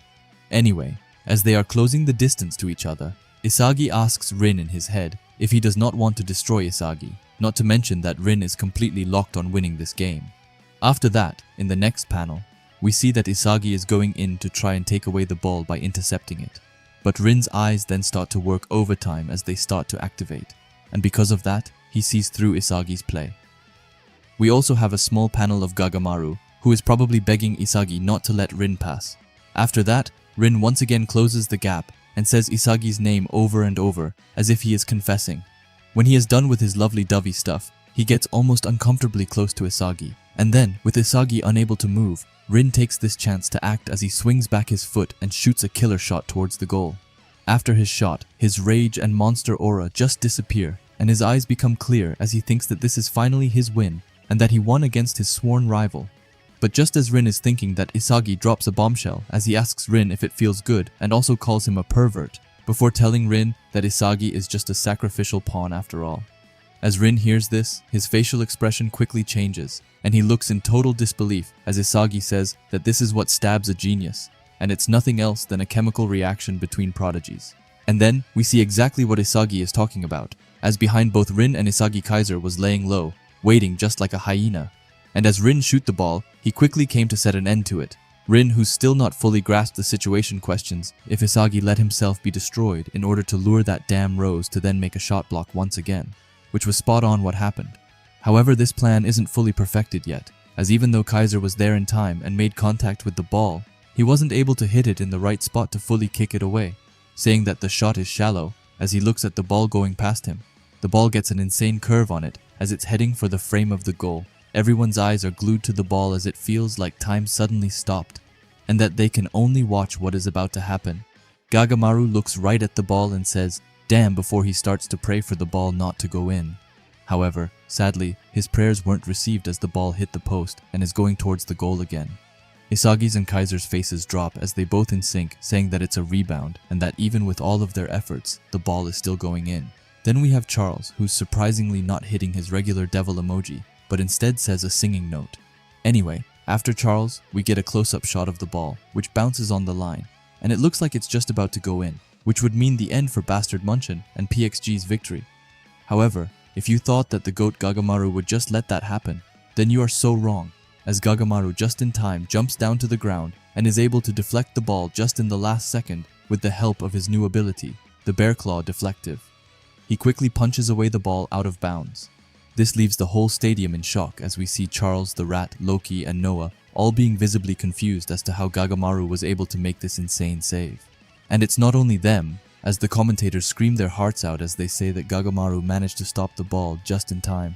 After that, we see this amazing panel with both Gagamaru and Isagi celebrating, with Gagamaru jumping up to the sky and Isagi holding his fist up to celebrate their insane save. Both Raichi and the Rat rush over to him, and the Rat jumps on top of him out of happiness. The commentators screamed no goal, saying that Gin Gagamaru, in a nail-bitingly desperate situation, managed to keep his team alive with a big save.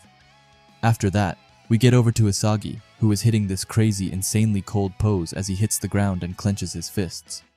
We also have two randoms behind him, pretending to be out of breath like they did something, and we also get a small panel of Rin biting his teeth together, being extremely frustrated about his missed goal. Anyway, after that, Hiyori comes by, and he pats Isagi's head while telling him that he actually managed to do it.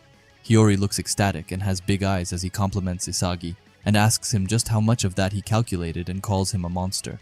Isagi, who's sweating like crazy, says that, well, aside from Gagamaru's save, he had calculated all of it. After that, we get a small panel of the Rat, Raichi, and Gagamaru still celebrating, and I love how funny Gagamaru looks as he does his peace sign. Anyway, Hiyori helps Isagi up from the ground while saying that it's nuts, and asks if Isagi had given up on beating Rin all the way from the start, which Isagi says that he had. He thinks back to his insane plays, and explains that if he had just charged in like normal, then he would have had a low chance of stopping him, so he just focused on restricting his shot course, and after that, he left the block up to Kaiser. Isagi thinks that if Rin's shot got past him, Rin would have definitely scored, and that was something that Kaiser could anticipate, and therefore Isagi trusted him to come and stop it, saying that he knew his psychology and abilities and managed to exploit them all. Hiyori looks at Isagi shocked while saying that it's crazy and saying that Isagi used himself as a pawn and exploited Kaiser, then asking if this is the first time he's had to think of himself as the object and not others. Isagi just casually says that he guesses so. However, he says that if he lost here, then he would just disappear after being devoured by geniuses. So he figured his fleeting personal feelings don't really matter, and he felt like the only way out was to sell his soul to achieve victory, also saying that he found a new way of fighting. Also, he looks absolutely insane as he is saying this, and more puzzle pieces just start to appear around him. However, Hiyori looks a bit worried and asks Isagi what he means about selling his soul. We also see that Kaiser is having a sneak peek into their conversation from a bit away. Just as Isagi is about to further explain to Hiyori, he gets interrupted by none other than the rage monster Rin, who calls Isagi tepid. He asks him if he's really that happy about blocking one measly shot, and not only that, but saying that Isagi's striker ego is totally rotten. Neither Hiyori nor Isagi says anything to start, but then Isagi's hair starts to cover his eyes, and then we know that it's really about to go down, as he says that Rin is the tepid one. Rin is just confused and asks him what he is talking about. Isagi then says that it wasn't just one measly shot, as the whole world wanted a super goal from Rin himself. They were waiting for the birth of a hero in the Neo-Egoist League. However, Isagi clenches his fist, and an aura starts to appear around it as he says that he tore that away from him and also crushed it. We see that both of the masters are also eagerly listening in to the conversation as Isagi continues and says that he bent history to his will and that his logic surpassed Rin's inspiration. After that, Isagi looks super manic and overall scary as he looks straight towards Rin and says that he proved that a talented learner can defeat a genius, also saying that he's never felt such egotistic pleasure and calls Rin a beast. Rin is just in total shock as he doesn't understand what has gotten into Isagi. However, I love that the savage and bold Isagi that we love is back as he doesn't care about anything anymore. However, the commentators break off the intense tension between the two as they say that the 3 minutes for the star change system are up and that the masters are being forcibly swapped out. Loki looks a bit annoyed and says that he got it, but as he is leaving, he says that his playing was all for nothing, saying that he joined because it seemed fun, but that he can't believe that Rin was unable to score off his pass, which is just so insane by putting all of the blame on one of his players. But sure, however, the little brat isn't done just yet, as he says that at this rate it will take 10,000 years before the world's best striker comes from Japan. However, someone who isn't going to let that slide is, of course, the new savage Isagi, whose eyes have just gotten fully blank as he straight up tells Loki to shut it and that he is the one who lost. Loki looks back and asks him what he is on about. Isagi continues and says that his visualization and the future were where Rin scored. It was none other than both Isagi and Kaiser who managed to smash it apart. While still having his eyes totally blanked out, he starts emitting an aura on top of it as he tells Loki to just be a man and admit that he lost, saying that Loki is awfully full of himself for someone who just happened to be born fast. And when I tell you that I was jumping out of my seat from excitement, I mean it. This is what Blue Lock is all about, the insane shit talk. Anyway, Loki loses it as he hears it, and it looks like he plans to absolute murder Isagi. But just then Noah comes by and places his hand on Isagi's shoulder and tells him that it's enough, and that this is streaming worldwide. However, he does admit that his play definitely surpassed what they could have imagined, calling Isagi's play a victory, and is about to give him some tips on what to do from now, I would assume. But it's hard to say when Isagi isn't even letting Noah speak as he cuts him off, and also shoves Noah's hand off his shoulder. Isagi tells him to shut up, and calls him a shitty master, saying that he is just like Loki, and we can just see on Noah's eyes that he doesn't like this at all. Isagi reminds Noah that he used him as a tool to get Kaiser to awaken, and says that he doesn't trust Noah anymore. After that, he starts to squeeze Noah's hand extremely hard, and also drags him closer to him, but not in the lovey-dovey type of way, as he looks furious, while telling Noah that he will bring him a theory that surpasses him, and tells him to just keep waiting at the top for him, as Isagi declares that the next World Cup is his. Noah, who's just so bland, just says that he's looking forward to it and says Isagi's name, but like, come on, couldn't we have gotten something more, like even a "I would like to see you try" would have gotten me more fired up, but whatever, it's Noah after all. However, after that declaration, the world is in total shock, as the commentators say that he just declared war against Noah, his own team's master. After that, Karasu adds in by asking him who Isagi thinks he's picking a fight with. The rat just looks in shock as he says Isagi's name, but Hiyori, the sadist himself, looks hyped up to the max while calling Isagi a dumbass and saying that he is totally twisted. After that, we can see Isagi walking peacefully on the pitch, or maybe not peacefully as he has just declared war, but you get what I mean. He thinks that he has to sell his soul for victory, abandon all of his pride and useless sentiment, and says that if he uses himself as a tool, he can go as far as defeating Rin. After that, we see that Isagi was in fact walking towards Kaiser, however he looks like a straight-up demon behind him, as he tells Kaiser that thanks to him being here, he found a new way of thinking. Kaiser isn't fully understanding what Isagi is getting at, but then we get a close-up of Isagi, and I can't even describe what his face looks like, but it just looks like this is the only thing that really matters to him, and he looks like he is determined to get it, as he has an insane aura around him while he asks Kaiser to team up. It looks like Kaiser is just thinking what the fuck, as they have been going on fighting for about 100 chapters by now, but Isagi, determined and having a ton of puzzle pieces around him, puts his hand out and tells Kaiser that the two of them can end this neo-egoist league together. However, Kaiser in his mind is in total shock and just pure disbelief as he says a team up with him and none other than his sworn rival, Isagi. Also, I like how Isagi is legit, just staring Kaiser into his soul, like his eyes are dead set on this. After that, we get this insanely cool panel with both looking extremely mighty as they stand up against each other. Kaiser then finally speaks and asks him if he has lost his mind, saying Isagi's name and reminding him that before him isn't just a teammate, but the person he wanted to defeat. Isagi is calm and says that it doesn't matter at all. He says that Kaiser has to get it as well, that at the rate that they are going in, they have no chance of beating a genius. Kaiser looks annoyed at this, but stays quiet for now. They then glance over at Rin, as Isagi tells Kaiser that right now, they can't stop him alone. He tells Kaiser that if they let them score just one more goal, then it's game over and their time as undefeated is gone. Isagi, while looking pretty cool, says that they can't predict when Rin is going to pull off something beyond their imagination again, and in order to stop that genius, their only way would be to combine their high level of logic. Isagi reminds Kaiser about their last play, and says that they barely managed to stop him with defense earlier, which is proof that it works, so now they should just sync up on the offense too. As they are talking, they have steam coming out of their mouths, and then Isagi puts out his hand, and with a fierce tone, says that they are going to prove that hard workers can beat a genius. Kaiser looks more and more annoyed as he asks if this is really the reason for Isagi wanting to team up with Kaiser. Isagi just confidently says yes, and that right now he cares more about something bigger than just working through his own feelings, explaining that he wants to dedicate himself to this plan of proving it to the world alongside the Emperor Kaiser. After that, Isagi makes a total turn and gets a kind of ominous and fierce feeling to himself, and a cube starts to build up his puzzle pieces.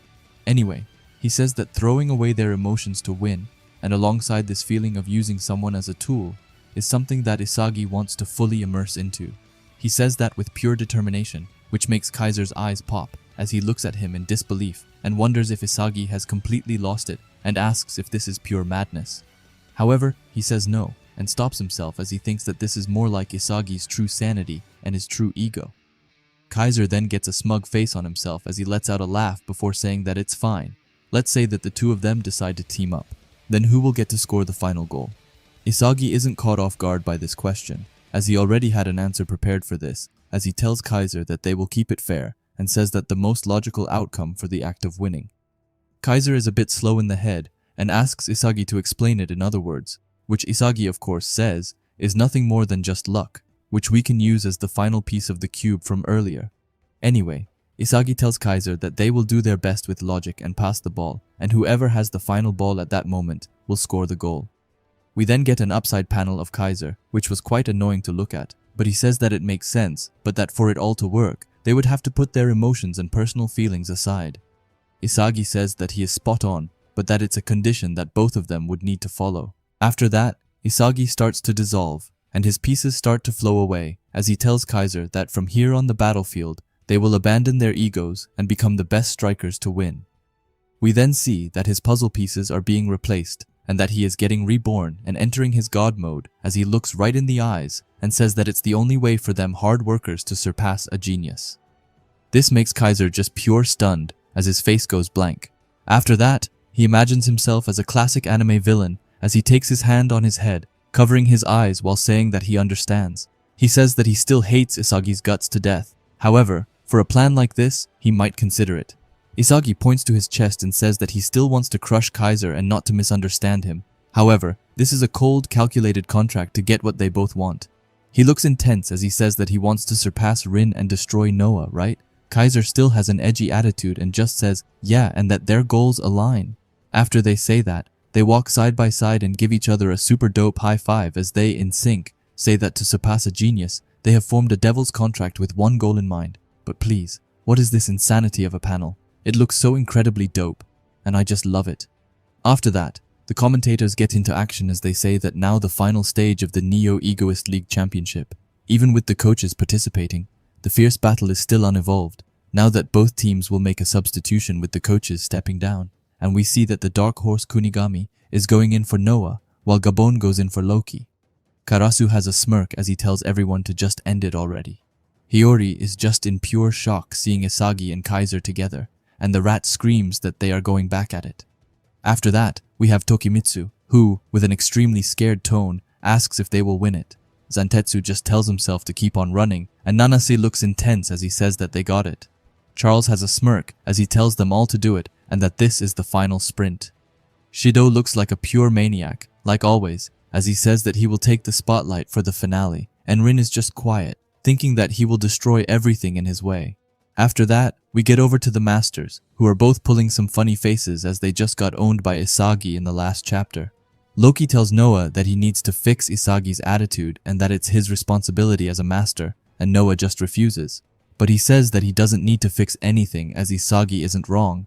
Loki asks him what it's supposed to mean and asks Noah if he is saying that Loki lost. Noah says no, and that the final result is still to come. However, maybe they were forced to open this door, the door to Isagi Yoichi's ego. Loki then kind of owns Noah as he says that instead of using Isagi, Noah was the one who got used. Noah says yeah, and that this Neo-Egoist League wasn't just for making money, as it even involved the ego of the rivals they wanted, saying that Blue Lock was Jinpachi's experimental ground for accelerating the evolution of an egoist at an insane speed. And then we see the legend himself, as he is sitting in his chair watching all of this go down. Looking at Noah, who says that they got played into his gamble perfectly, Ego then does his signature move, as he pushes up his glasses, and kind of mocks him by saying that it took him long enough to notice and calls him a so-called genius. Ego says that what he wanted was a striker with the greatest ego in the world and a burning intense poison to ignite everything. Henri is just looking at him like he's completely lost it, but Ego continues as he says that whether they could handle it or not was a total gamble, but they survived that insane environment, gaining the mindset and skills to endure it, asking them to prove that the seed of this evolution is the unique originality that will change the world. And alongside that, we get another insane panel with Rin restarting the game, and Isagi and Kaiser running side by side with Isagi having his puzzle pieces and Kaiser having his flower things. After that, on the last panel, Ego continues and says that the birth of a new egoist begins. And then we get another insane panel with Isagi's, Kaiser's, and Rin's eyes all burning up with excitement and looking more insane than ever as they want to be the hero of this game. The commentators say that this game enters its final phase with 1 point to go. The ball goes to Blue Lock's ace, Rin Itoshi, and I don't know why, but he looks so cool as he is trapping the ball and just getting ready to go crazy.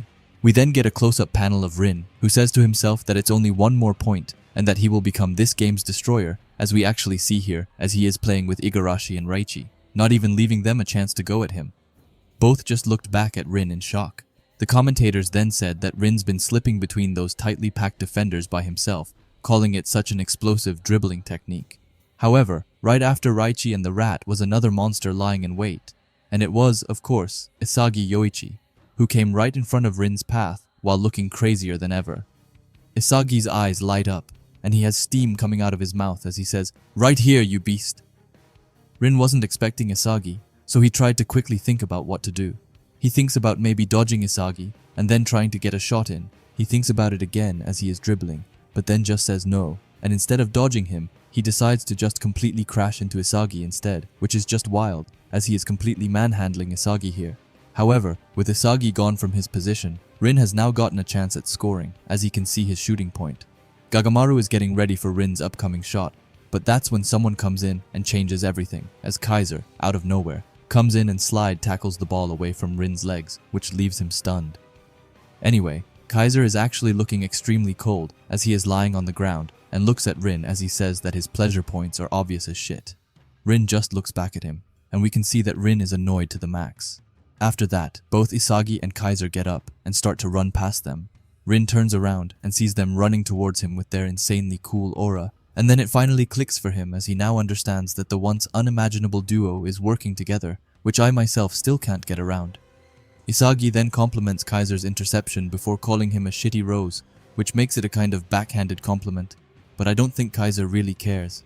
Isagi then thinks that when he charged into Rin, it gave Kaiser a chance to gauge Rin's shot timing and move in to intercept it. Kaiser thinks to himself that they together can actually do this, and that they can kill the geniuses with logic. After that, he tells Isagi to let go, and that's exactly what the two of them do as they rush up on the field and think that they will become machines working towards victory.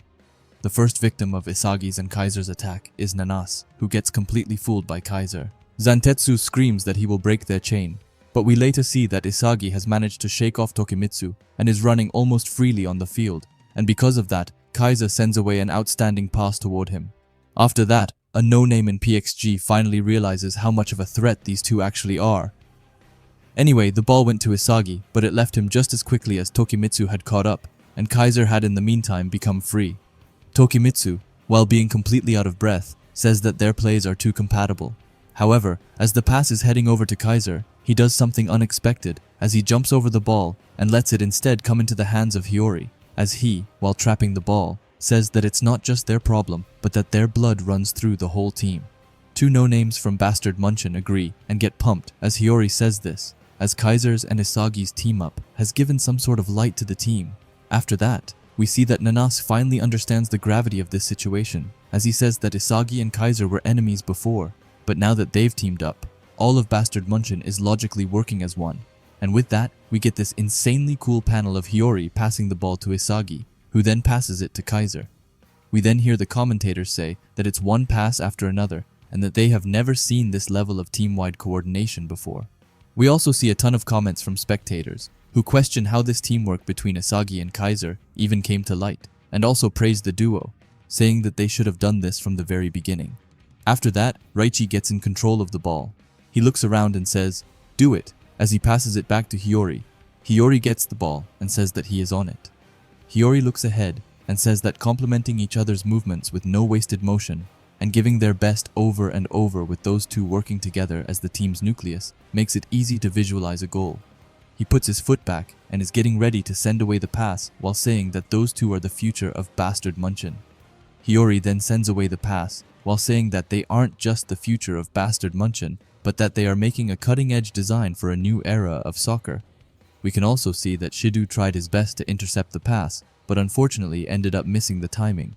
We then see that Hiyori's pass is going straight towards Isagi, who looks extremely fired up and says, "Come on." He has his puzzle pieces around him, ready for him to use at any moment. He receives the ball, and Gabin tries to come in and stop it. But even with Gabin in front of Isagi, he still finds a way, as he first makes a feint, then goes into his infamous two-gun volley stance, which I just absolutely love.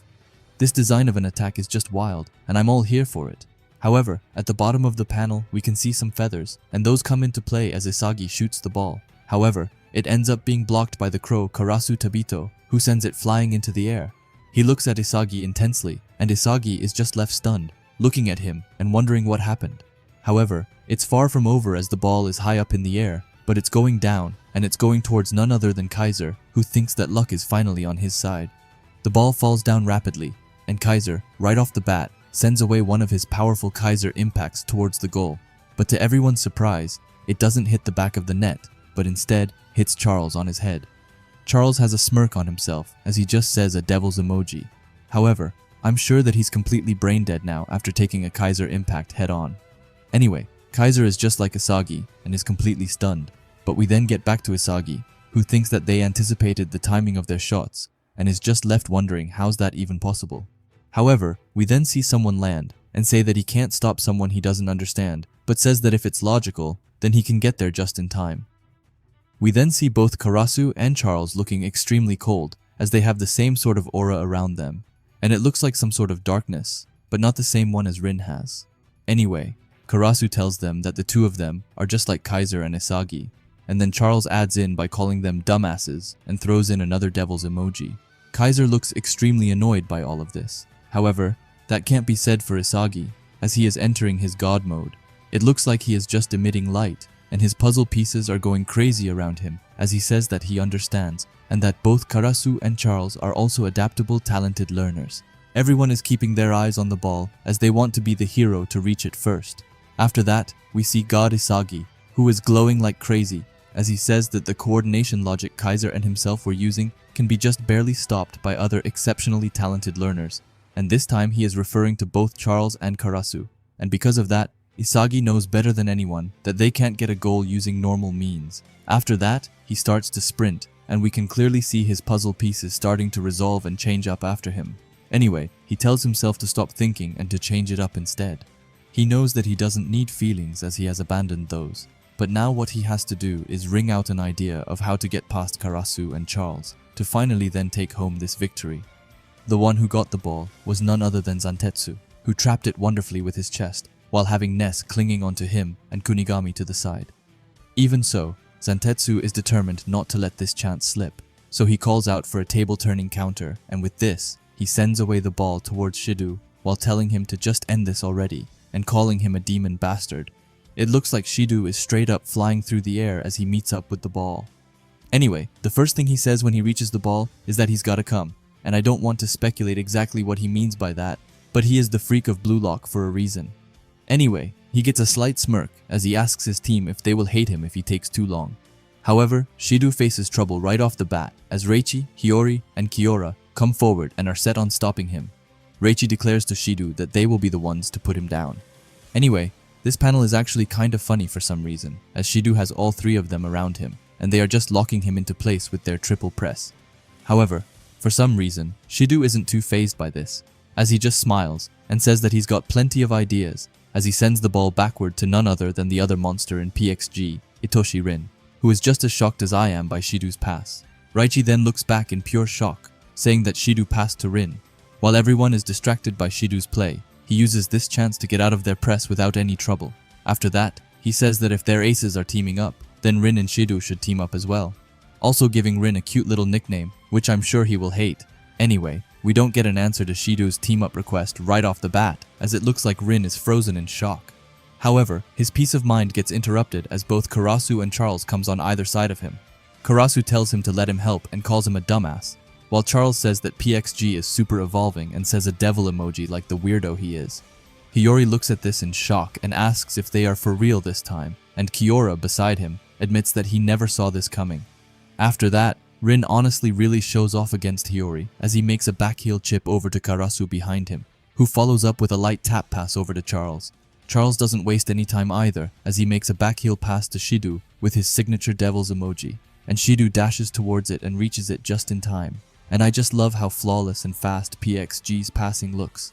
It's oddly satisfying to look at. Anyway, after that, we see the rat who has come in Shido's way and is standing before him. He screams that this is the end of the line and also goes on with this 3 treasures bullshit. He looks determined and tells Shido to just come on, while in his head he is thinking that he will stop him no matter what and then become the hero. Shido looks more furious and more devious than usual, which is hard to top. Anyway, with a dark aura around him, he asks the rat if he really thinks that someone like him can stop Shido. Shido then shifts the ball between his feet before breaking out in an insane chop cross, which makes him fly through the rat while telling him to try it in another life. However, all of the praying finally pays off as he somehow manages to throw himself back and catch Shido's shoulder. Even Shido is amazed by this, while of course being extremely annoyed. Anyway, as he is falling to the ground, he manages to get a pass in the last second and says that they can't stop his explosion. The pass has an insane curve to it as it's heading towards the goal area where none other than the #1 striker lies in wait. Rin's rage aura is out as well as his tongue. The rat who looks lost in despair screams at them to stop him, and that's when we see 2 small panels of both Isagi and Kaiser who say, "Now and right here." and we can see that they managed to pinpoint the exact moment as they reached Rin and were able to tackle him away from the ball. And let me just say that Isagi and Kaiser's team up is so insanely sick. Anyway, Rin is in total awe by this, as he thinks that the shitty rose blocked him to slow down his movement, and Isagi used that moment to steal away the ball and is asking himself if their thinking is perfectly in sync. Anyway, the ball falls high up and goes out of bounds. Gagamaru compliments them and calls them the Brainiac duo, saying that this is their ball. We then see Isagi, who is out of breath and kneeling on the field. After that, he says that Shido's and Rin's teamwork is too shallow, just like how they can't become special by pulling off their genius moves. You geniuses can't beat those talented learners when it comes to logical coordination. After that, both Kaiser and Isagi go into demon mode as they look wilder and cooler than ever. They tell them to keep playing crazy soccer, and that they will never be able to outsmart them, which leaves both Shido and Rin visibly frustrated.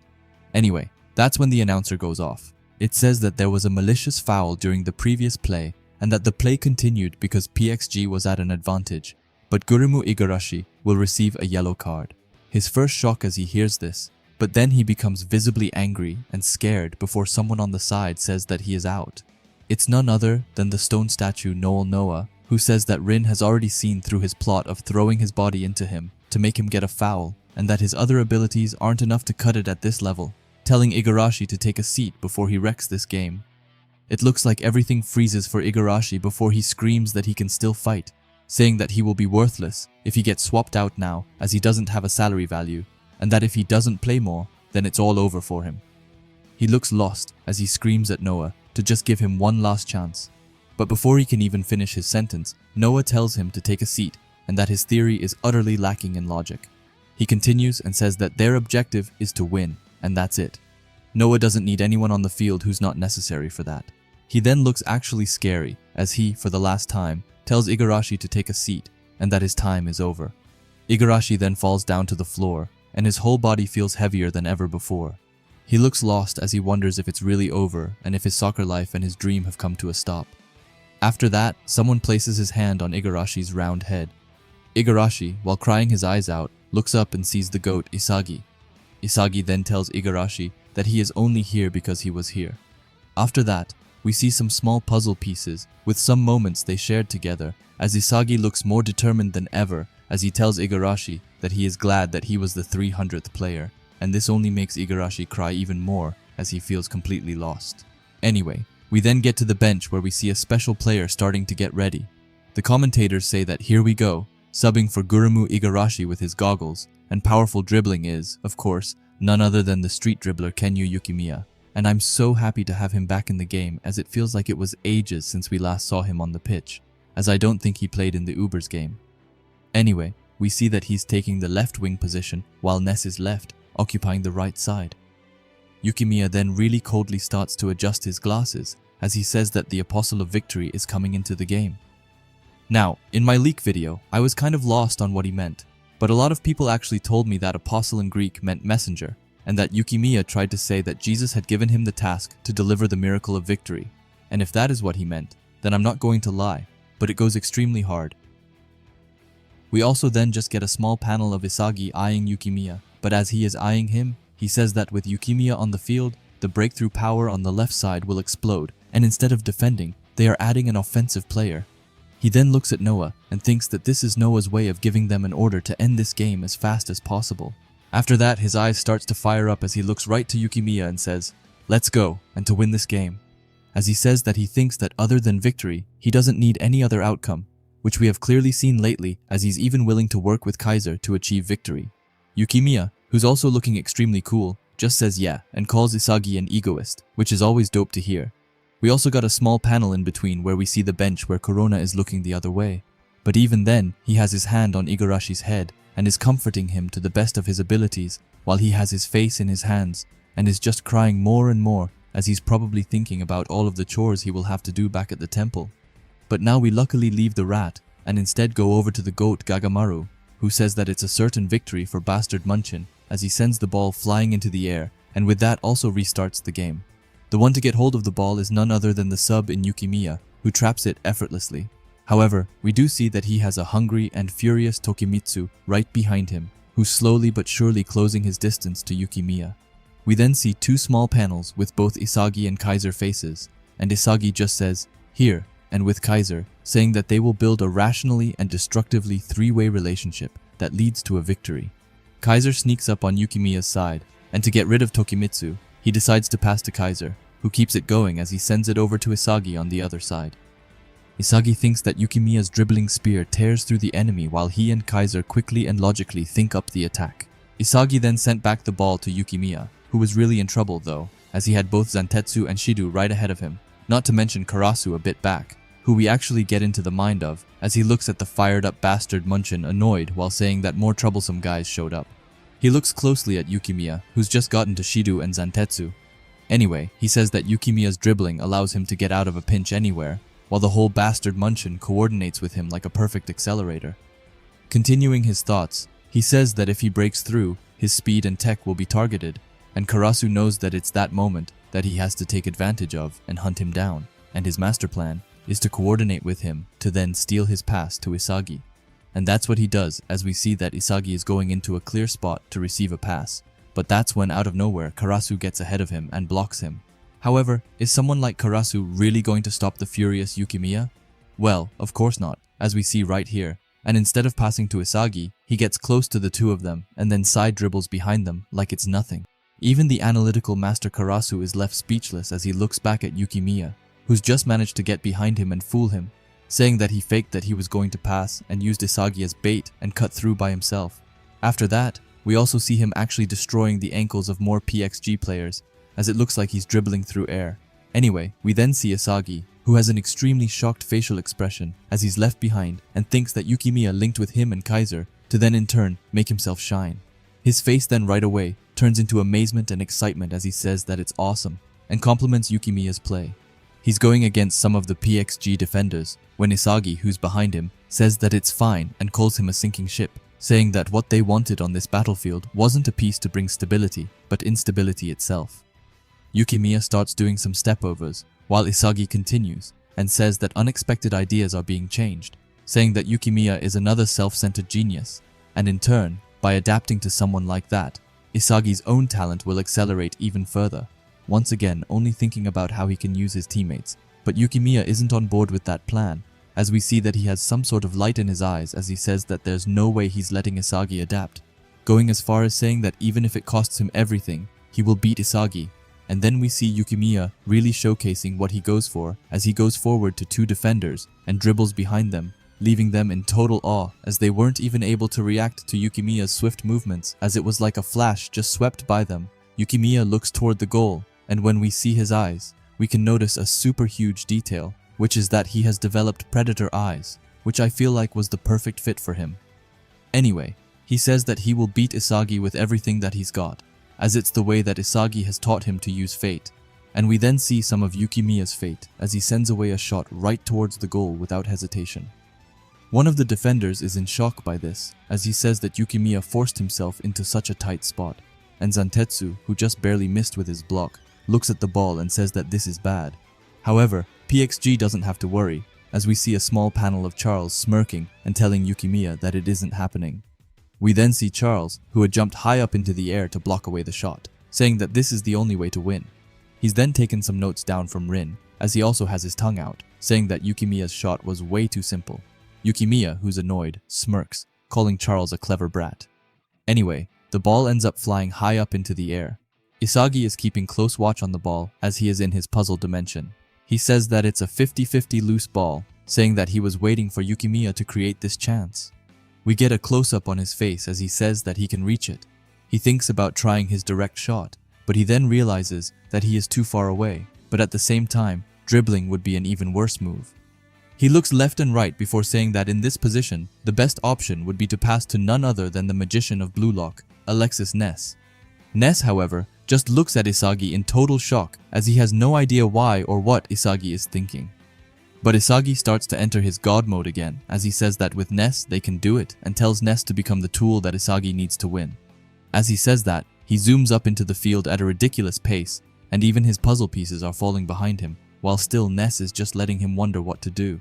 But it doesn't take long before he makes his choice. As he starts to dribble the ball around, Isagi looks back at Ness and is wondering what the hell it is that he is doing. But then we see what it is that Ness is trying to do as he looks left and right. If you are wondering what he is looking for, then it's of course his master Kaiser. He spots him on the right side, but to his surprise, he's completely shut down by both Rin and Shido. Ness slowly says Kaiser's name while trying to think of a way to get the ball to him. But we then see a crow coming into the picture while thanking Ness for stalling. And it's to no one's surprise that it was Karasu who came in and slide tackled away the ball from Ness.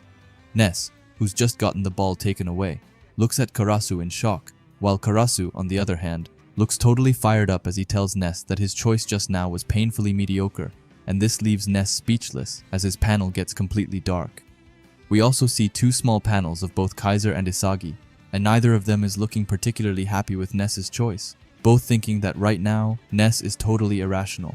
We then see that both Nanase and Zantetsu rush forward to Karasu as fast as they can to celebrate with him, complimenting his block. We can't leave out the speedster either, as we see Yukimiya being a bit away, but looking at the whole situation, he thinks that Ness is too fixated on what he wants to believe in, saying that right now he's being left behind by the environment and the team dynamic. We see Ness a bit away, breathing heavily, while Yukimiya continues as he says that looking at him now, he reminds him of his old self. But unlike himself, Ness's ego is completely disconnected from everyone else right now, straight up calling Ness a cancer killing the team's evolution. And that's just wild, calling Ness a literal cancer for the team. But he then tells Ness to change his perspective, and that anyone who can't keep up with the speed of evolution created by Isagi and Kaiser is falling behind and dropping out of relevance. After that, we get to Ness, who's in a pit of darkness, and then he suddenly hears a familiar voice calling his name out. He looks over and sees both Kaiser and Isagi looking at him with an intense look in their eyes. Kaiser's left side is covered by shadow, which gives him this little mysterious vibe to himself as he straight up tells Ness that he should quit soccer already. Ness hears this and doesn't know what to say, and it just looks like he is an ice cream, which is slowly but surely starting to melt. Under Isagi, we see Kaiser, who honestly just looks annoyed at this point as he says Ness's name before telling him to just give up on soccer. Ness goes into a shock state because of this, as his face freezes up, but he manages to snap back and say no. He looks down at the ground while trembling as he tells Kaiser that he doesn't want to. The background gets dark behind him, and he tells Kaiser that he is here for the sole reason of making Kaiser the best in the world. Kaiser has then turned his back, and the wind makes his hair move freely as he asks Ness if he can't feel what is happening here. Ness looks at Kaiser, but is confused and asks him what he means. We then see three small panels of Shido, Rin, and Igarashi, as Kaiser explains that the heat of those risking their lives in this battle of egos. After that, he gets real close to Ness's face and tells him that this is no place for those who live for someone else. He then looks right into Ness's eyes with a terrifying facial expression as he says that pigs without autonomy should get lost. Ness is shocked, but Kaiser continues as he says that those without individualized talent are trashed. Ness once again struggles to get out his words before he looks up with big puppy eyes and says that he doesn't have a reason to play soccer, besides making Kaiser the best in the world. Kaiser then takes a really deep breath before laughing a bit sinister and saying that talking won't make him understand. He then starts to walk away while saying that it's not like he's still angry at Ness, but just that he doesn't care about anyone who can't keep up. In the next panel, we see that Kaiser has walked towards Isagi's side and they have their backs turned while saying that Isagi and him are innovating and they don't need any uncreative traditionalist pigs. Hearing this makes him freeze up as he can't say anything and just looks down towards the field. We then get into Isagi's head as he looks at Ness and says that right now, Ness just fell behind the rapid changes happening all around him. We then see Karasu, Charles, and Raichi, while Isagi continues saying that nobody expects anything from him anymore. Without Kaiser, he can't shine. After that, Isagi's eyes gets a bit weird as they somehow looks different, and they are almost in the shape of a chessboard while calling Ness's talent dead in the water. We then leave Isagi and instead goes over to his rival Rin, who thinks that this is the worst possible situation. He starts to walk as he thinks that he wants to destroy Isagi, but if he tries, then Isagi will use it against him and counter.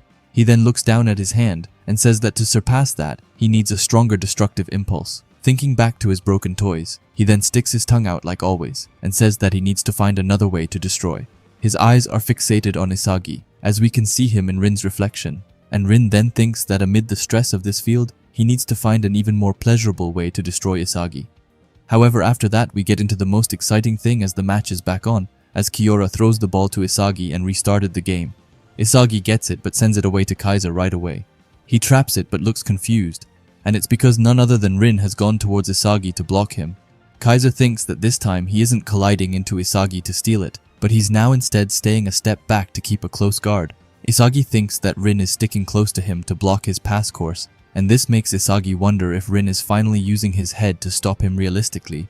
This makes Isagi extremely annoyed, as he knows at this rate Kaiser, whose plays have focused on passes to him, will have fewer options. We then see an extremely cool panel with Isagi's puzzle pieces kind of separating from Kaiser due to Rin coming in their way. Anyway, Zantetsu screams at them to go in, and Nanas agrees, saying that it's time to press. Kaiser gets annoyed by this, as he says that they have stopped the ball's flow, and that he's now a prime target for PXG. But just then, as Zantetsu is beginning to get a bit too close to Kaiser, both Kiora and Raichi comes on either side of him and telling him to use them.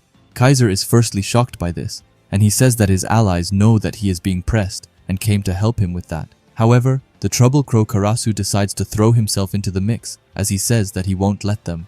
Kaiser is thankful to have allies around him, but he knows that if they cluster like this, then Isagi will be left all alone. Isagi asks Rin if his plan was to separate him and Kaiser, and as a response, Rin just licks himself around his lips. Isagi then thinks that this is a plan to render himself ineffective. However, we then see his meta vision getting active as he says "so what?" and starts to run, which leaves Rin shocked. Isagi thinks that their job is to read this divided field and update their plan with the shortest and best way to a goal. Right after that, we get into Kaiser's thoughts, who says that this is it, and that no matter the circumstances, they will be optimal goal machines. Isagi is continuing to run up on the field with Rin following, but he knows that Kaiser is able to feel him and that he will dodge Rin and get in front of the goal to get in the best position. The players around Kaiser is beginning to get closer, and Kaiser thinks that right now everyone here is looking at him, while he is just looking at Isagi, and thinks that one path and one instant is all that he needs. And just as Isagi dashes against Rin, Kaiser's Predator Eyes gets out as he insanely sends away a Kaiser Impact Cross Magnum towards Isagi, which is an attack we have never seen before. Just then, Isagi goes into his god mode and tries to move into Rin's blind spot. Karasu can't believe it, and Nanase is just as shocked by Kaiser's pass. Isagi is getting close and thinks that this is a perfect new design. However, just then, Rin says that this is it, and then somehow he manages to react to the pass and block it with his right foot just in time, saying that he wanted to destroy the connection between them. Isagi can't believe his eyes as he thinks that Rin actually managed to stop this, and wonders if he predicted it, but that would be impossible. Kaiser is just as speechless as Isagi as he thinks that Isagi and him just invented this new idea. We then see that Rin is beginning to kind of morph with his rage aura, as it looks like it's completely eating him alive.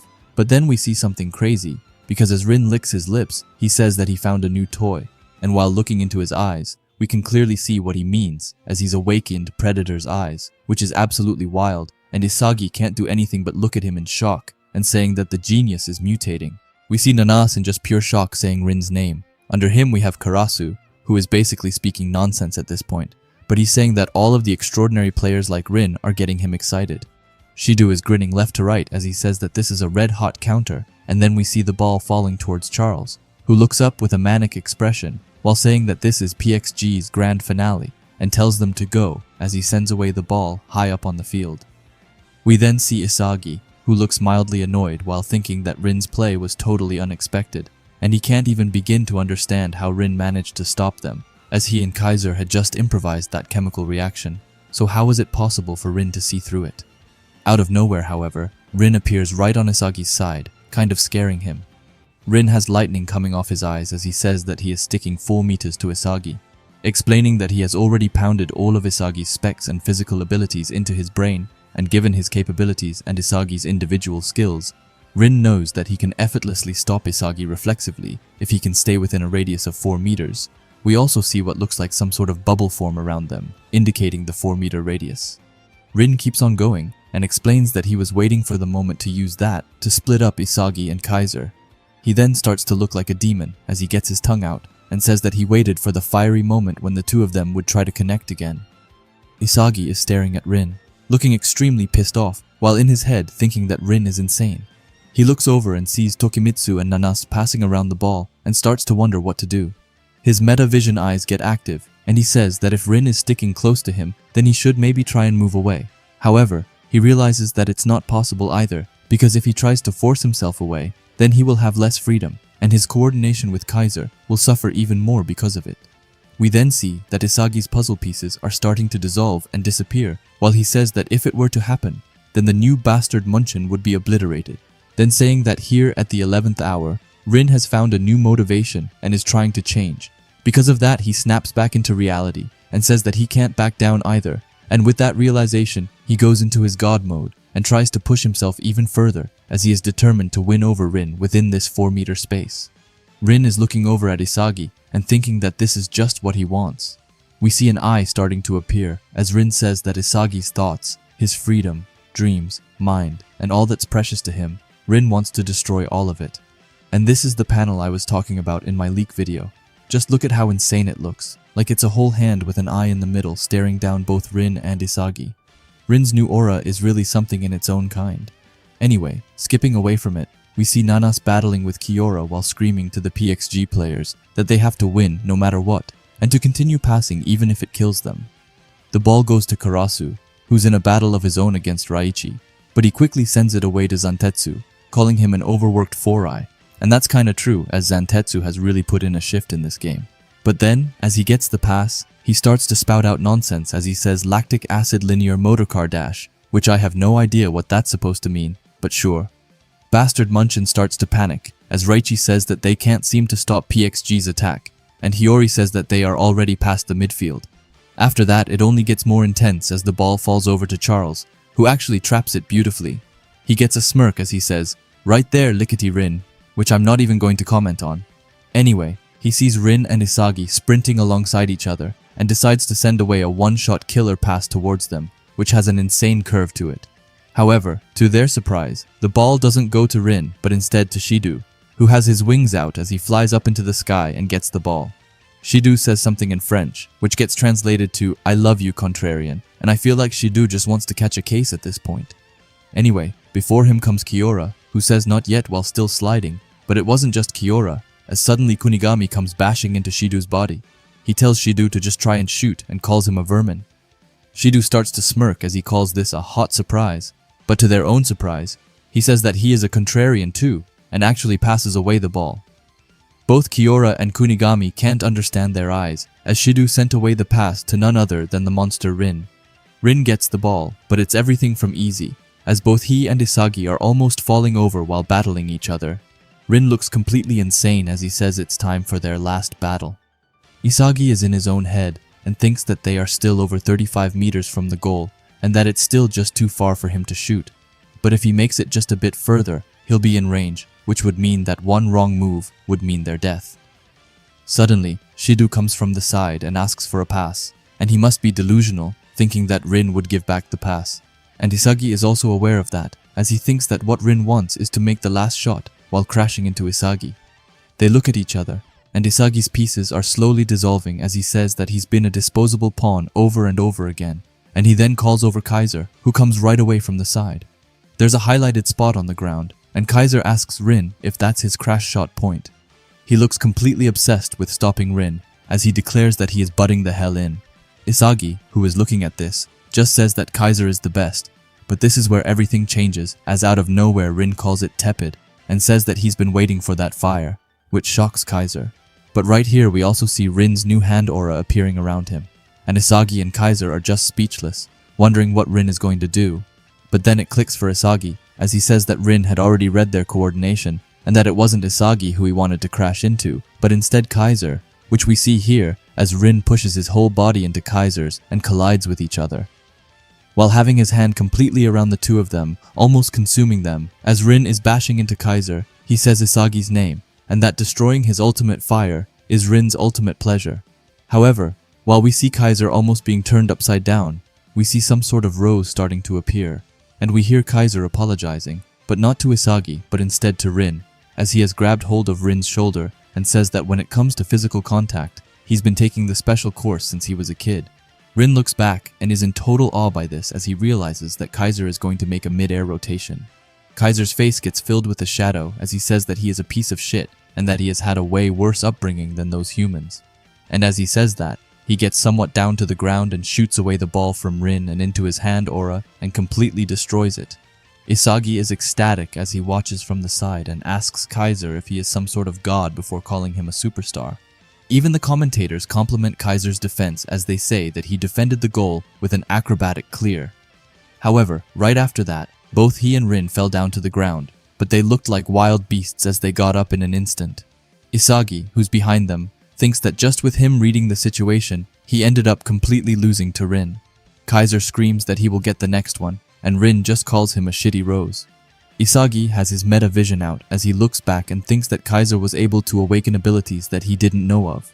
After that, we get to Kaiser, who's behind him, who says that the shitty past that he hated, surprisingly, gains meaning and acceptance, saying that this is the first time he's ever felt this feeling. After that, we see that the soaring ball falls towards Yukimiya, who jumps up to trap it while having Charles behind him.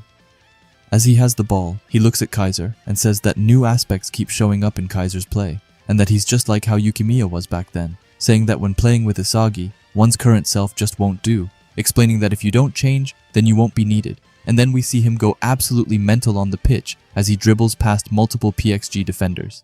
He thinks back to some of his memories and says that you then have to confront your past self and want to find your ego again, thinking back to his goal and saying that people standing on the same field as Isagi, that's their privilege and cruelty. After that, his eyes start to light up with some sort of flame as he's just getting more and more pumped.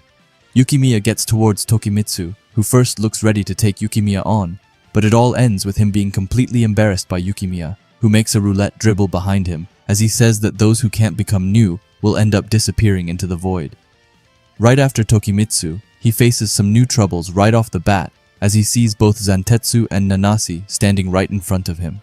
Both of them go to press Yukimiya, but somehow Yukimiya still manages to keep steady control over the ball. After that, he starts to smile as he says that here comes the sinking ship and says that he won't disappear. And as Nanase and Zantetsu start pressing harder and harder, Yukimiya manages to get off a pass towards Hiyori, who traps it flawlessly.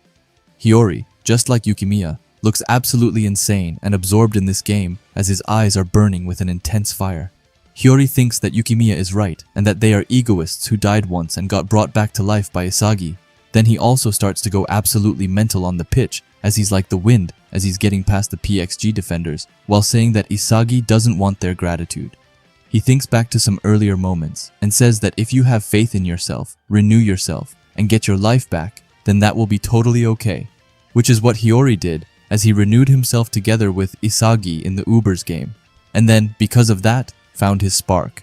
After that, as he's running down the field, he starts to get some sort of weird aura around himself. It's like Isagi's puzzle pieces aura. However, instead of puzzle pieces, it looks like glass shards, which I don't know why it's glass shards, but it looks super dope, so who cares? Anyway, alongside his glass shards, he says that he's here because that's what Isagi taught him, saying that Isagi is the center of this team. But even then, nobody here is fighting for his sake. He looks ahead of himself and sees Isagi before him, and says that everyone feels like they're the protagonists themselves, and that they are exposing their own egos.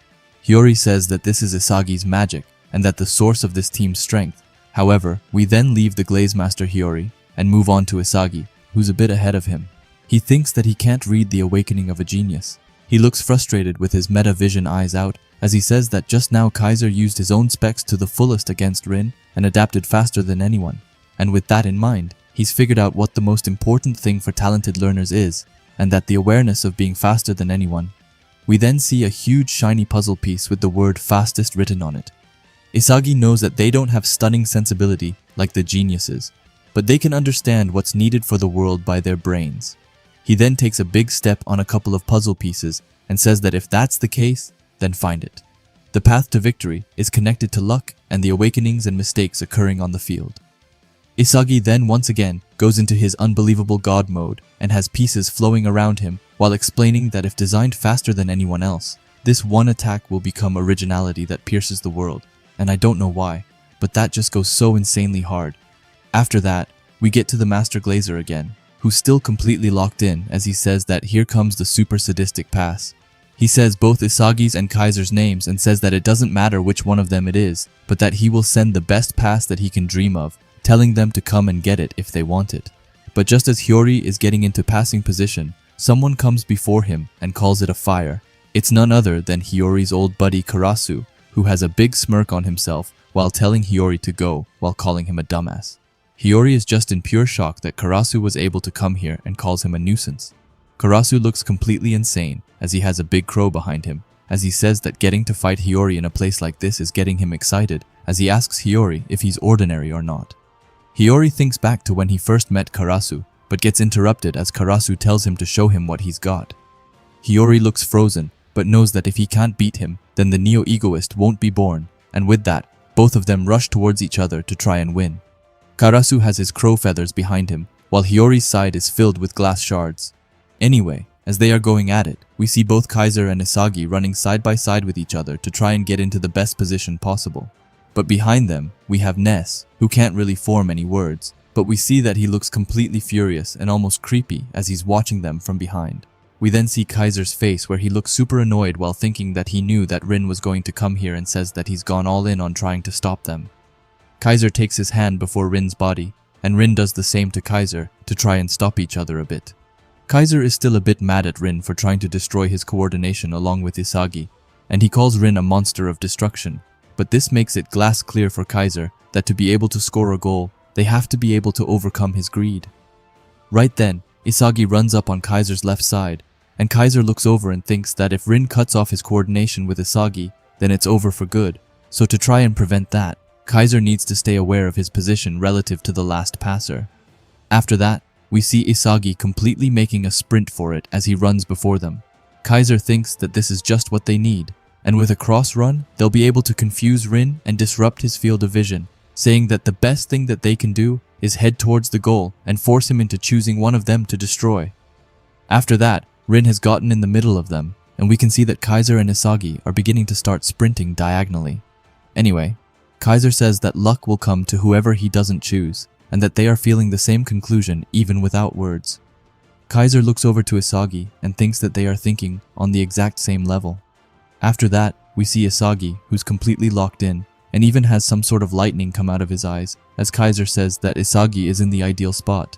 But he then realizes that this is just football with Isagi after all, as he is a literal goat, saying that it's fascinating, but not only that, as he says that, it's extremely fun. After that, their plan gets into action as Kaiser and Isagi starts to cross-run with each other, which we can see leaves Rin a bit confused on what he should do.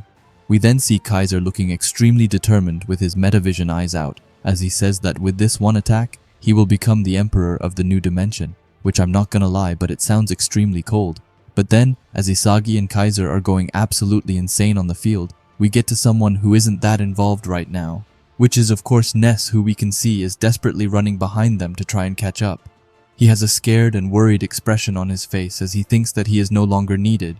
He thinks back to Kaiser's heartbreaking words when he told Ness to give up on soccer. He then says that Isagi stole his Kaiser, which now Ness just sounds like an insane stalker. However, as he is running, it gets dark around him, and he wonders what he should do and if he also has to change. He thinks about when Kaiser called him a pig in this match. But he also thinks back to the first time that they met, which was like a blessing for Ness. Not to mention their academy time together, which Ness really treasures. He thinks about how Kaiser almost casted a spell on him in that tryout match.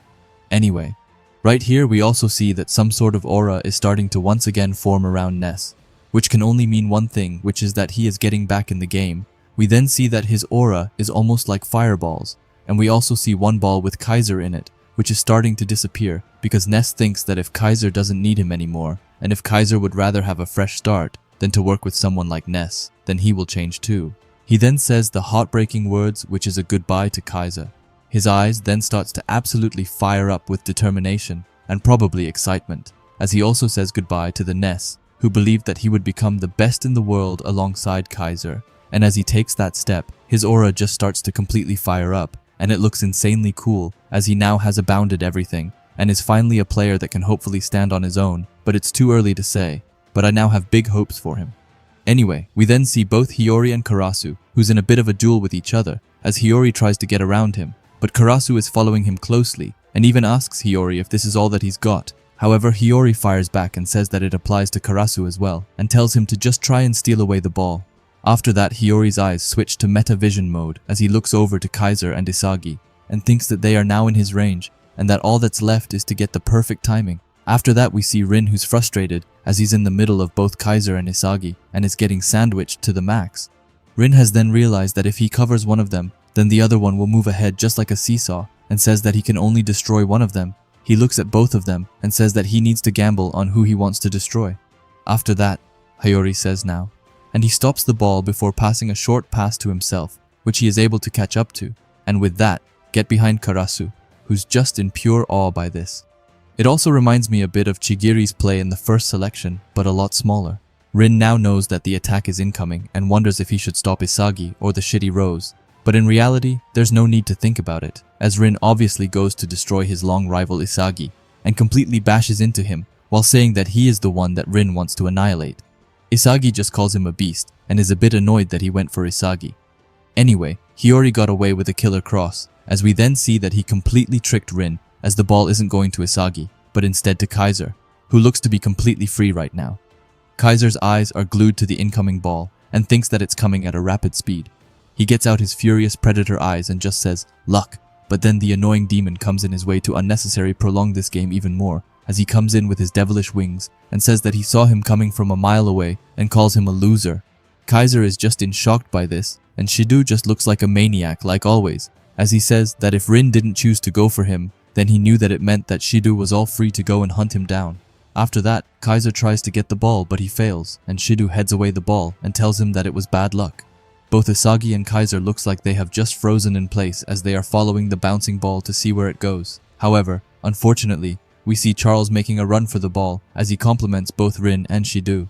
He then, just like Shido, looks completely insane as he tells them to go and for them to start another killer counter, wanting this game to finish in 2028. However, to stop that, we see Kunigami, who looks completely wild as he tells Charles that it's over yet and calls him a brat as he jumps and heads away the ball while saying that he is still here. Charles looks at him from above and is just in pure amazement that Kunigami was able to head it away. Kunigami then says that this just leaves it to fate as the ball soars high up into the sky. Isagi just looks at him and says, "Hero." Anyway, we see the ball being in the middle of the battle royale as everyone has their eyes on it. We see both Rin and Kaiser looking completely wild as they have lightning coming out of their eyes. And not to mention that we see Isagi starting to enter his god mode, which I'm sure is hyped for. However, as you are looking at this panel, you realize that Ness is nowhere to be seen, which is kind of weird, but they might be keeping him hidden for now, as instead of Ness, we see Yukimiya coming in from the sidelines to try and join the showdown. Down at the bottom of the panel, we also see a huge puzzle piece with the word luck written on it. We get a close-up of Rin, who looks demonic. We also see Charles, who looks shocked, while Kunigami looks a bit frustrated and annoyed. After that, we see who's been chosen and who will have luck on their side today, and it's none other than the magician Alexis Ness, who the ball falls perfectly down to. He looks at the incoming ball with big eyes as he knows that this is his chance at redemption. After that, we see Isagi in his god mode, as well as Kaiser, both looking at Ness with a mix of shock, but also anticipation. After that, Kaiser gets a bit of a furious look in his eyes, as he questions why the ball falls to Ness at times like this, also calling him a puppy. However, Ness is too fixated on the incoming ball to worry about anything. His eyes are practically glued to it, and we also see that the fire in his eyes begins to once again light up, as he says that luck has finally come. But with such a big opportunity at hand, he wonders what he should do.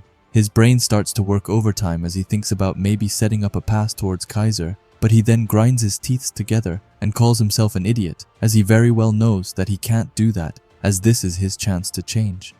Even so, Ness isn't the only one who's thinking about this, as we see Kaiser, who's battling with Shido, and wonders what Ness is going to do.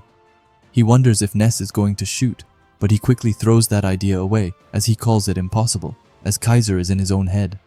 We see that a mysterious player is beginning to sprint and make his way towards the goal silently, and I think we can all guess who that is. Anyway, back to Ness, who looks super confused as he has too many options to choose from. He thinks about shooting, but he knows how much Kaiser is anticipating a pass from him, but as he sees the ball in the sky, it gets glass clear for him, as he says that he'll cast a new spell on this field, and as he says that, his entire aura changes, and it gets super intense as it's like real magic flowing all around him.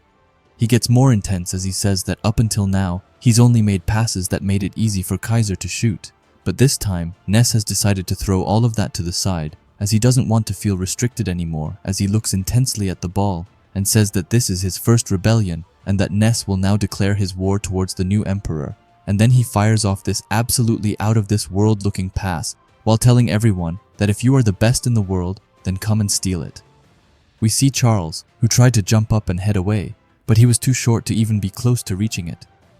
Reichi first thought that Ness shot the ball by himself, but as Nanasi is looking closely at the ball, he sees that it's a drive pass and that its direction is changing. Ness looks like a demon as his eyes are filled with eternal darkness as he says that this pass has topspin to it and that it's not suited for a Kaiser impact, explaining that he kicked it past the defenders and timed it perfectly.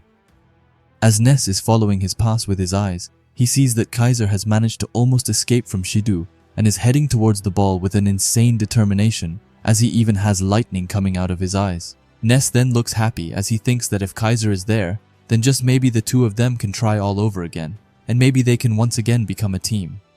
But that's not how the story will go, as we see at the bottom.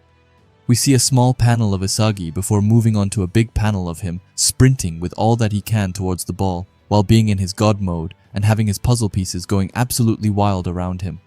Ness sees this and is shocked as it looks like his eyes are almost about to pop out of his face as he sees his passing growing closer to Isagi. But it's not only Ness who's shocked all the way to his core, as Karasu can't believe his eyes and asks if Ness planned this pass towards Isagi and thinks that it's too unexpected. Hiyori by his side looks absorbed by this attack and says that Karasu is wrong and that nobody on the field, including himself, could have expected the genius known as Ness to have such a sudden mutated awakening, but still there was only one person who believed in him equally and ran there faster than anyone else and managed to adapt to the changing Ness. We then see that Isagi is far ahead of Kaiser, which means that Kaiser is out of the picture for now.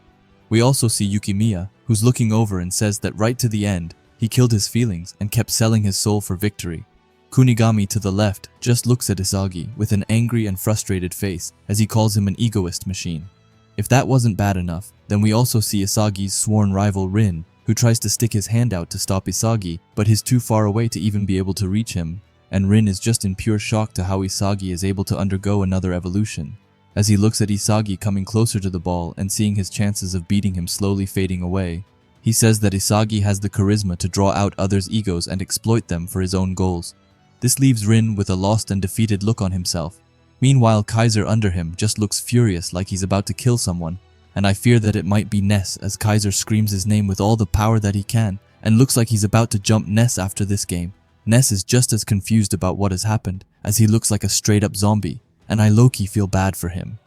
Isagi starts getting into shooting position, and Rin, once again watching him, says that Isagi is hatching and says that a brand new and perfect Isagi Yoichi is being born as he's controlling hope and despair in this neo-egoist league. And then as he says that, Isagi fires off his outstanding and mind-blowing shot, and as he does that, his signature Glocks appear on his side. As the ball is going towards the goal at a rapid speed, we see some puzzle pieces around the ball. They're different moments from this game, and some of them are when Isagi comforted Igarashi after he got subbed out, also when Isagi entered his first god mode, but also when he realized that Noah used him, and lastly my favorite part of this game, where he went to Noah and straight up declared war towards him. Anyway, back to the action where we see the goalkeeper getting ready and throwing himself to the side to try and reach the ball. We see Igarashi, Noah, and Loki all looking shocked to their core as this is going on. However, unfortunately for PXG, the goalkeeper wasn't able to reach the ball, which led to it going straight into the net and giving Bastard Munchen their third goal. Rin looks at this while scratching his teeth as he calls Isagi the Demon King, but Isagi just rushes away in pure happiness before he kneels and slides onto the ground, making this awesome looking celebration. And with that, Isagi Yoichi has once again become the hero of Blue Lock, as he made Bastard Munchen into the only undefeated team in the Neo-Egoist League. What an insane match this was. We had everything from mind-blowing and out-of-this-world goals, some very tragic backstories, Isagi straight up declaring war against the football world, but also him completely destroying everyone as he became the best player in this match. Anyway, if you like Blue Lock and videos like this, then I would highly suggest you subscribe to this channel, and while you are at it, leave a comment and a like, as it helps out with the algorithm a ton. And if you are curious to see another video of mine, maybe even one of the other matches, then please watch the video, which will be popping up on the screen now. Anyway, thanks for watching and have a great day. Bye.